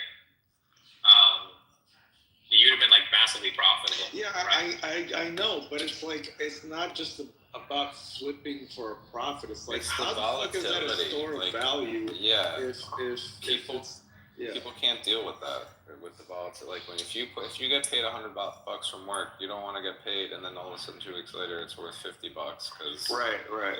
That's what the market deems it now, and you're like, fuck that. So confidence loss is what we're witnessing here, right? So now when people say, oh, it's definitely going to come back, it's says who?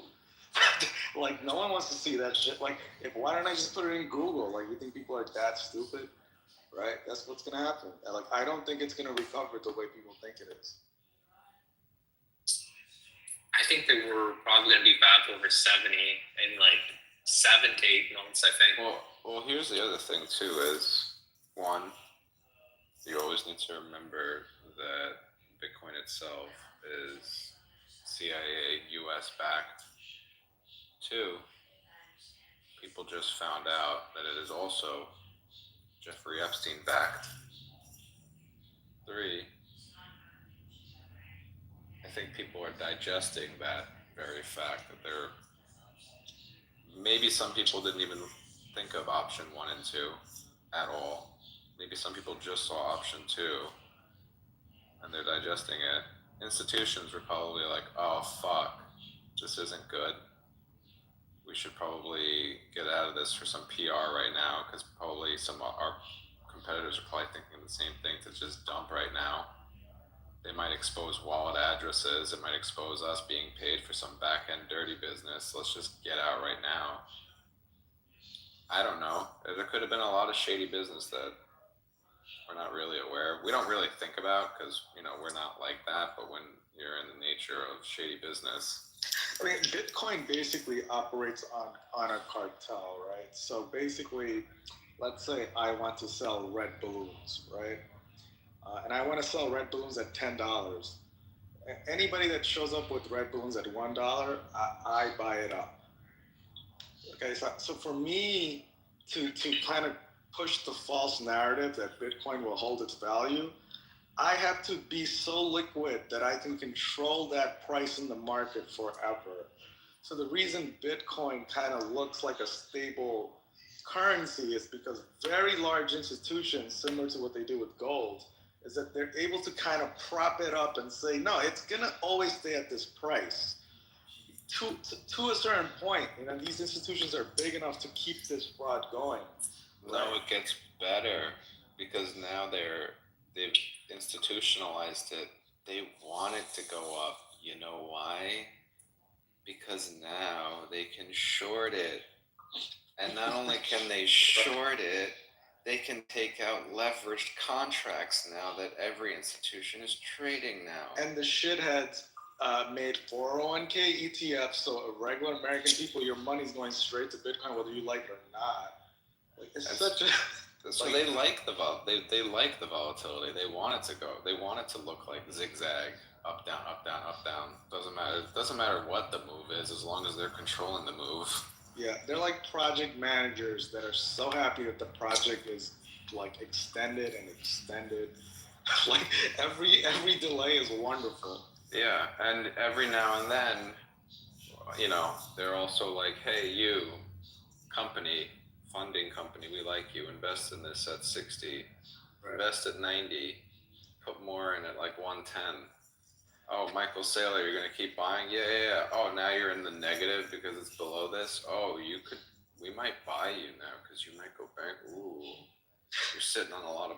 What's your stock at now? Ooh, we could just buy your company, and you have all that Bitcoin now. Right. Ooh, you fucked up. This shit is hellish. I don't think people realize how, when you realize how deep this game goes in terms of, the psychology, the level of chess moves, the strategic outlining of, this economic consumption of devouring competitors through intricate layers of deceit disguised as policies, and it's just so deep. I find it fascinating, honestly. I'll give you a hot take conspiracy that who's the guy from FTX, right? Bankman-Fried. I'm confident that he's a psyop, not a psyop, but our security. Yeah, basically they expose them to kind of show people that are involved in the crypto stuff that these coins are scams. And they run it like this. So it was a huge educational, he's being interviewed on CNBC from fucking jail and shit. Hey everyone, PSA time, sit down. The coin is not worth anything. It's sold at a certain value. If a run ever happened on the bank, it would collapse. You guys have to know this. So I actually believe that our deep state operates like this. Because look at who Bankman-Fried was. A mastermind criminal? No, it was an education lesson. So we can all learn what this is. So there is two ways to look at it too, because there are people out there in those types of fields, like when it comes to programming and stuff like that, or crypto or finance or whatever. There are people in there with just a genuine interest for the subject. And then there are the companies like In-Q-Tel, which is the CIA investment arm. And there are other different investment, angel investors, quote unquote. And these are the ones that are looking to exploit the technologies and patent it and gain control of it. So sometimes, the person may or may not be aware. Other times, the name of the game is it's like they look at them as prey, literally. They're literally like, all right, what's the next business game plan? What next company are we acquiring? What are we selling? Boom, done. We got this. We sell it to this company. We got this technology from here, from this software engineer. He's creating this. Boom, we sell it to Google. Done. Or they could literally be hired just to patent block, literally just to buy something, just to shelve it. Who was the gentleman that said that Bitcoin's controlled by a cartel? That was a very astute observation. So I didn't say it's controlled by a cartel, but it has to operate like a cartel. The economics of it, because it has no real value. Like diamonds and stuff like that. That's everything in life, though. Well, some things have real value. Oil can run out. That's a lie. Oil can never run out. Human energy can run out. So I'll tell you what. A scientist was paid to tell you that in a 1940s forum that we're going to run out of oil. You know how many times I've heard that we're going to run out of oil? I was told it was in the 1990s we're going to run out of oil. Then 2010 we're going to run out of oil. Then by 2020 we're going to. Guess what? We keep finding oil. It just never runs out, apparently. But you know what it is good for when you. You know what's good though when you tell them you're going to run out? You know what that means? It creates scarcity. Oil insecurity.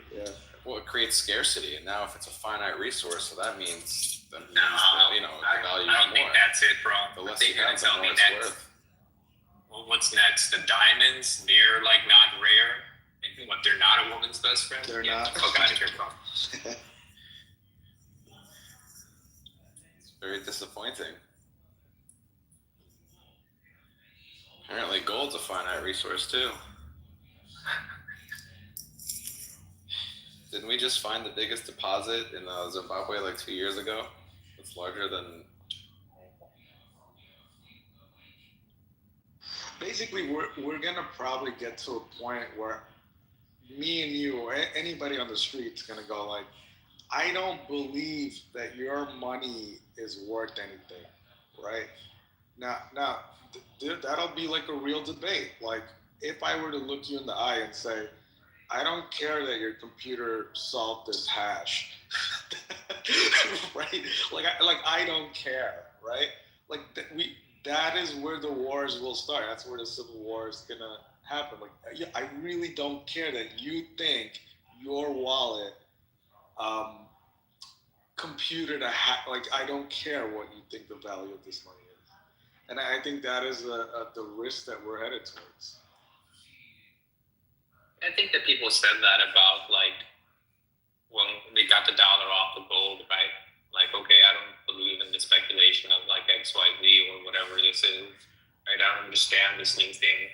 It's not something solid backing it up. But I think that in the future, things will be tokenized, right? I think that those systems will have like certain value. I think that there's a big uphill fight about it. But the fact that they're making their way to ETFs, the fact that BlackRock has their foot in so many of them, right? Even like small ones, like I bought this this project that started like the whole goal was to do like a stable coin for Abu Dhabi, right? An Abu Dhabi back coin, which they did, right? BlackRock was also in that. I think that at the very least, right, the big players are taking this into consideration and they are preparing for a scenario where that could be a possibility, right? And when you prepare for that, right, and you feel a bit comfortable, the chances of it being adopted quicker increase, right? Because what they're really worried about is like, whatever this new technology is, are they going to be able to have some control over it? Otherwise, they want no part of it.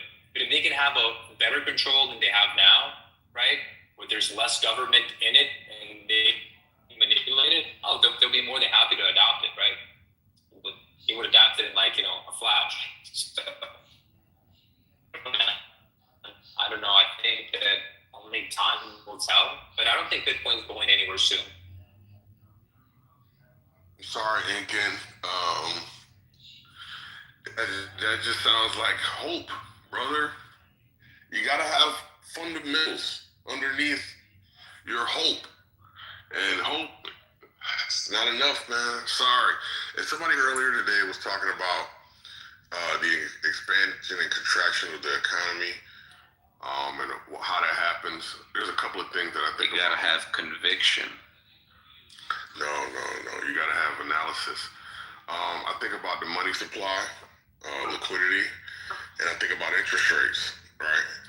And we know that the Fed controls it, right? We know the Fed can loosen, expand, or tighten, contract, right? And so there's this thing called the quantity theory of money, quantity theory of money, which talks about, and then you gotta watch this documentary. It's called Money Masters. If you watch the Money Masters documentary, you get it. It's 3 hours long, but it's entertaining. Then there's another one. It's called The Princes of the Yen.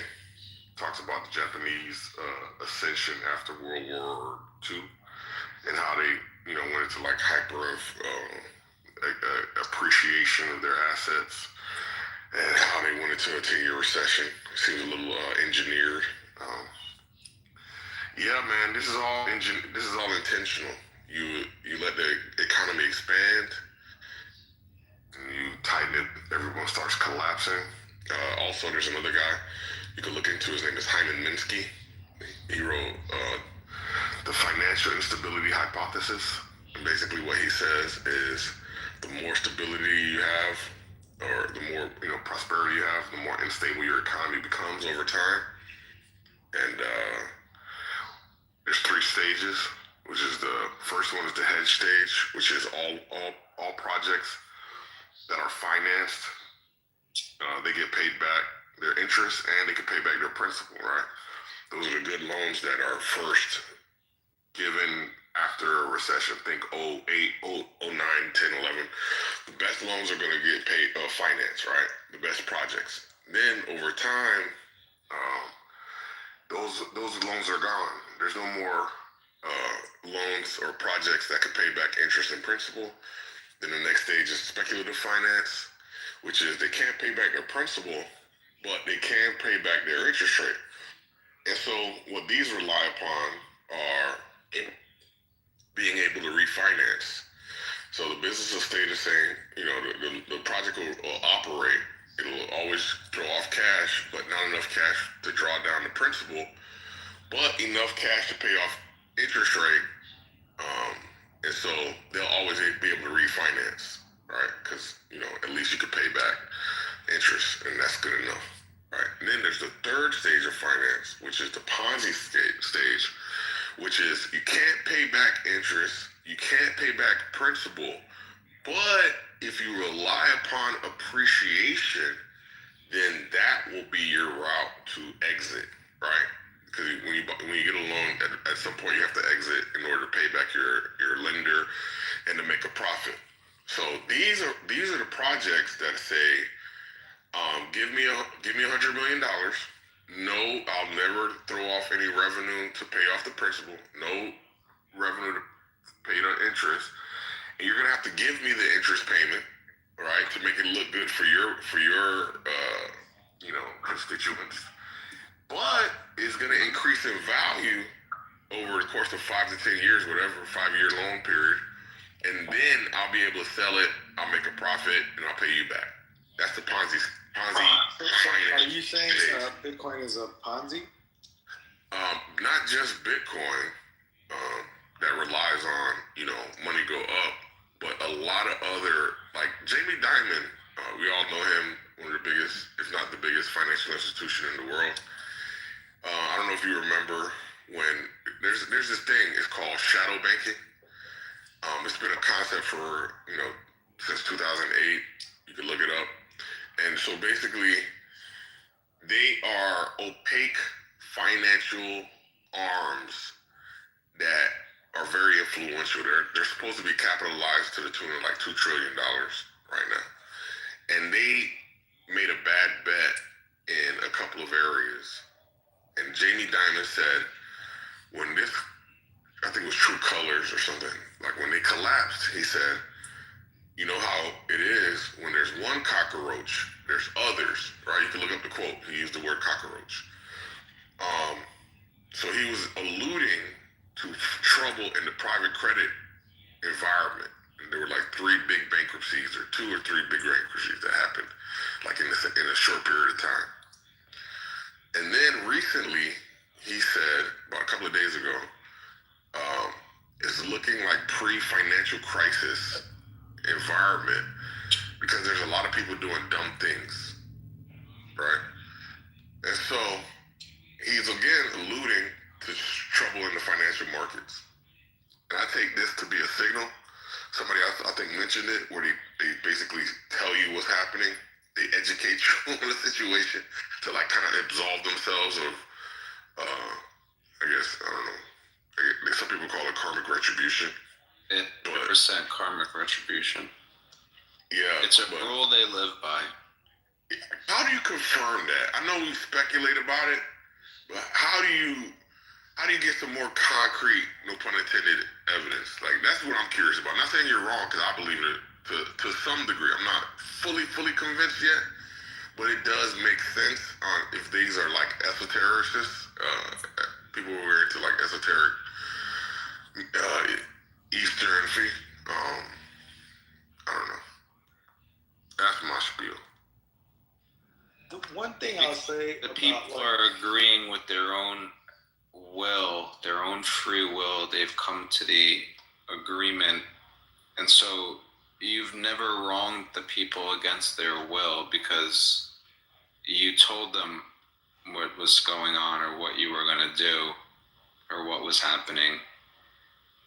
and you told them, and they did it themselves. They said, I want to do this. That's what it's about.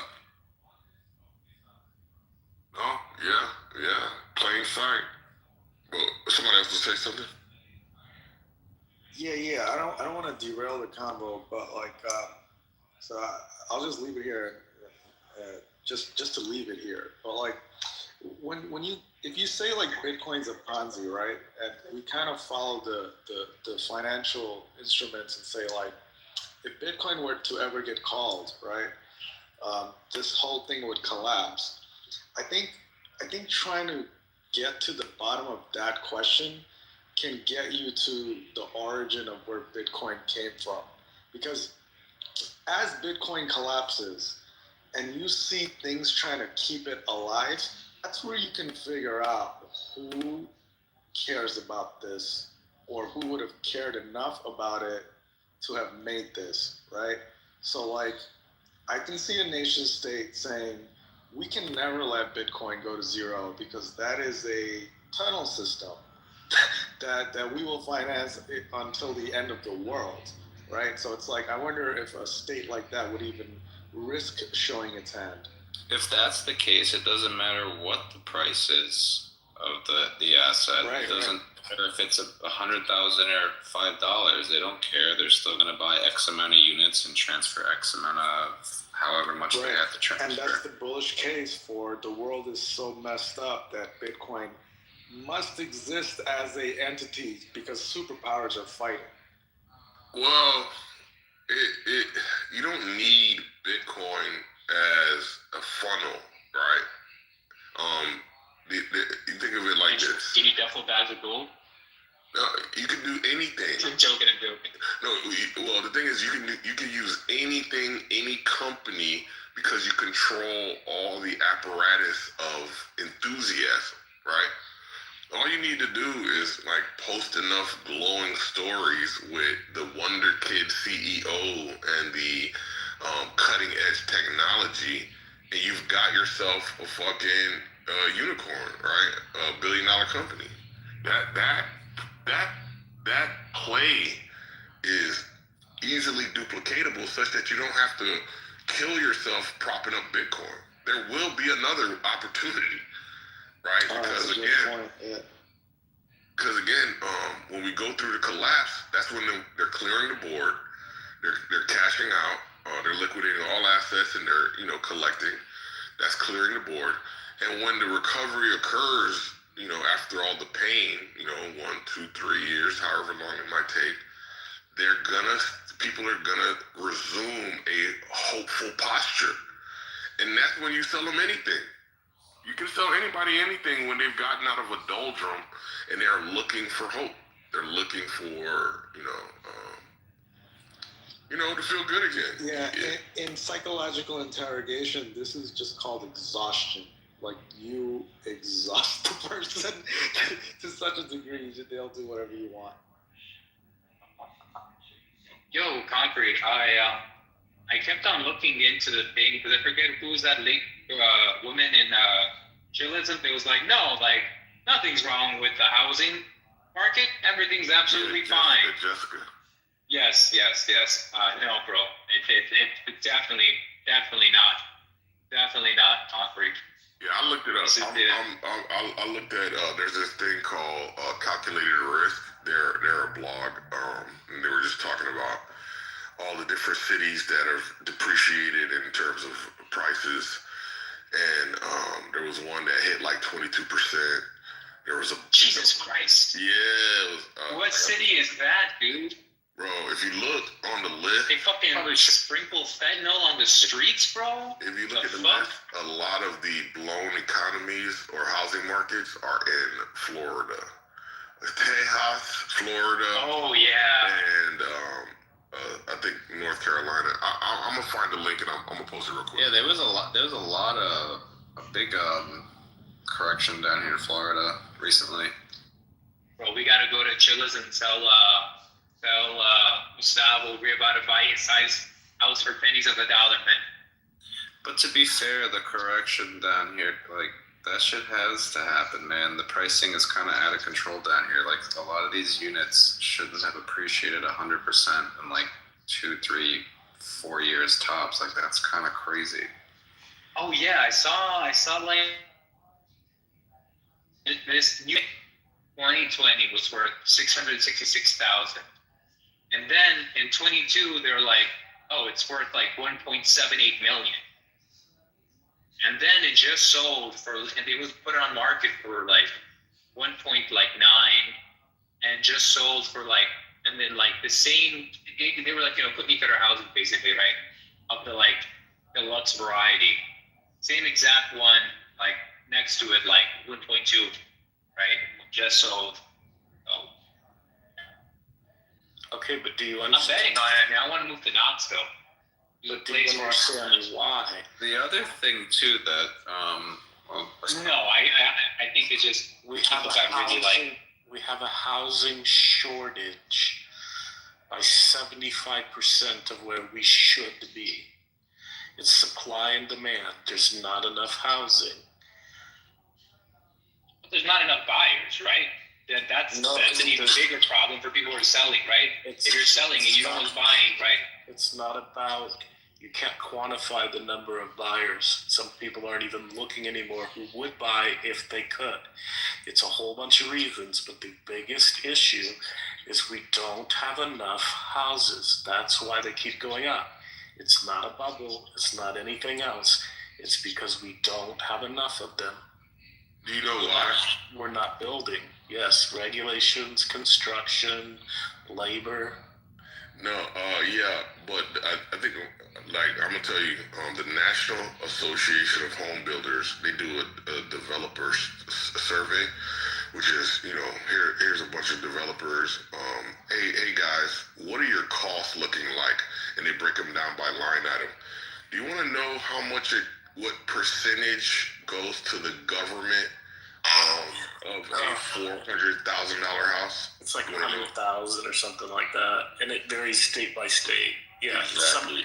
Some of them you have to pay like 100 or 200,000 before you even put one 2x4 on the property. Bro, the government is fucking us everywhere we look, bro. Because developers are gonna develop, but the government is slowing down permitting, increasing fees. When you go to get do a subdivision, you got like, you can only imagine, right? And then the only people who want to fucking do it are who? The Wall Street fucking hedge funds, when they're building communities just to rent out, you son of a bitch. I was just about to say, the struggles that you just mentioned that are in place, that's by design to keep it only to the big players or any of the players that are sufficient enough to even play that particular game. And there's a lot of things like that where they just over-regulate it to only just keep it a certain. Yeah, but when are the people gonna revolt, bro? Nobody's revolting, bro. Gen Z is, I think, the first generation that's dumber than the previous generation. They've done a successful job at dumbing down the U.S. population to the point where this generation is officially dumber than the previous. Like, that's fucking crazy. I used to think that movie Idiocracy was a joke. No, it's real, but you're trying to say that baby boomers are Gen X is not dumber than baby boomers and millennials aren't dumber than Gen X? What? All of you are dumber than those. I should point that out. Thank you. It keeps going down is my point. Yeah. I can't believe people thought Gen Z were like smart. Like, wow, they're so smart. These kids. I mean, they have all the tools in the world to learn anything now. It's because like Gen X and millennials, right? They have fucking problems resetting their phone. They think that this Gen Z understands how powerful. And I'm Gen Z, by the way, right? The first generation, the first like year of Gen Z, none of the bug fixes, none of the nerfs. And the issue with that is like, that's not really being smart. That's just like, you're a kid, you want to get to pain. So you better like figure like, that whole fucking meme that was like, if you got any games, right? That just comes from like searching for dopamine, right? And then I think that intelligence is a bit more than just searching for dopamine. And I think that's what Gen Z is good at. But also Gen Z has no fucking hope. No, it's just gonna pan out well. Let me shit on millennials. Like that's the generation. No, there's a few different things that shape the character nature. For one, like the whole game design, little things that you guys don't even realize, like the types of games that you guys played as kids, right? Like when That's Epstein's fault. well, like for example, the games we played had no saves. You know, we could. A lot of our games involve more like you either get it done now or it's game over. That's it. There's no. Oh, okay. Well, like, let's just pause. You don't think we're trash. Ours are way harder, more complicated. The reaction times are so like way more difficult. Like hand-eye coordination is something completely different versus focus. Like being able to redo something tells the person or in the brain that I can just fuck up. I don't have to try as hard. I can just do it over again. And you don't realize it, but that's what happens. That's what it's essentially instilling. It's saying it's okay. There's a safety net down here. When we play, we're like, nah, if we die, that's it. The game's over. You have to start from level 1. Doesn't matter what the fuck's going on. So a lot of that. Sure. And on top of that, Bro, we got saved. We didn't have social media. We didn't have social media growing up, right? We didn't have everything that you did is on the internet. Everything that you fucking said from 5th grade, 6th grade, 7th grade, 8th grade, anything that you said is there for people. Just like we didn't have that shit. Yeah, y'all depended on like media, right? Like y'all watched the same movies, right? Though that was like your entertainment. Movies. I'm just positioning why I feel bad for you guys. Hold on.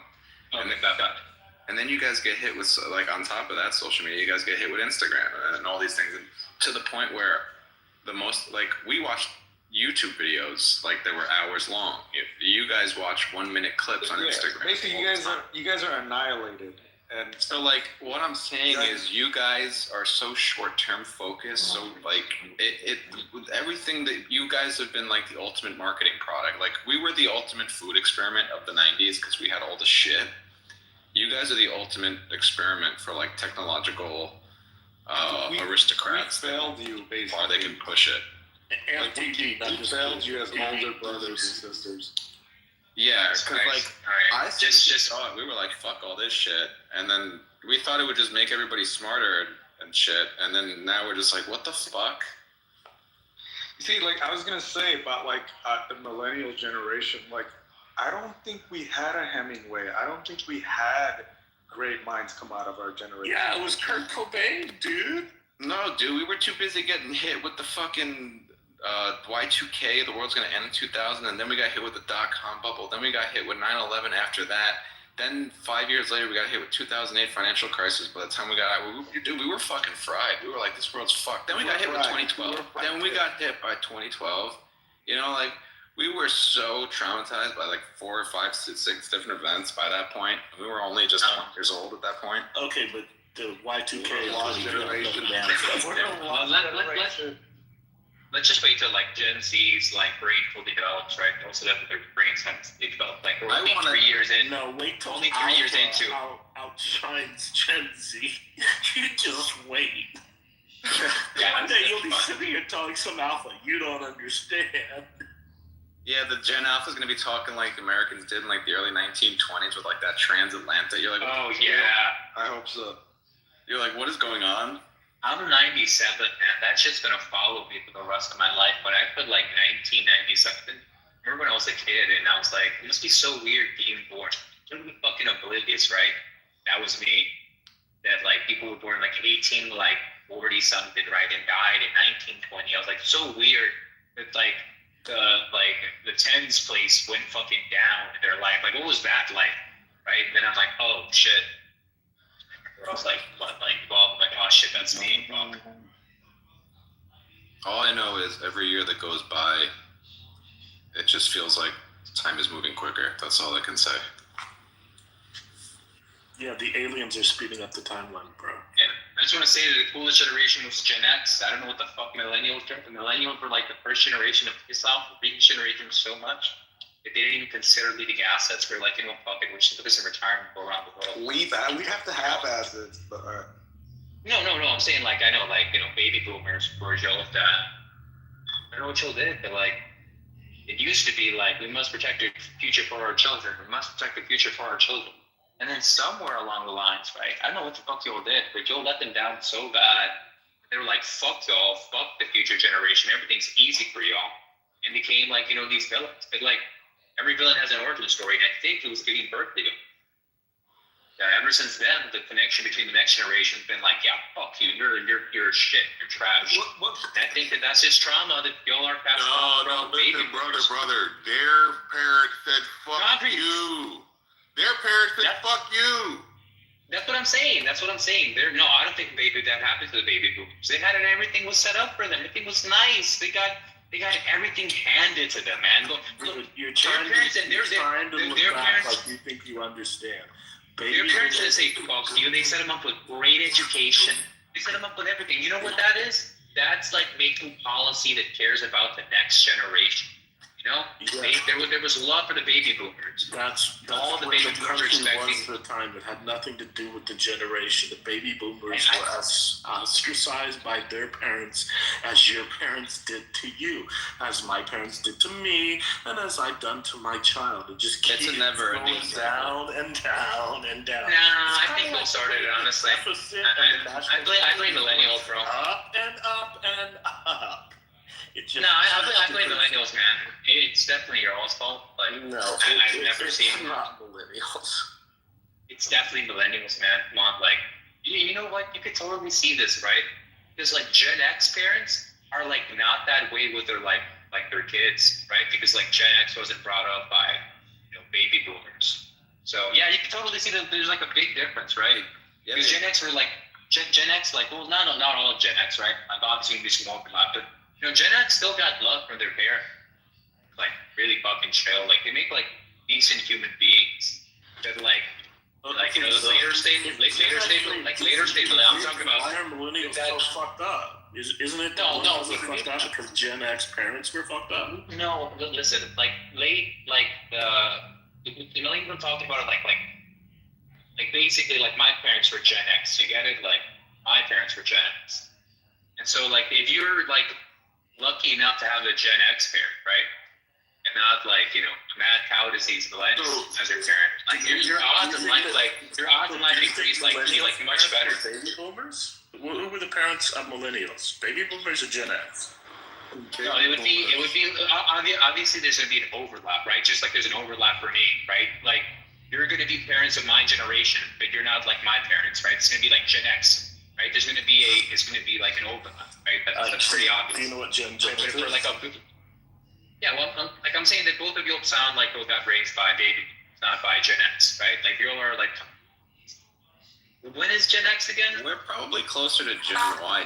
That's 1960 to 1980s. On generations, and you don't even know what Gen X are. We're probably closer to Gen Y. Millennials are. I mean, there might be that. Yeah, too. Gen Y is like Gen Jones. It's kind of in the middle. Oh. Well, the thing is, every generation after the boomers, right? They built their life based on what was marketed. So, like, a lot of our lives after Gen X was like, what is this shit that you see on TV? And then you go kind of aspire to that. I think every generation before that didn't live life like that. Like, you kind of wanted to be like something more organic, right? Like you're inspired to be something in reality. But if you kind of look at this kind of Western Gen X and after, right? It's like everyone's life was not based on reality. It's based on some like, I want to be this marketed shit. Everybody in the world is laughing at us. They're like, what the fuck? Yeah, Gen X was like the last generation to get like a real experience, right? Like a genuine, like with the ideal human experience, right? They could wear leather jackets, have long hair, like ride around in a fucking muscle car, right? Like blast like actual good rock music, not the fucking depressing fucking My Chemical Romance shit that came afterwards. It's just like induced people to cut their wrists, right? Like actual like shit that people would drop acid to, right? That was dope, right? Like music that made you drop acid, not a band that was there just to just congregate people to sell acid, right? Like there's a difference, right? And Yeah, that's why, like, if you're lucky enough, like me, to get raised by Gen X parents, man, shit's nice, man. You know, but if like I see people who are getting raised by millennials, man, I feel bad for them. Low T from the jump, or like a vision of the future. You're already fighting some like social political battle before they understand what it is. Yeah, I feel bad for them, man. I don't get it. And like all that does is just makes them feel like, you know, when your parents push something on you that you don't care about, and they do it so much that like you become immune to it for like the rest of your life, like you don't care about it. Yeah, that's why I think that's what's happening. Gen Z is just like, okay, that's why we have Bitcoin memes again. Yeah, Gen Z parents were fried. millennial parents They're were cooked. I don't know how they'll. I think they're gonna go through like a whole. That's why I think like Civil War in America is really. In this millennials' fault. Go ahead.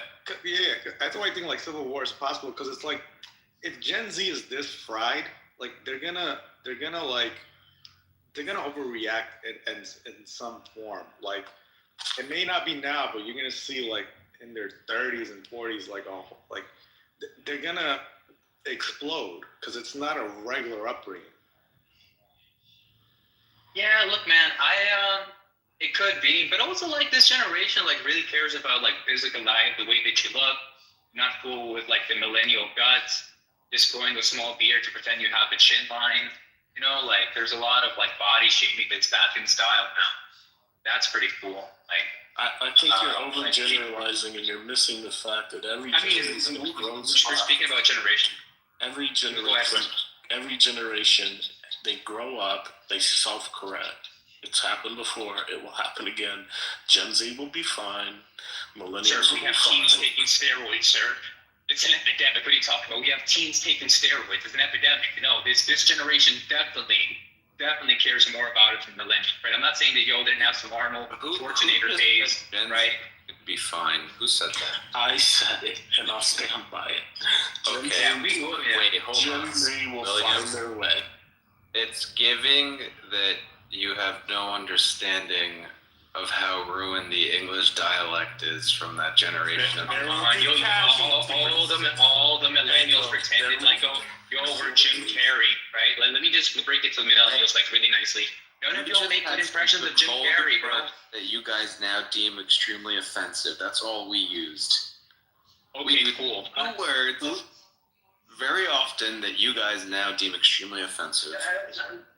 Listen, our plethora of like one humor starts with R and one starts with F. And there is like the R word is back, man. The R word is back, man. I don't know what retard made like ban that shit, but it's back, right? Like we broke through all that millennial bullshit of like be sensitive, right?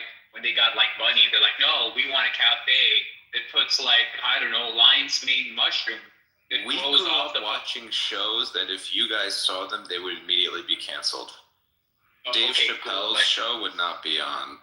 The Tom Green show, and the other things that we saw. Who's responsible? Who's responsible for being like, oh no, we don't want that to go on air? Who's responsible for that? For the millennials, right? You look at the shows. Boomers. It just shows how quick things can change in literally 20 years. That what we grew up on in the mid 90s, early 2000s would literally be banned on TV now. Yeah, but like, look, like millennials are more of a monolith than Gen Z. It's kind of like there's no variety really with millennials, because like the things you'll derive your humor out of are like very limited, right? It depends on movies or like major like bands, right? That's the way that you'll be communicating humor, because humor depends on there being a like understanding of a subject to make light of it, right? Or to make a reference. And so people are really subjected to like the low-hanging fruit of what was like really popular at the time. So a lot of the movie references you'll make, right? You're not even choosing like good like movies that are like niche, right? But like movies that everybody saw, because otherwise the joke you'll never understand scary movie. Yeah. And here's the best part: we get a daily download of a shit ton of heavily edited memes, right? That go and evolve and change, and yeah, that's what we quote from, right? We have an availability of making jokes that are much more like on point, lot more humor. They expand across way more political spectrum. Do you think millennials and Gen Z and baby boomers aren't seeing memes? Do you think somehow they're just frozen time? No. I completely agree. Gen Z, sorry, both of y'all see memes, but only one of those three generations picks it up as their vocabulary, right? Only one of them picks it up as their daily vocabulary. The other one has like a backlog of like cartoons and like moments that happened that the nation stood together, right? That's it. Like that's cool and everything. But that's just like the limit of the media. It's not even your own fault. I feel bad for y'all, right? Like you don't even have access to that media. Town or something? I think you're very heavily influenced by a small percentage of population. Further context into this. No, look, this is why millennials act like they're Jim Carrey. Come on, like why would the humor of millennials, right? So many of them be around the way Jim Carrey talks. Do you know how specific that is? Do you see like a Gen? Do you see a? You're talking. Oh to my. Millennials Okay, so copy Louis C.K. That's what they copy. bro, the last 4 or 5 years of the millennials pretend like they're Jim Carrey. Who? Just go look up millennial cringe. It's like a very, very clear and demarked thing that millennials do. Where they pretend to, they pretend to be. Instagram algorithm is just feeding you some weird shit because I don't think. Nah, dude. You know why? You can see it in the movies, right? The movies that millennials watch, like they think that like infantilization. Okay, right? You're right about like somebody somebody acting like infantilizing themselves is like, I'm gonna get my starfish. That's funny, right? And like people think that's cool. It's just cringe to us. We're like, what the fuck? That's an adult, bro. And that type of humor started off fine, right? Which is great for a short format. But they're like, thank you, buddy. We'll take it from here. We're not gonna like pretend to be babies, right? Be like, I'm going today. And it's like, why are you acting like a retard? Like, why? You're like an adult and you're filming yourself. He's not. Can you get off the fucking internet, please?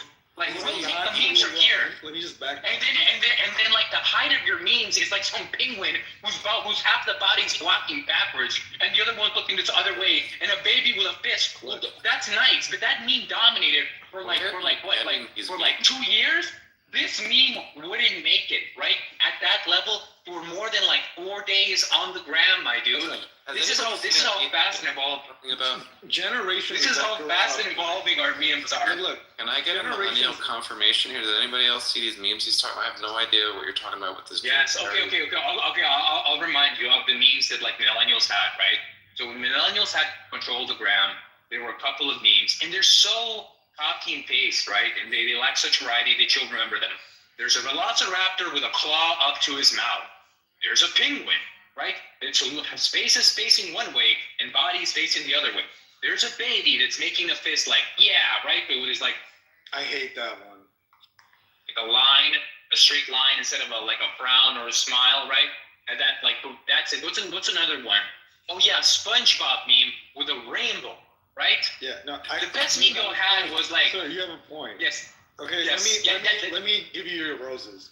Those are terrible. Look. No, I know what he's saying. Like, how could a generation that grew up with the screen in front of us deny the fact that we're utterly affected by the shit that we watched growing up?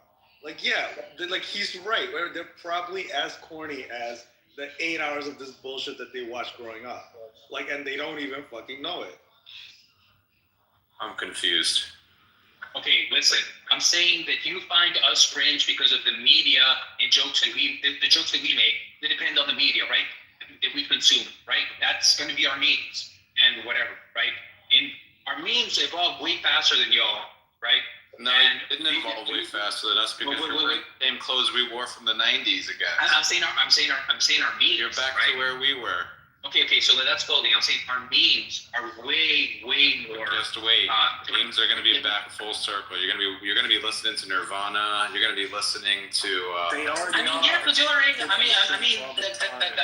That's fine. Like millennial. You're going to be listening to Alanis Morissette. Just wait. You're going to be looking at old MTV, real MTV, what peak MTV actually was. You mean when they play music videos? When they actually played music. No, we're not. All that's gonna happen that's going to happen, right? Yeah, no you're one's going to already watch. wearing our UFO pants and Jenko jeans. Listen, Nobody was wearing those for 30 years. This is just looting what y'all did. This is not experiencing it or like caring about it. No one's gonna watch a full programming of MTV. We're just gonna watch the highlights, right? Like, have you ever watched a full episode of Soul Train? We Have you ever watched like a I full? did. Yes, That's crazy, bro. In early 2000s, Because if you're a all the straight girls were guy, wearing you bell know, bottoms. you know to watch Soul Train, the full thing, if you're straight. Okay. Like, back then, if I did not there know was that no lore. porn back then, you had to watch Soul Train. Oh, that's crazy, bro. Y'all jacked off to like women with just like ankles. That's crazy, bro. Sunday Like you mornings didn't wait for the static to Sunday turn into the mornings, blue but- screen on your TV. The squiggly lines. Yo. I'm the He doesn't first even- gen. I'm the first gen of Gen Z. So I do have some of these memories, right? But I will deny them, right? Because I never did the Ace Ventura thing. I never did the like infantilization things. Wait. That always scared me. Ace Ventura, first of all, Pet Detective is a fucking amazing movie. Right? Yeah, You and yeah, think you of Ace look. Ventura? Sure, both of them are great. I think that's Don't you sure. dare Sure. say anything about Ace Sure. Look. I'll try to like pretend like a grown man acting like a retard, right? Right? It's like great, right? Cool. It's all about his faces. It's funny to go. Like always like pickle. That's funny, right? Maybe y'all never got exposed to public crash outs, and if that's like the closest y'all saw, that's like that's fun. Imagine if I actually saw a person who did that, right? Of your generation. All right. Who are you comparing? All right, I'm to? not Beast. okay. Mr. Beast. Look. Listen. Oh, look, like, you have to hear me out. George Carlin or Dude, Kai Cenat is like what Nietzsche warned against. Like, no, Kai Cenat's like the worst thing ever. Like, somebody pretends like he doesn't even enjoy the culture that he's trying to participate or experience, but only to get status. Like, there's a whole like thing about that. For your generation, that's what he is. Yeah. But listen, hear me out. I just want to say this. Sure, Jim Carrey was like a great actor, right? Like, he did. Much like Yoko Ono was like great for her like music thing. Apparently, there's a whole genre of music, and she's a leader. For anyone Don't ever disrespect Jim Carrey. Yeah, listen. Don't bring up Yoko Ono in the same. For some reason,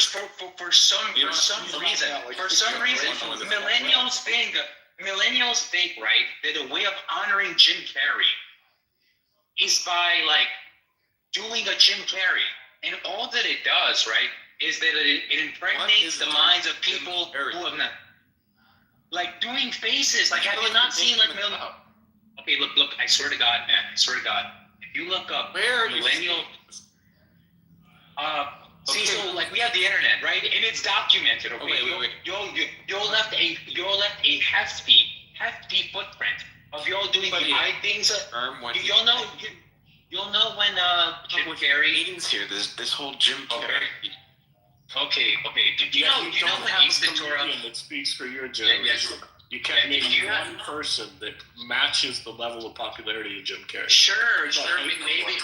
Maybe some genre.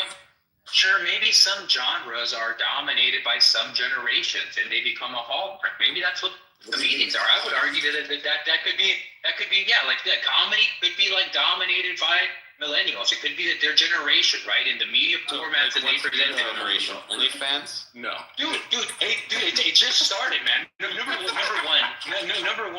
Number one, it just fucking started, right? Like the arrogance that they're we only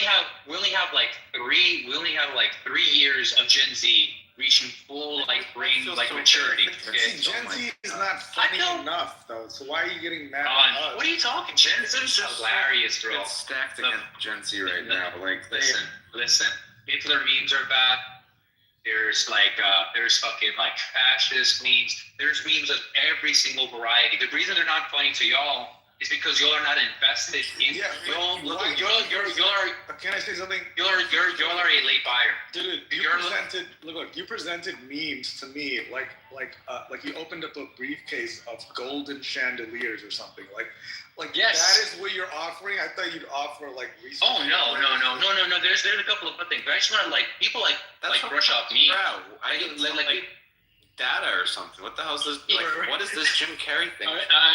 Okay, listen. Us If you don't know the Jim millennials usually like data. Okay, look. If you don't know the Jim Carrey thing, then you're blessed. But for some reason, something that millennials think it's funny to do to this day on TikTok and on Instagram, right? Pull their forehead, duck down a little bit, like point their eyes towards their eyebrows and go, I'm gonna go get, and it's fucking weird, bro.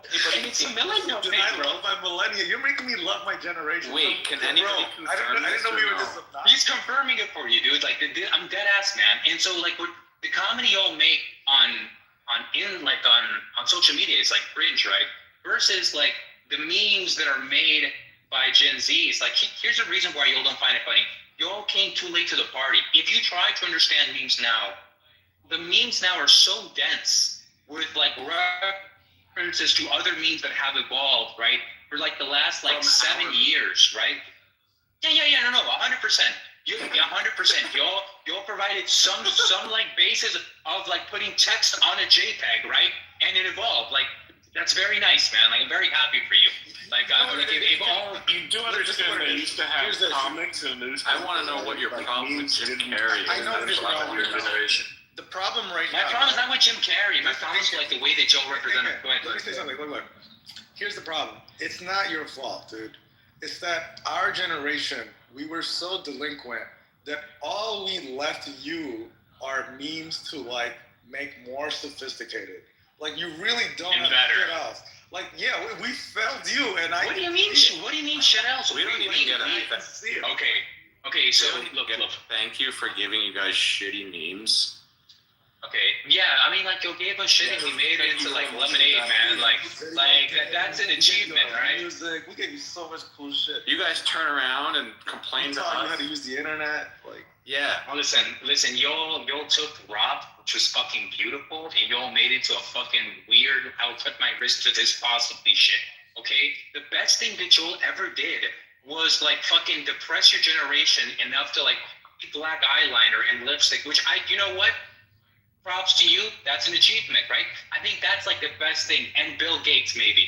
Okay, that's about it, bro. That's about it. But Rob? Nah, man, none of that. Whoa, oh my God, Audio Slave is such a better band than like what they was in like in the 70s. Fuck no, bro. Get the fuck out of here, bro. Let me tell you something. Audio Slave, right, isn't fucking Jesus Christ the second coming. It's mid at best, right? And there's no song that's like better than like, I don't know, like Guns N' Roses, Sweet Child of Mine. I don't know what y'all did with Rob. I really don't. But it's like, it's trash. It's trash. Like, what's it giving? And yet people said the same thing about Guns N' Roses. Oh my God, I'm gonna hear my black flag. I feel a little bit depressed today. Time to hear my Linkin Park. Yeah, see, that's me doing an impression of a millennial dating, the life of a millennial on TikTok right there. What do you have? What band do you have that you believe in? You don't so ever much? make fun of John Podesta's Linkin Park band. Look, I'm gonna be honest with you. Y'all fucked it up so bad, we're just fucking it up even more. Y'all lost the sauce, You're right man. about that. And at this point, I did. And you went even worse. Yeah. You know what? I'll take that. But here's something that we're better at. Like, I mean, what do you got? Y'all kind of had it. No, that's still millennial. Y'all kind of had to do like whatever was popular around you. That's like what you could get good at, right? So it's like pretty much it. Yeah. So like if your friends, if your buddies didn't like race cars, good luck, bro. You ain't racing cars. Like if your buddies didn't like do this or that, like you ain't doing that. Like I can get into fucking anything, man. I can get into anything. yeah, well, that's due to technology. So like our generation. Yes, and You know, yes, and so we had the internet growing up. You know that, right? no, y'all didn't. Y'all had some. Okay. I don't know what you're talking about. We had the Your generation barely. We had the Yeah. Oh my God, man. If your internet came in a CD, don't fucking talk to me, okay? But look, this is what I'm saying. We actually have the internet, like Live Leak when Live Leak was actually. we can FaceTime. We can FaceTime other people. Faces of death. We had tomato.com. We could watch somebody. Live Leak is still there, and you eat can our still watch it. I don't think you realize the internet. Yeah. that was we could- removed. we could- Oh, you didn't even get to enjoy the real YouTube algorithm when you were actually looking at conspiracies. Because if it was like, if you like this one, then you're gonna like this experience. But they got rid of all of that. Are you trying to promote to me YouTube beta algorithm? No, I'm trying to put the algorithm I have. The fact that It always gave you panda videos. Come on, bro. It always gave you panda videos. We had the raw, unadulterated experience of it, and you guys are getting a pretty little packaged version of it. Yeah, and that's something that's like decent, right? Like I don't want fucking cow shit when I eat when I eat cow tail, right? I don't want fucking fur on my fucking steak, right? That's completely fine. But if we want to do something, right? If we find interest, because I don't know, we like that shit as a kid, and that shit's still on our mind, and we want to get good at it, right? We can find a community for fucking anything. I got into fucking racing in Louisiana, a place that's completely flat, right? And I like racing down mountains. I got into autocross. I got into that shit. You think I could do that shit as a millennial? Fuck no, bro. Every fuck no. yeah. How the fuck? No. Also, another thing. Had internet. Oh my, no. Okay. Yes, you had the internet. It didn't look as nice, but people. Yes. Internet. Why do you hate millennials so much? Like, did a millennial rape you as a child or something? Okay, so let me explain to you. Okay, having the internet. Like there doesn't was mean that you have. websites. They just didn't look nice. It just looked like literally like a Microsoft Word page. It's like, all right. Okay, so let's say that I'm looking up something for my car, right? I'm going to go and have a plethora of resources open to me, including the shit that y'all got available to you, right? Yeah, and you don't understand going down to your car shop and learning from a guy who knew about cars. Yeah, we had that. Oh, come on. The real deal, straight from a human being. Yeah, chill out. You're fuck you're talking about. Oh my god. You're not putting in a turbo, buddy. You're not taking it to a dyno, and you're not doing the fucking Paul Walker shit in your GSX, right? That's not how it works, right? That's completely fine. Look, I'm saying, yes, you'll have the internet, but that doesn't immediately spawn out communities that wait for people to get on the internet and do those, right? Sure, there's early pioneers, but we have the refined version of it. But and it's you been around for a somehow while. think that they don't still have that. What they have is the real life experience that you don't have. We're talking over real life experiences. I still have all the shit millennials have. I still have all the shit you have. I'll still have all the shit when I die that I'll. Yeah, but you're sitting next to their cook, bro. You know what I have that you don't? Wisdom and experience before there was slower the reaction speed. To be able to discern between arrogant pricks who think because they grew up with everything at their fingertips but can't make shit sense out of it. Oh, look at the baby boomer. I told you, just passed on trauma. See, that's like a direct line for baby boomers. You see that? No, I said that's a direct line for baby boomers. My original claim was y'all are just passing along trauma from baby boomers. Who were like, hey, y'all can't do shit because everything was given to y'all. No, I'm not verbatim. I just explained to you that the generations that came before you know stuff you don't know. We still have access to everything. Hopefully, you'll have been around for longer. And yeah, I mean, sure you'll do. Right. And we have the experience. Yeah, but you'll have the brain to pick it up. But you'll have the brain to pick it up. Like, okay, let's say that a new tool presents itself, right? Yeah, in fact, let's say AI, what right? You don't like have, which is wisdom. You might have knowledge and data to fingertips. Wisdom doesn't really help baby boomers not get scammed, right? Yeah, but wisdom doesn't really help baby boomers not get scammed by fucking Terry, who hacked into their AT&T phone, right? They're like two completely different. Yeah, and I'm guessing the claim is going to be both of them have wisdom, right? Because on time and experiences, and the baby boomers are going to have more. Here's my question: How many years? How many years do you think it's going to take for you to be out of the loop? In other words, how many years, right? Let's say AI keeps on advancing. Like, have you set up OpenPlot yet? You know what OpenPlot is? Sure. Have you set it up yet? Yeah. Like, you have to set it up. Like, you have to make a server for it so it can have access to its own computer. Yes. What do you mean by one? Like, I already have a Mac Mini with its Libby game. So right, so you can do things.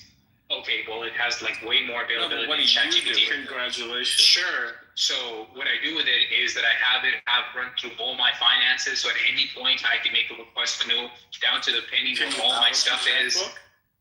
Well, why would you ask me? Okay, can you start a fire with 2 pieces of sticks? Oh, you can't. You would die. You would die in X scenario. You would die in X scenario. Sorry, sir. I'm sorry to tell you, you would die in X scenario. Is this what we're doing? So tell me what and just ask the AI in the browser where little books we write little notes. Do that. Yeah, well, I'm just giving you an example, right? We're talking about the future. I know, but I'm asking a fair question. Life before there was AI and computers. You were asking before about they don't know how to, baby boomers get scammed. So I was just wondering just now. It sounds like if you're just using Claude for the finance thing, I'm just asking, well, why wouldn't you just use AI in a browser? Because now it kind of sounds like you're getting scammed. Why? I'm just curious. Why would I use AI in a browser? Okay, I'll give you for the same exact thing that you were just because I can't talk to it, right? In the same way where it can't pull up a bunch of stuff up. Because ChatGPT is not. Because ChatGPT is not. They don't know how to shut up and not keep talking on and on and on. Personal experience. I just want to learn how to make your point very quickly. You're an advanced user. You spent the time to do it. I guarantee you, my friends who are twice your age, who are doing machine learning, building fucking robots, real shit, going down in pipelines and scraping for rust to see if the water's leaking in. Those guys know how to fucking program. But if you were to write a program, you'd have to go into AI, and then you'd have to run it and see if the AI. Compare the best. Where somebody been doing it before the AI could write the code knows whether the code the AI. Okay, all right. So let me just. Life before it was handed to them. Sure, I want to cherry pick the best players from every generation and just compare them to the general. Sure, that's a point. But anyway, look, the reason why is because ChatGPT is not good at databases. It's not good. It's not good at databases. And you can also tell OpenCloud, like, hey, look, I want you to go open up X account, do this. We'll take research of like the market. You can even have it call fucking offices and take like information, put it for you in a database. Like it's fucking crazy what it can do. Browser though. Why can't you have? Why can't you have ChatGPT call people and then like do tasks for you while you're not like telling it to do so, doing it in the background? But you're not compile databases for you. But you just said you're not calling anybody though. So Who why says? would you? Who says? Why would you No. bring that up? Who says I'm not? You just said what you were doing with it. What do you mean? No, I mean I'm using it for like quite like a bunch of things, right? What? Any of us can do that. What the fuck does it matter? Yes, I'm asking you. I'm asking. I'm giving you. I'm stupid to know. Yeah, because you don't understand that with age comes wisdom. Yeah, that's some bullshit they sell you because your joints are hurting, okay? But I have Listen, lots your of life experience. I can do it better than you can. Yeah, and the value of life experience is going down. It used to mean a lot. So if you go back like 100 years, life experience was a big... Okay, sure. I'll give you an example. If you I'll prove it to you. I will prove it to you. I will prove just to answer you. my question though. Like, I am the first. I'm the first Gen Z. Listen, I'll prove to you how life experience the value that has gone down. No, you give your opinion. Sure, I do know more than somebody who's 13 years old. I'll give you. He's gonna prove it. Yes. So if you go back, yes. To see a study. What was the sample size? Yes. So listen, calm down. Okay, listen. If you go back 100 years, right? Take somebody 45. You think about what they can transmit to somebody who's calm down, bro. Calm down, man. Somebody who's like 17, right? Obviously, what they tell them is going to be an amount of information that's going to be greater than what he has readily available, right? Because it's going to be new information that he can put into place, right? And so the value of what he knows and the things that he knows, right? Because he can't go, he might not have access to somebody that's in the group like that person was, right? He can't just go Google it, or he just doesn't know like a friend of a friend, right? Because he's like limited by transportation, so his community is smaller. That's gonna have greater value, right? But as transportation gets better and circles get like more ample, there's more people to talk to, right? And so there's more information that is received. So the individual experience of a person's value goes down, right? Just like for y'all, right? baby boomers couldn't lie to you about shit, right? Because you could look it up, right? So the value of that experience went down, right? And so for us, right? And so for the amount of wisdom, okay, so like, let's say that I wanted to learn about finances in like, say, the 80s. Okay? And I think What would I you need and to? I What would I need to know Yeah, but that was what in the you're saying 80s. is a lie. Yes, Because I yes. can go look up everything you can look up right now. The question, the question, And I the know question how is to very. determine what it means. You don't. Yes, but if I wanted to learn what it meant, it would cost me a lot less. No, I would it have wouldn't. to read it. Because Yes, you it would. have to go Okay. figure out what it means, Okay. where I instantly look at What? it and know what it means. Sir, you're That's- just describing something that something that you learned. We're describing. No, I'm saying Okay. any topic, any single topic. You started Okay. with finance and thought because you started in January, you somehow understand financing. I Well, didn't why? say that. I didn't say that at all. I said I'm stupid. I said I'm stupid. Houses. Like people who understand and have understood it long before you were fucking alive, understand the same information. Yeah, being closer to death is not a flex, man. more than Being closer to death is not a flex. Hey, Inkin, I just wanted to understand it. Inkin, I want to jump in millennials here were on this bad, because and I used to think, oh, it's getting worse. But you're just actually proving the millennials are right. You are a hopeless generation. Right, Inkin, what's with the generational bullshit though? I'm just rage rating. Bullshit here. I'm just rage rating, bro. I'm just rage rating on I'm just rage rating the shit out of them. Most of the people in the room are sick of your fucking prejudice bullshit. No, dude, I look. I kind of wanted to end the conversation. Yeah, I think that everybody know. I think everybody knows. I'm saying it tongue in cheek. I'm fully aware of Juvenovia, right? Where you think that the other generation is going to shit. I know that I'm going to have the same I just want to attitude. say one thing here. People who were adults, before God. the internet, had to do You're not things. special, bro. Will you shut up and listen? People Okay, who go were ahead. adults before the internet had to, and they accepted it. It's just the way it was. They had to seek information to a variety of different sources. So appreciate what you have, and people who are older appreciate what we have too. But what William is saying is true, because when you had to use different tools, multiple different tools to get information, as opposed to the stereotype that older people don't understand technology, I disagree. I worked for Apple. And what I found is older people actually had a much broader view on technology and were able to create things that advance technology in ways that most people don't understand. It's because So the older their we get, the brains- more I'll understand because technology. Their brains were wired to think in different ways and not just the technology that's right in front of you. Listen, I'm not saying anything controversial. All that I'm saying is that generations that are exposed from a very early age to the newer technology will probably be able to adapt to the next wave of technology, right? That happens for every generation, right? The reason why baby boomers are stuck, right, and getting scammed is because they don't understand the concept of how to identify a message that looks suspicious, right? It's not that Adaptability easy is for a them. choice. It's not. No, it's not a choice. It depends on a lot of things, No, man. dude, Okay, so baby boomers are just choosing to get scammed. My bad. They're all just they're over there like, scam me, Raj. Yes, I want to send you all my social security money. I will buy $2,700 gift cards from Target. Yes, I will. They're choosing to get scammed. They're going to ATMs and emptying out their You're bank really accounts. Go ahead. buying into your generational superiority. That's kind of stupid. That's not. Those are stats, buddy. Okay, No, let's they're made up stats. You can't Okay, prove that shit. Let's do something real quick.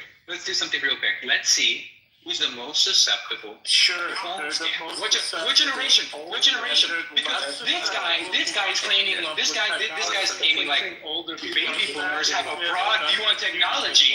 So obviously they would be able to broadly see through a scam, right? All right, So it would be really weird if they're the ones getting scammed. Just breathe for a second. Dude, it's Slow 1 against down. 5, man. It's not 1v5 right now. Just slow down. That's all. There's no reason. Because all of you other millennials, don't y'all have like Seatram 50 plus to take right now? Its place. So, Lincoln, I'm just going to give you one little anecdote here, and this is my own personal anecdote. I've been a... Yo, it's 9:30. Just take your aspirin and then I'll listen to you. Go ahead. Okay, whatever. I've been a career technologist, and I have 36 years of intense work in it and work before that as well. And when I say career technologies, I wasn't just working on a computer. I was in development before most people were in development. And so I'm talking about, year one of the internet, developing digital data analysis systems and all that stuff. So you can figure out that I'm a baby boomer. But my point in all this is I've worked with many other baby boomers, and I've worked for Apple. I worked for Apple when the iPhone, iPad, all that stuff was introduced. And my own personal anecdotal experience is the baby boomers were far more adept at creating new innovative technologies than the younger people who had limited exposure to how they resourced information. And I think that absolutely there is a correlation to that, because if you had to use your brain to find information from a lot of different sources back then, you were more open-minded to, what might be, what could be, based on what you've experienced. So the stereotype that baby boomers and older generations are just doomed to be obsolete as new technologies come around is not the truth. That's why I say it's an actual choice. As long as you keep your mind active, you are just as able to keep up with everything at 60, 70 years old as if you were 20. Just because somebody played Game Boy or Nintendo does not mean that is a lifelong trait that's going to follow them to their 50s and 60s. And Incan, I gotta get this in. But basically, from what I hear from you, is what I hear from my younger self, and that is, I had a lot of authority issues, and I didn't get along with my parents, and this dynamic really followed me throughout my career, and really kind of affected how I saw maybe an older person or somebody tell me what to do. I immediately went to the well, fuck you guys, do this shit by myself. I got here on my own, that chip on my shoulder shit, and so that dynamic could really limit you. Aaron, I agree with what you're saying, and I understand where you're coming from, and I have no problem with that. The vast majority of my time, I've actually trained, mentored, had staff that was younger people, and it was my mission to bring people along. But where I draw the line is when people start criticizing people of my generation, like I'm hearing here on stage, because then it's okay, now you're just living off of a stereotype. So the point is, I'm all in favor of. You don't think stereotyping exists for a reason? You will never hear me try to take somebody's confidence away. That is not how I'm wired. That's not what I do. I actually try to bring people up, lift them up, teach them skills, whatever. But what I'm saying is this stereotyping of older generation that they can't learn, so why bother? And we're seeing it in the workforce right now. Wait. Let me ask you a question. Let me just ask you a quick question. Maybe you just came in at the wrong time. Did you not hear the back and forth of your generation sucks? No, your generation sucks. It was done they were doing. Did you not hear that? Or do you think that I'm shifting up? I just want Michael to understand. Yeah, there was a friendly conversation, and you just ranted viciously against. You said we were cooked. We were sir. You said we were fried. I said that. Okay. Well, he was the first one. He was the first one to say that. I didn't take it super personal. I don't know what's wrong with me saying nah, you're even more cooked and expired, right? I don't know what's all of a sudden Let me try and explain to you. Michael I'm just saying some neural connections over there aren't working as good as they used to. Okay, I got it. I've been waiting to go ahead, bro. Let me speak for a minute, bro. Michael just gave you some truth, and I'm going to share some more truth with you. People like me in my generation would sit next to somebody like Michael and have appreciation for the elder who knew more than I did, and would say, Michael, what is this? Hey, Michael, what is that? And we learned from them. And then we took whatever we were doing in the moment and put our own spin on it, which is the same thing that you could do. And here's the thing, is you have the benefit of the boomers Boomers, Gen Jones, Gen X, and Millennials who all have a slightly different way of looking at the same thing.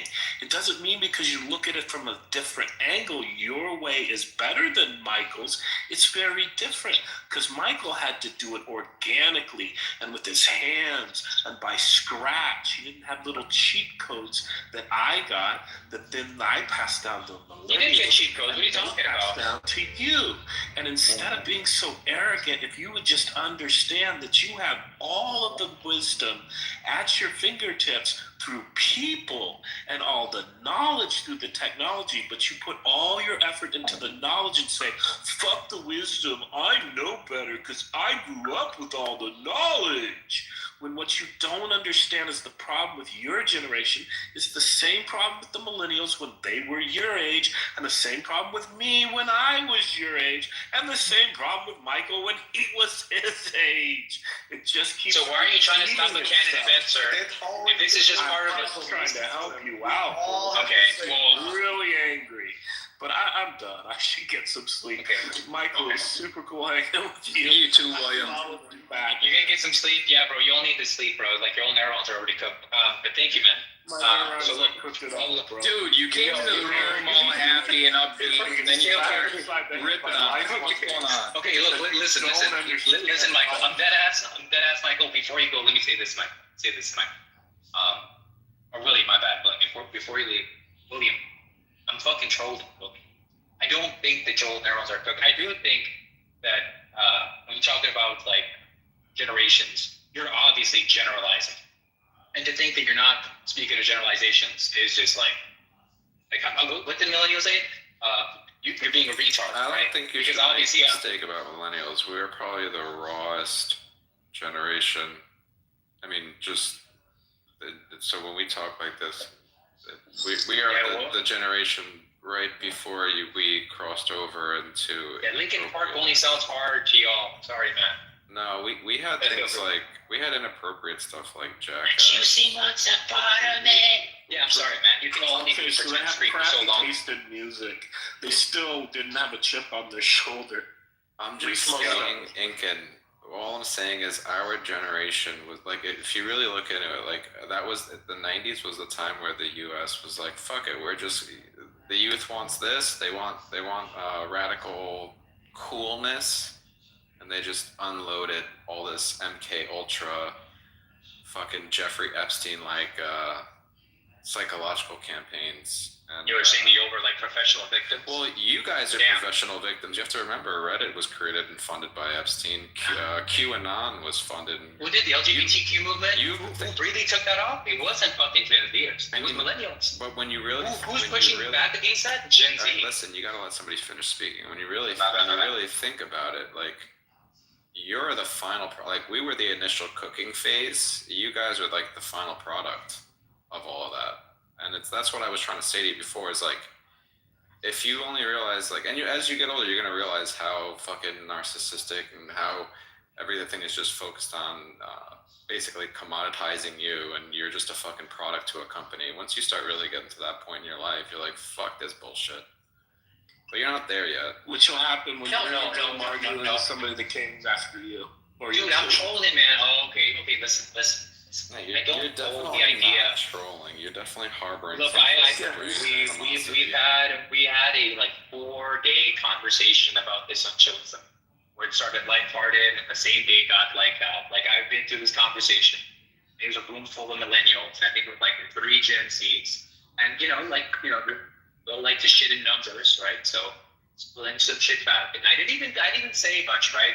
Just pointed out a couple of things that knowledge does lose value, right? Like quote unquote, like somebody's like wisdom does lose value, right? Learning from somebody's wisdom does lose value. Generation 1, like the advice that Joel will give me, like in general, will have more value than the advice that I'll give like Gen Alpha. That'll be because Gen Alpha will have more things, they'll have more things on tap, right? And so what I'm offering them, right, might be less valuable because they could probably access that same opinion, maybe even word for word, right, if they wanted to, right? And it all depends on where you search. That used to be a skill, but now that can be done by a search engine. Screw that. we don't even use search engines anymore. You can ask limited language Still has models, to right? be a skill, though, Ink. And see, that's the problem with your generation. You're not understanding. Who do you think owns the AI models? Wait until they introduce targeted advertising to the AI models. Wait until you ask, oh, what should I do for this stomach ache? And it's only recommending prescription drugs. You're not realizing where it's really going. You think it's going to give you the answers you're looking for. I don't. I think that it's already getting monopolized by like certain countries as well. That it's your answers are going to be predicated on the highest bidder for that advertisement. And so right now it seems like, oh yeah, I may be able to get it, but it's the same thing that always repeats is what we're trying to tell you. It's the game of finding out whether or not it was true, and it was always looking at multiple resources. How many times has the news told you something straight up as fact and it wasn't fact? So like it doesn't matter if you have access. It doesn't matter if you can click on a website and get to it in 1 second if it's not true. It doesn't matter if it's on Instagram 100 times on your video feed telling you over and over that this is the truth, even though it's really not true. I think your generation is in more danger with that kind of stuff because for some reason you guys are putting so much faith just immediately into the AI or just immediately on first video seen without double checking or triple checking or maybe being like, wait, let me see if this is actually true. Let me look into who actually did that. Everything is always being taken at face value now without more research, without more data. And that's dangerous. And some of us live the data. We already know it. It's in our head already. We don't have to go find the data. Yeah, like, can you tell me like what data you're referring to? For what? I think like you really have a grudge on what I said. Like, no, what he said. He said some of us don't need the data. Some of us already have it in our head. Can you tell me? Like, give me an example of this. Like, what do you mean? You could bring up pretty much any event, and if I don't know it, someone else of my age or older will. And it doesn't matter from what's going on today in Iran to the economy to anything. If you lived it, and then you watched and lived it a second time, and then a third time, and then a fourth time, you don't have to look at something and go, that doesn't ring true to me. I wonder if that's accurate or not. You just look at it and go, that's not true. Are you telling me that I need to know that like the reason why we're doing they're doing something in Iran or do something in the Middle East isn't because of what they say it is, but it's probably because of some like economical reason? Do I need to ask you, or can I go consume content about how the government works, right? Or like things that are just a few more people that will corroborate like the general gist, because nobody here is ever going to get the facts. So what you want to do? What do they bring sources? Let me just finish it. Don't filibuster. But like there is a line from the Bible. It says, "Stones sharpen stones." So I know everyone here is not going to figure out the world, but often what you hope for is that a couple of people are kind of there, and then you can see if what you're thinking is totally off base or not. So like I know you can just go Google this shit, but like you're not getting a sense of if the person is nuts, if the person knows what they're talking about, if the person is like adding insight. Like I have a perfect example. Oh, wait! I see the disconnect. I see the disconnect that's happening. Y'all think that I'm saying that your wisdom is not worth anything because the knowledge in which you derived it from is available to me, and the search that you had to do for that knowledge to eventually for it to become wisdom, right? The search that I have to do for that same knowledge is less. What we're saying is there are cyclical trauma events that are exposed to humans, whether it's through organized events, organized societies, or organized corporate events. They happen. They happen every so often, 5 to 12 years. Policy change, shocking the public, lying to them, it happens all the fucking time. You just haven't experienced it enough yet. And that's what we're trying to say. And Tango might search for one thing, and I'm going to search for another. Let me give you an example. Everybody's trying to predict the economy. How many people in the room know what the flip is between the 30-year bond and the 10-year bond, and why the flip is important? Right? Now, if you don't know to go to your AI or to Google and say, what's the greatest indicator, and you don't know what other words to put in, like the flip, that could cause us to wonder if the economy is about to crash. But you don't put in the word the flip because you don't know what the fuck the flip is. It's you don't even know what to search for. So you can't aggregate the data the same way I can. Wait, how did you learn that? How did you learn that? Like, what magical experience? Let me ask you, what magical experience exposed you? Wait, let me finish my question. Let me finish my question. Let me finish my question. Who made millions on Wall Street, and he told it to me from his mouth to my ear. Okay, cool. So you're saying that you talked to somebody, right? You obviously went, you exposed yourself to that circle, right? So let's say that I want to figure out, like, so look, there's a lot of things that I've learned about, right? Like the exponential moving average. Obviously, I'm not saying that's as important as like whatever, right? How do I know to look up what an exponential moving average? I would have to know what indicator is. That's fine, but all that we're doing is we're doing like, look, this guy can never complete this 100-meter like race because to get there he has to get to half of it, which is 50. But you have to get half of that. That goes infinite amount of times. Obviously, I'm going to stumble across some information, right? We can go back all the way back to be like, yeah, but if you didn't know English, how would you know? Yes, it's always going to depend on you knowing some information before, right? I'm not saying that I could just... No, Incan, it always depends on asking the right questions. It doesn't matter how much information there is. What's important is the questions you ask. The more information, the worse. You get the right questions by learning about the subject. So let's say I'm like brain dumb, right? I'm not claiming I'm not, right? And I'm like, how does the economy work, right? Is that like a basic enough question for me to ask for you all to accept it, or is there some other stages that it would be like? You have to do some of that, sure. But you're missing the point of what we're saying, which is, I'll give you another one that people don't think about. You do realize that what AI is doing when you go and search for it is it's looking for the amount of information that's out there. I can assure you for a fact, if you were to ask AI, who is the greatest guitarist who ever fucking lived, you know what you won't find? A guy named Ricky Martino, who Jimi Hendrix stole his entire fucking act from, and he's nowhere on the fucking internet, and you'll never, ever hear about him unless you happen to know somebody who saw him play live before all of his band members died in a VW bus crash on the Brooklyn Bridge, and the dude lost his fucking mind, kind of like Sid Barrett did, right? But you will never find it because it's not on the internet. Now, what you will find if you ask AI that is the vast amount of volume of people's opinions of who they think the greatest guitarist is that ever lived. Because that's what it's doing. It's going through the information and saying, 12 million people say this, 12 people said that. I'm going to go with the 12 billion people because that must be the truth. That's a great point. Yeah, a great point. Can I ask William a question real quick? Understand that. Can I ask William a question? William, where did Santana get his guitar vibe from? Where did he get it from? Like, where did he get his whole style of like guitar, right? Where did he get it from? I don't know his personal history. Okay, so he actually got it from Los Destellos, right? Which is actually a movement of like a South American psychedelic movement, right? Which is a psychedelic movement also in South America.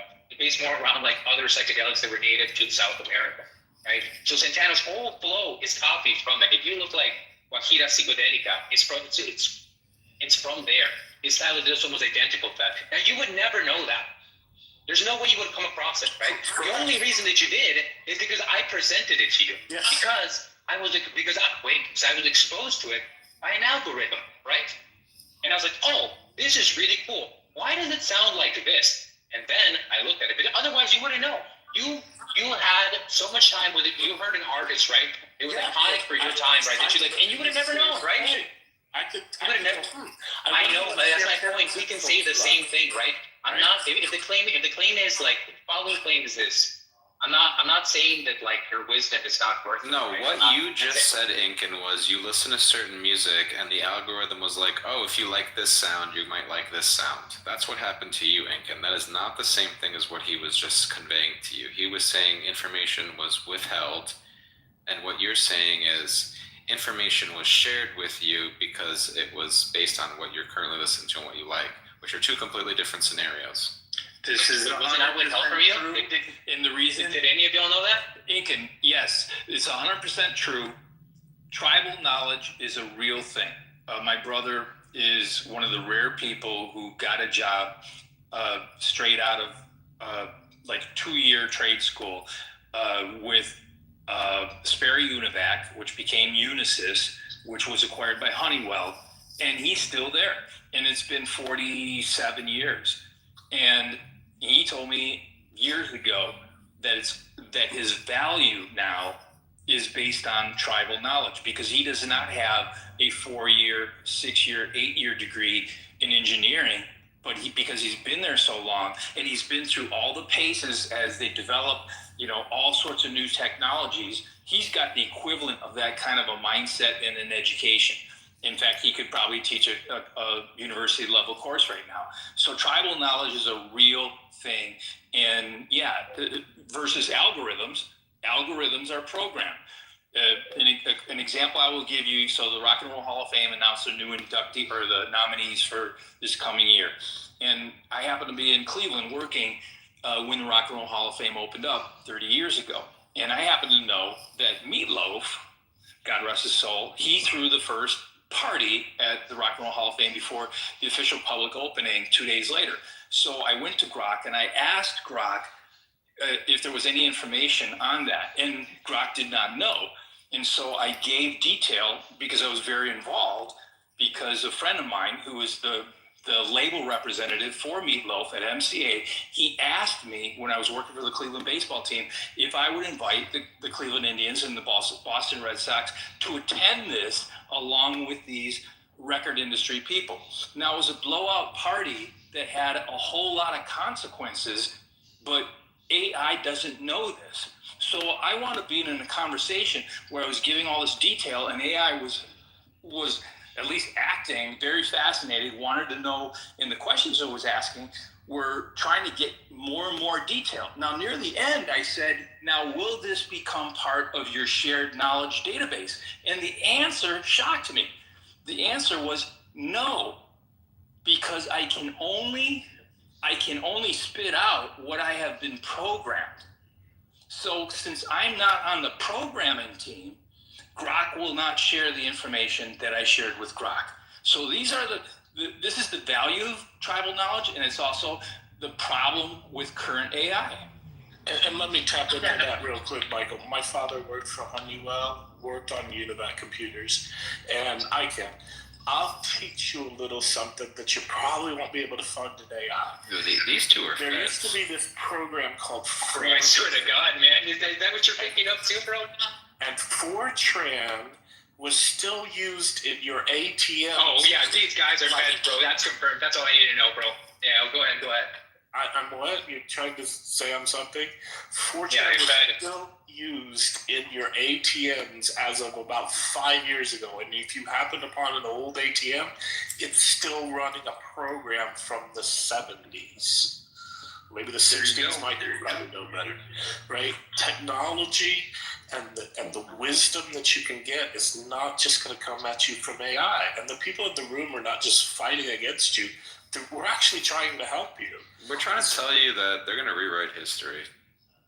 Yeah, no, like, look, just give it 15, 20 years. It takes generations. They do it over the course of decades. They think in decades to shift generations. I mean, one of the most clear-cut examples that I like to think of, unfortunately, just literally just look back at any movie or documentary or educational video from the U.S. in the early 1930s and 40s.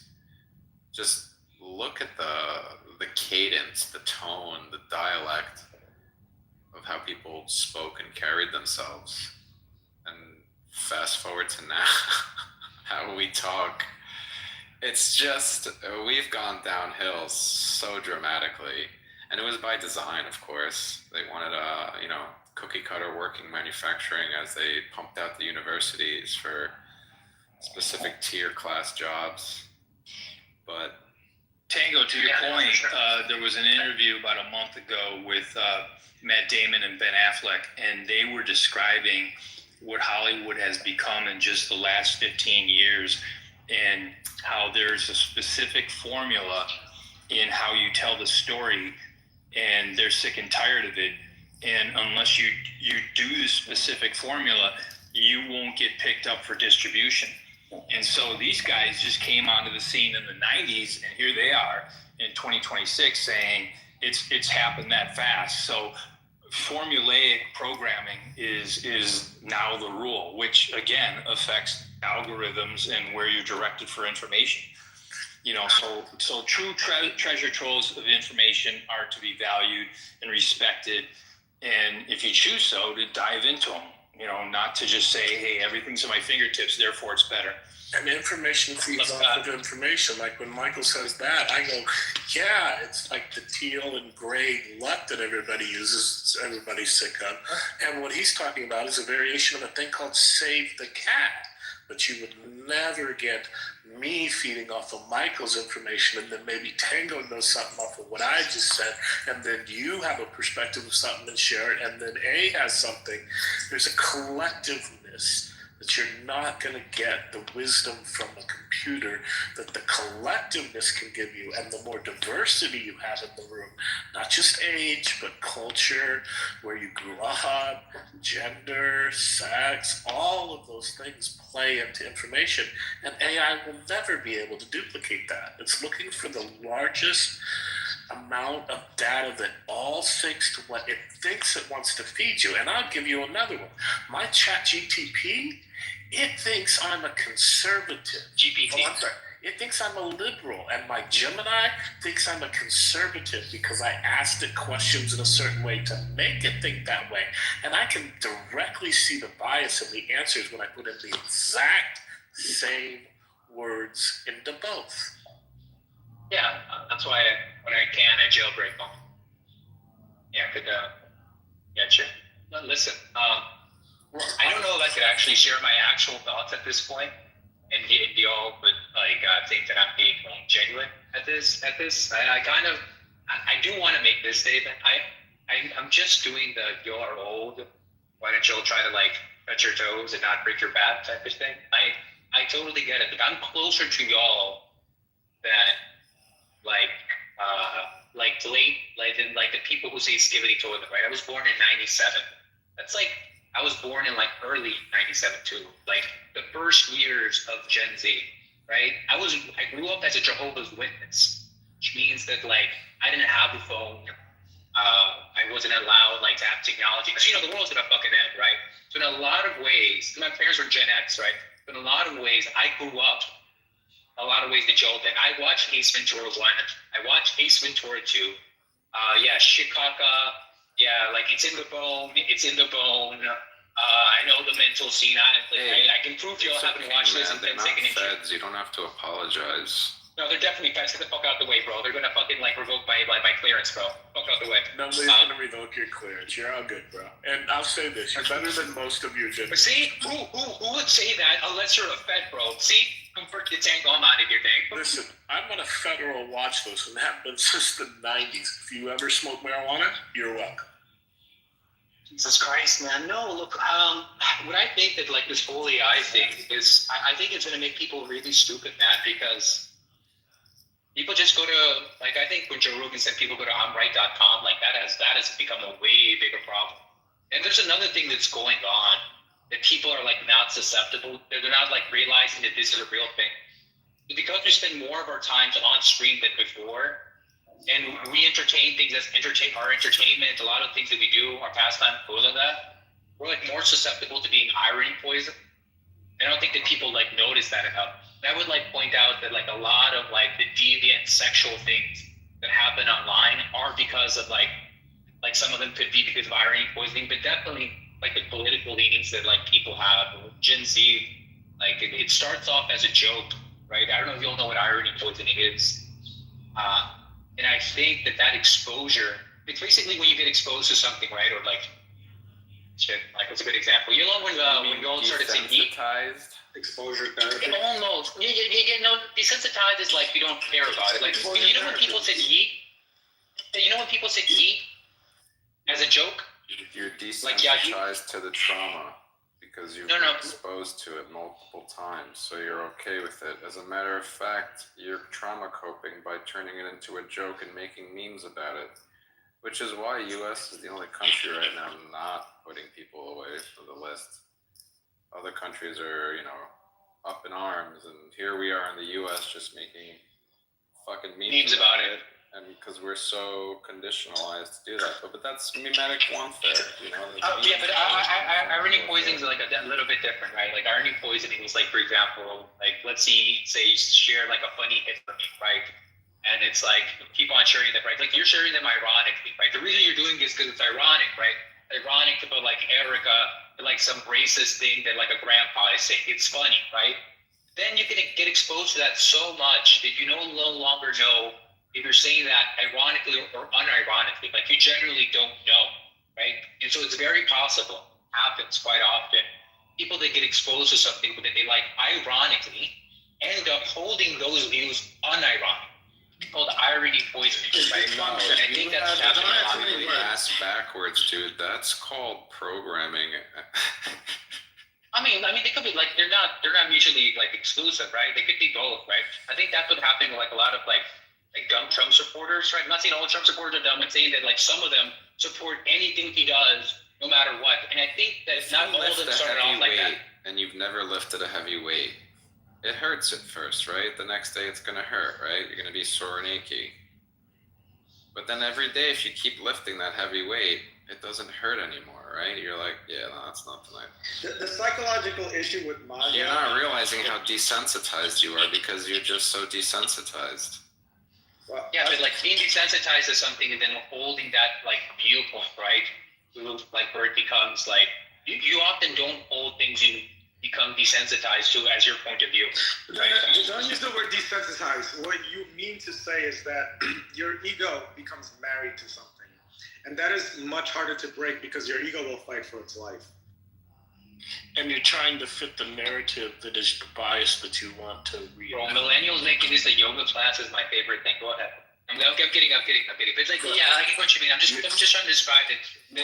What A is saying is absolutely right. It's your ego, and your ego is going to fight to the end, and you're just trying to fit the narrative based on the bias you're looking for, and you're accepting. And Tango's right too, A. I would say the word desensitized, right? So the same as the anti-Trump people and the Trump people, the thing they have in common is they're both looking for the tiniest little thing to believe in.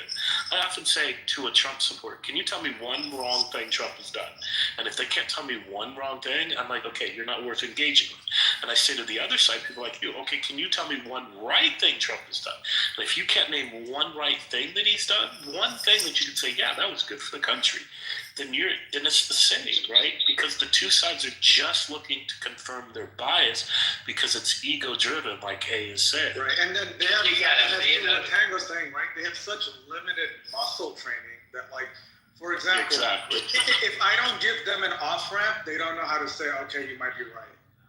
Like if you don't literally say, like they cannot just go like, all right, dude, I might have been a little racist. Like you have to give them the perfect off ramp where they're saints. They have grace and everything. Yeah, they can like land on their feet and be like, yeah, but just it was done by design because if you guys notice, timing wise, COVID came around and they didn't want that generation approaching things from, the scientific method of actually beginning to approach the whole fucking approach. The scientific method, starting with, basic biology and reading into what's what.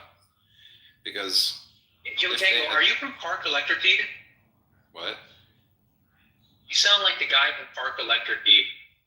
I swear to God, dude. Like, I've been trying to fight it for like an hour. It's like, I swear to God, you have the same voice. Okay, never mind. Go ahead, bro. What was I saying? I don't remember what I was saying.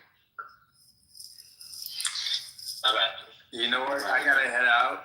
This has been fun.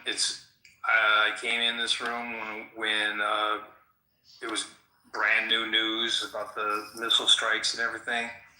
And we covered that, and it was cool stuff, and we went on to all sorts of stuff. We talked about technology, we talked about generations, we talked about a lot of stuff. It's been a lot of fun. But I gotta go, and I hope to see you all soon. Tango, William, Lincoln, Aaron. Hey, it's been good, man. Raya, thank you for Take care, man. Talk to you guys. Yeah, cool meeting you, man. It was the COVID thing, that's what I was saying. So, yeah, at the time, if the generation had begun actually, because the way the whole thing was implemented made absolutely no sense. And then at the same time, I think the prior year, they launched the That radicalized people, dude. That COVID shit radicalized people. yeah. It really did a number. Ramped up that shit by years. Yeah, but it also woke people up.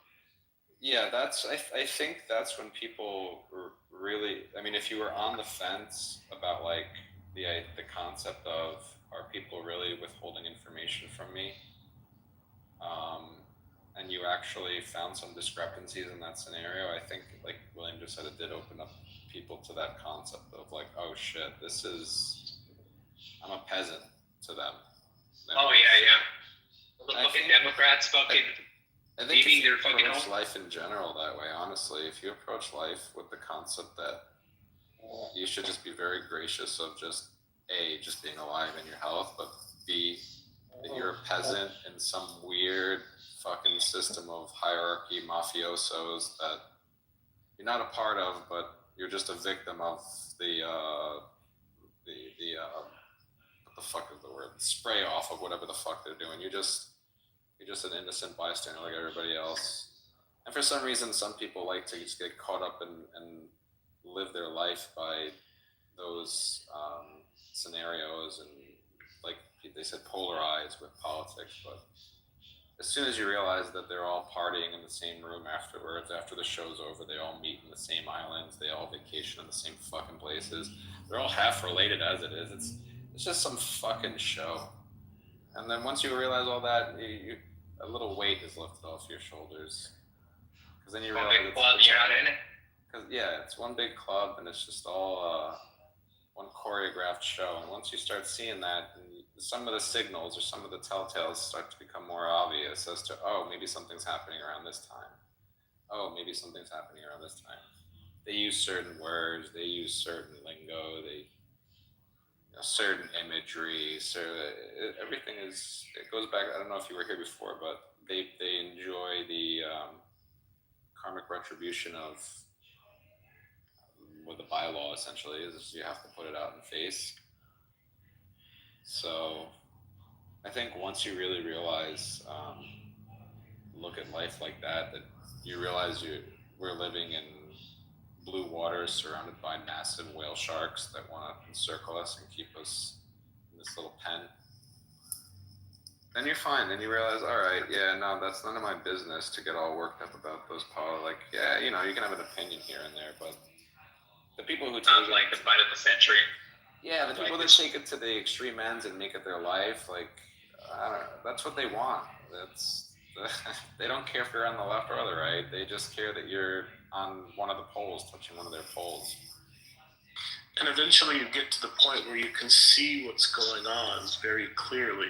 You see a little flag that says, hey, pay attention to this. It matters.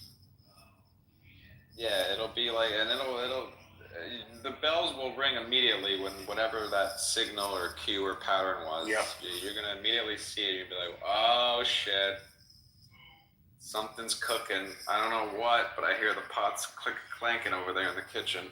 Well, eventually you do know what it is because you understand. You're going to smell it. Yeah, you're going to start smelling it, obviously. Yeah. And you can tell what's cooking. And then you don't get bogged down by the left and the right, just like, it's this, it's that, blah, blah, the anger back and forth. You just kind of go like, oh, I get it. Now you're just waiting for the meal. Now you're already just sitting and waiting. You're not waiting for that bell to ring. Or salivating like Pavlov's dog.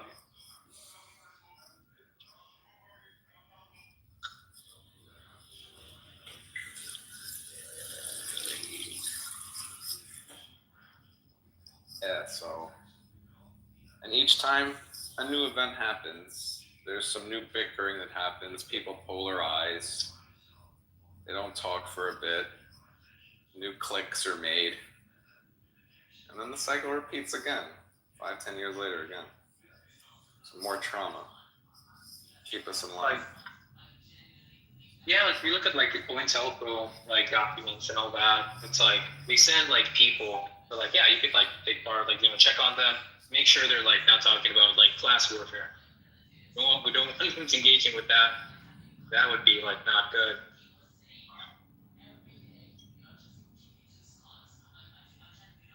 Yeah, but class warfare is just like all the other divisions that they want us to believe in. Just like, do you really think the rich don't pay their fair share? Are we supposed to hate them? Right? They want us to think that way. It's the rich guy who invented the scrub daddy's fault, not that old royal family in Europe that has multiple assets scattered across the U.S. under multiple shell companies that are... It's making money from war every time there is one. And then insures it. Nah, it's the scrub daddy. Laws.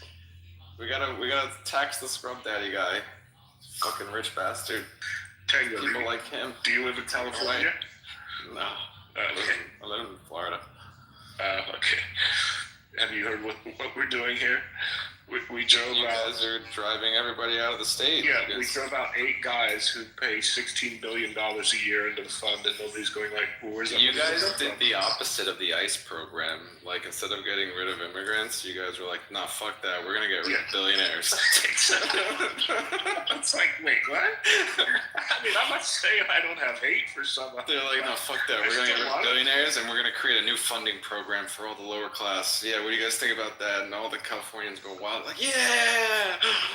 They're like, we're gonna add another $1 billion to our state deficit. Okay, did you hear about Valero spent $1 billion just to leave a year early, and Chevron is 3 years early and $10 billion just to get out of their contracts?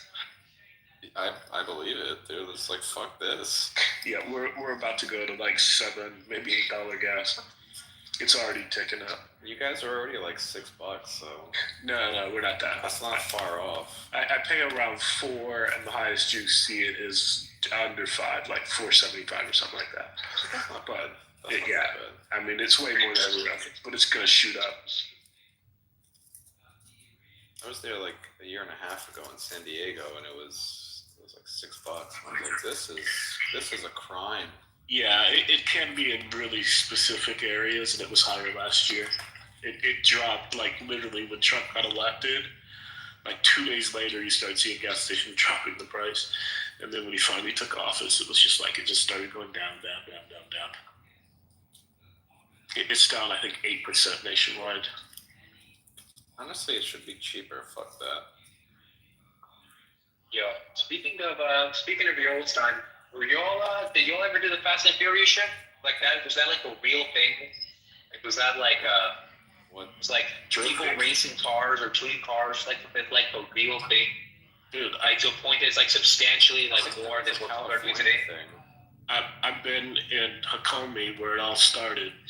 I was in the passenger seat, and the guy's going up the mountain and then down the mountain, and they're crazy as fuck. Nobody's blocking the mountain. Where are you? The drop is about 2,000 feet, right? In California? No, Hakomi. It's in Japan. It all started in Japan. A place called Hakomi. Toge, yeah. Yokohama. Right? And the dude, they don't block it off. So if a car were to come down the mountain while this guy's going up the mountain, it'd just be a disaster. Like, they do a run at like about 3 in the morning, and about 5 or 6 cars will go, and they do one run. And then on the docks, like, all the kids will come out, and they fuck around, and the cops will show up, and they chase everybody away, and then they come right back, blah, blah, blah, all night long. And then the old timers just sit around. They don't even do the runs on the streets. They just sit around and smoke cigarettes and watch the kids and give them advice. And, oh, you do this to your car, da, da, da. Or if somebody smashes into something, they're ready to go over and kind of pull the kid out, right? And then at like about 4 in the morning, when all the kids have gone home, the old timers, there was about 20 of them probably, and they all go down to the docks And the guards leave the gates open. In fact, the guards are all standing out there watching the shit, right? And we went up and down the dock probably a good half a mile one way and then a half a mile back, and there's like 12, 15 cars. Some of them are like a foot away from each other, and they're drifting like a foot or two from the edge of the dock, and they're doing like 70, 80 at certain points in time. And they do one run up and then one run back. All the security guards are watching them, and then they just peel out the fucking gate, and then they go to like a coffee shop at Denny's or something like that, drink coffee, smoke cigarettes, and then go home. Fucking amazing fucking shit. Way better than the shit that's going on here in California. But California, those roads are like, they're not bad. Look, have you ever been at Tail of the Dragon? No, what's that? Oh, Tail of the Dragon. Now look, I've driven. I have a sitting rig at home, right? For like driving, right? I do racing. I am sponsored. That sounds cooler than what you think it is. I do Chogi racing, right? Chogi racing. But like, I qualify for the sponsorship through Autobots. I have a 95 FR2 GTS right-hand drive.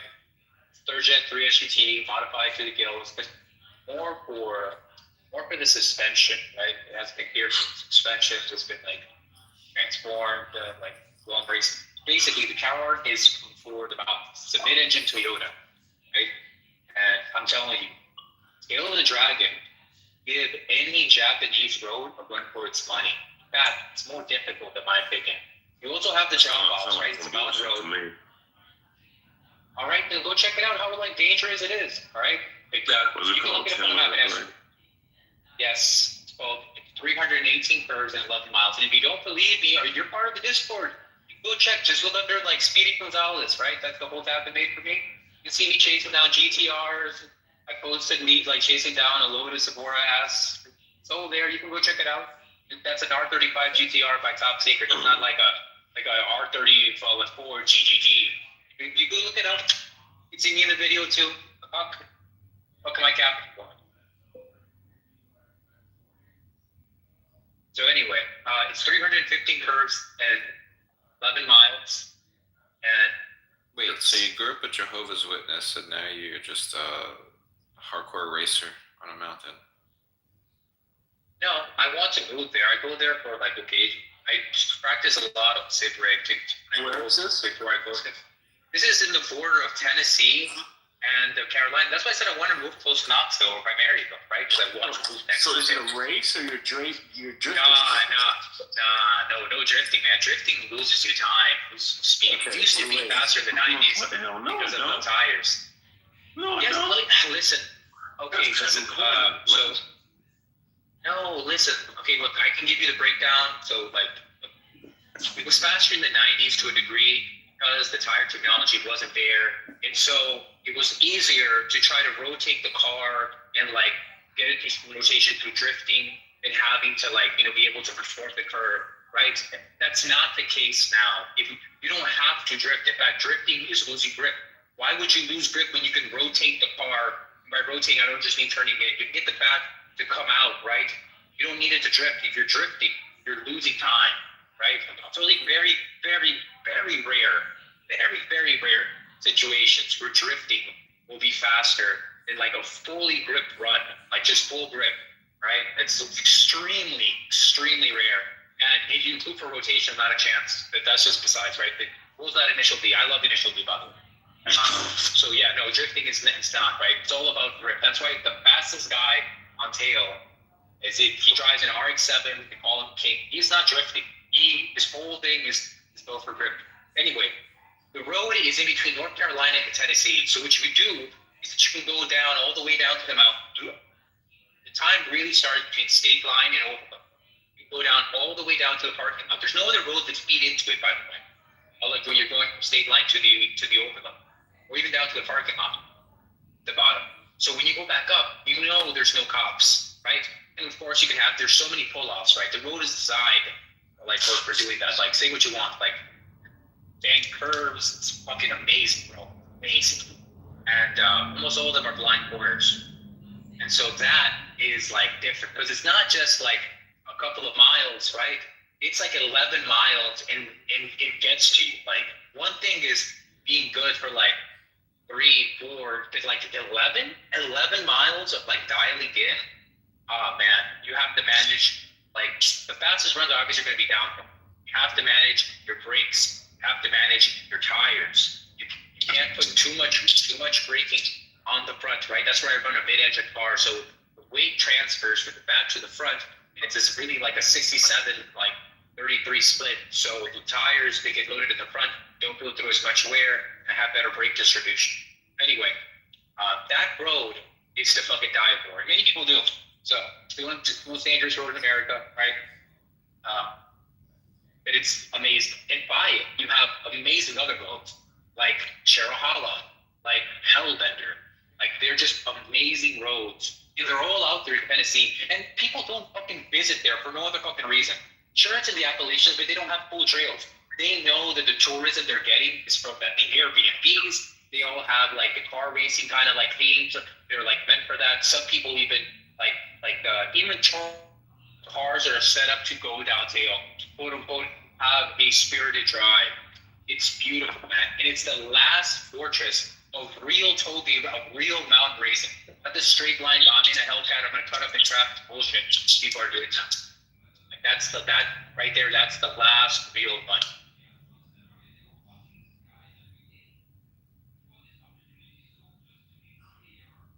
Anyway, that's my 10,000. And it's called Tail of the Dragon? Yes, Tail of the Dragon. Yeah, thanks for sharing that. I know NASCAR kind of grew up in that whole area, and a lot of that was on the back roads. But I was about to say, I'm pretty sure some baby boomers started that. Oh yeah, they did. Moonshine. They knew what they were doing, dude. Long before. Yeah, man, the Moonshiners. You know what? They just paved that road like 2 years ago, and so it's like pure black asphalt. The roads are fake, man. You can take curves so much faster than you usually would for like a regular curve like that, which kind of raises mistakes. Not all of them are like that. And then there's elevation changes. Like it's crazy, man. Like if you go watch any proper run done by either like Red Bull or done by like other people, it's insane. It's insane. You have motorcycles just running to their fucking deaths. It's like just 2 lanes, one up, one down.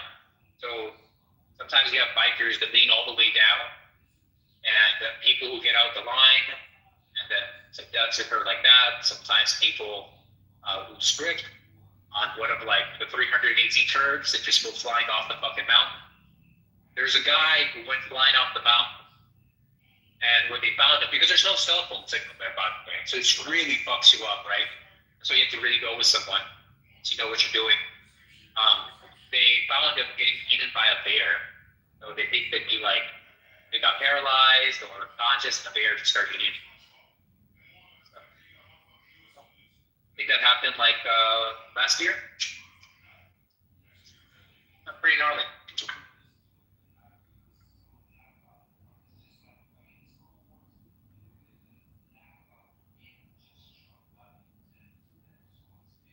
Well, it seems like the room's dying down and my phone's about to die, and I should probably get some sleep. But yeah, man, no hard feelings, cool conversation.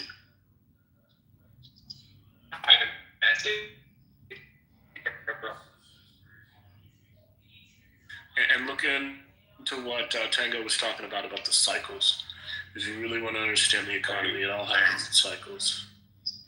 And real quick, there's about I'm 6 of them. probably gonna have to shut the room down because what's called it? This is Coco's room, and I don't know, it's kind of bad. Well, thanks for keeping it open as long as you did.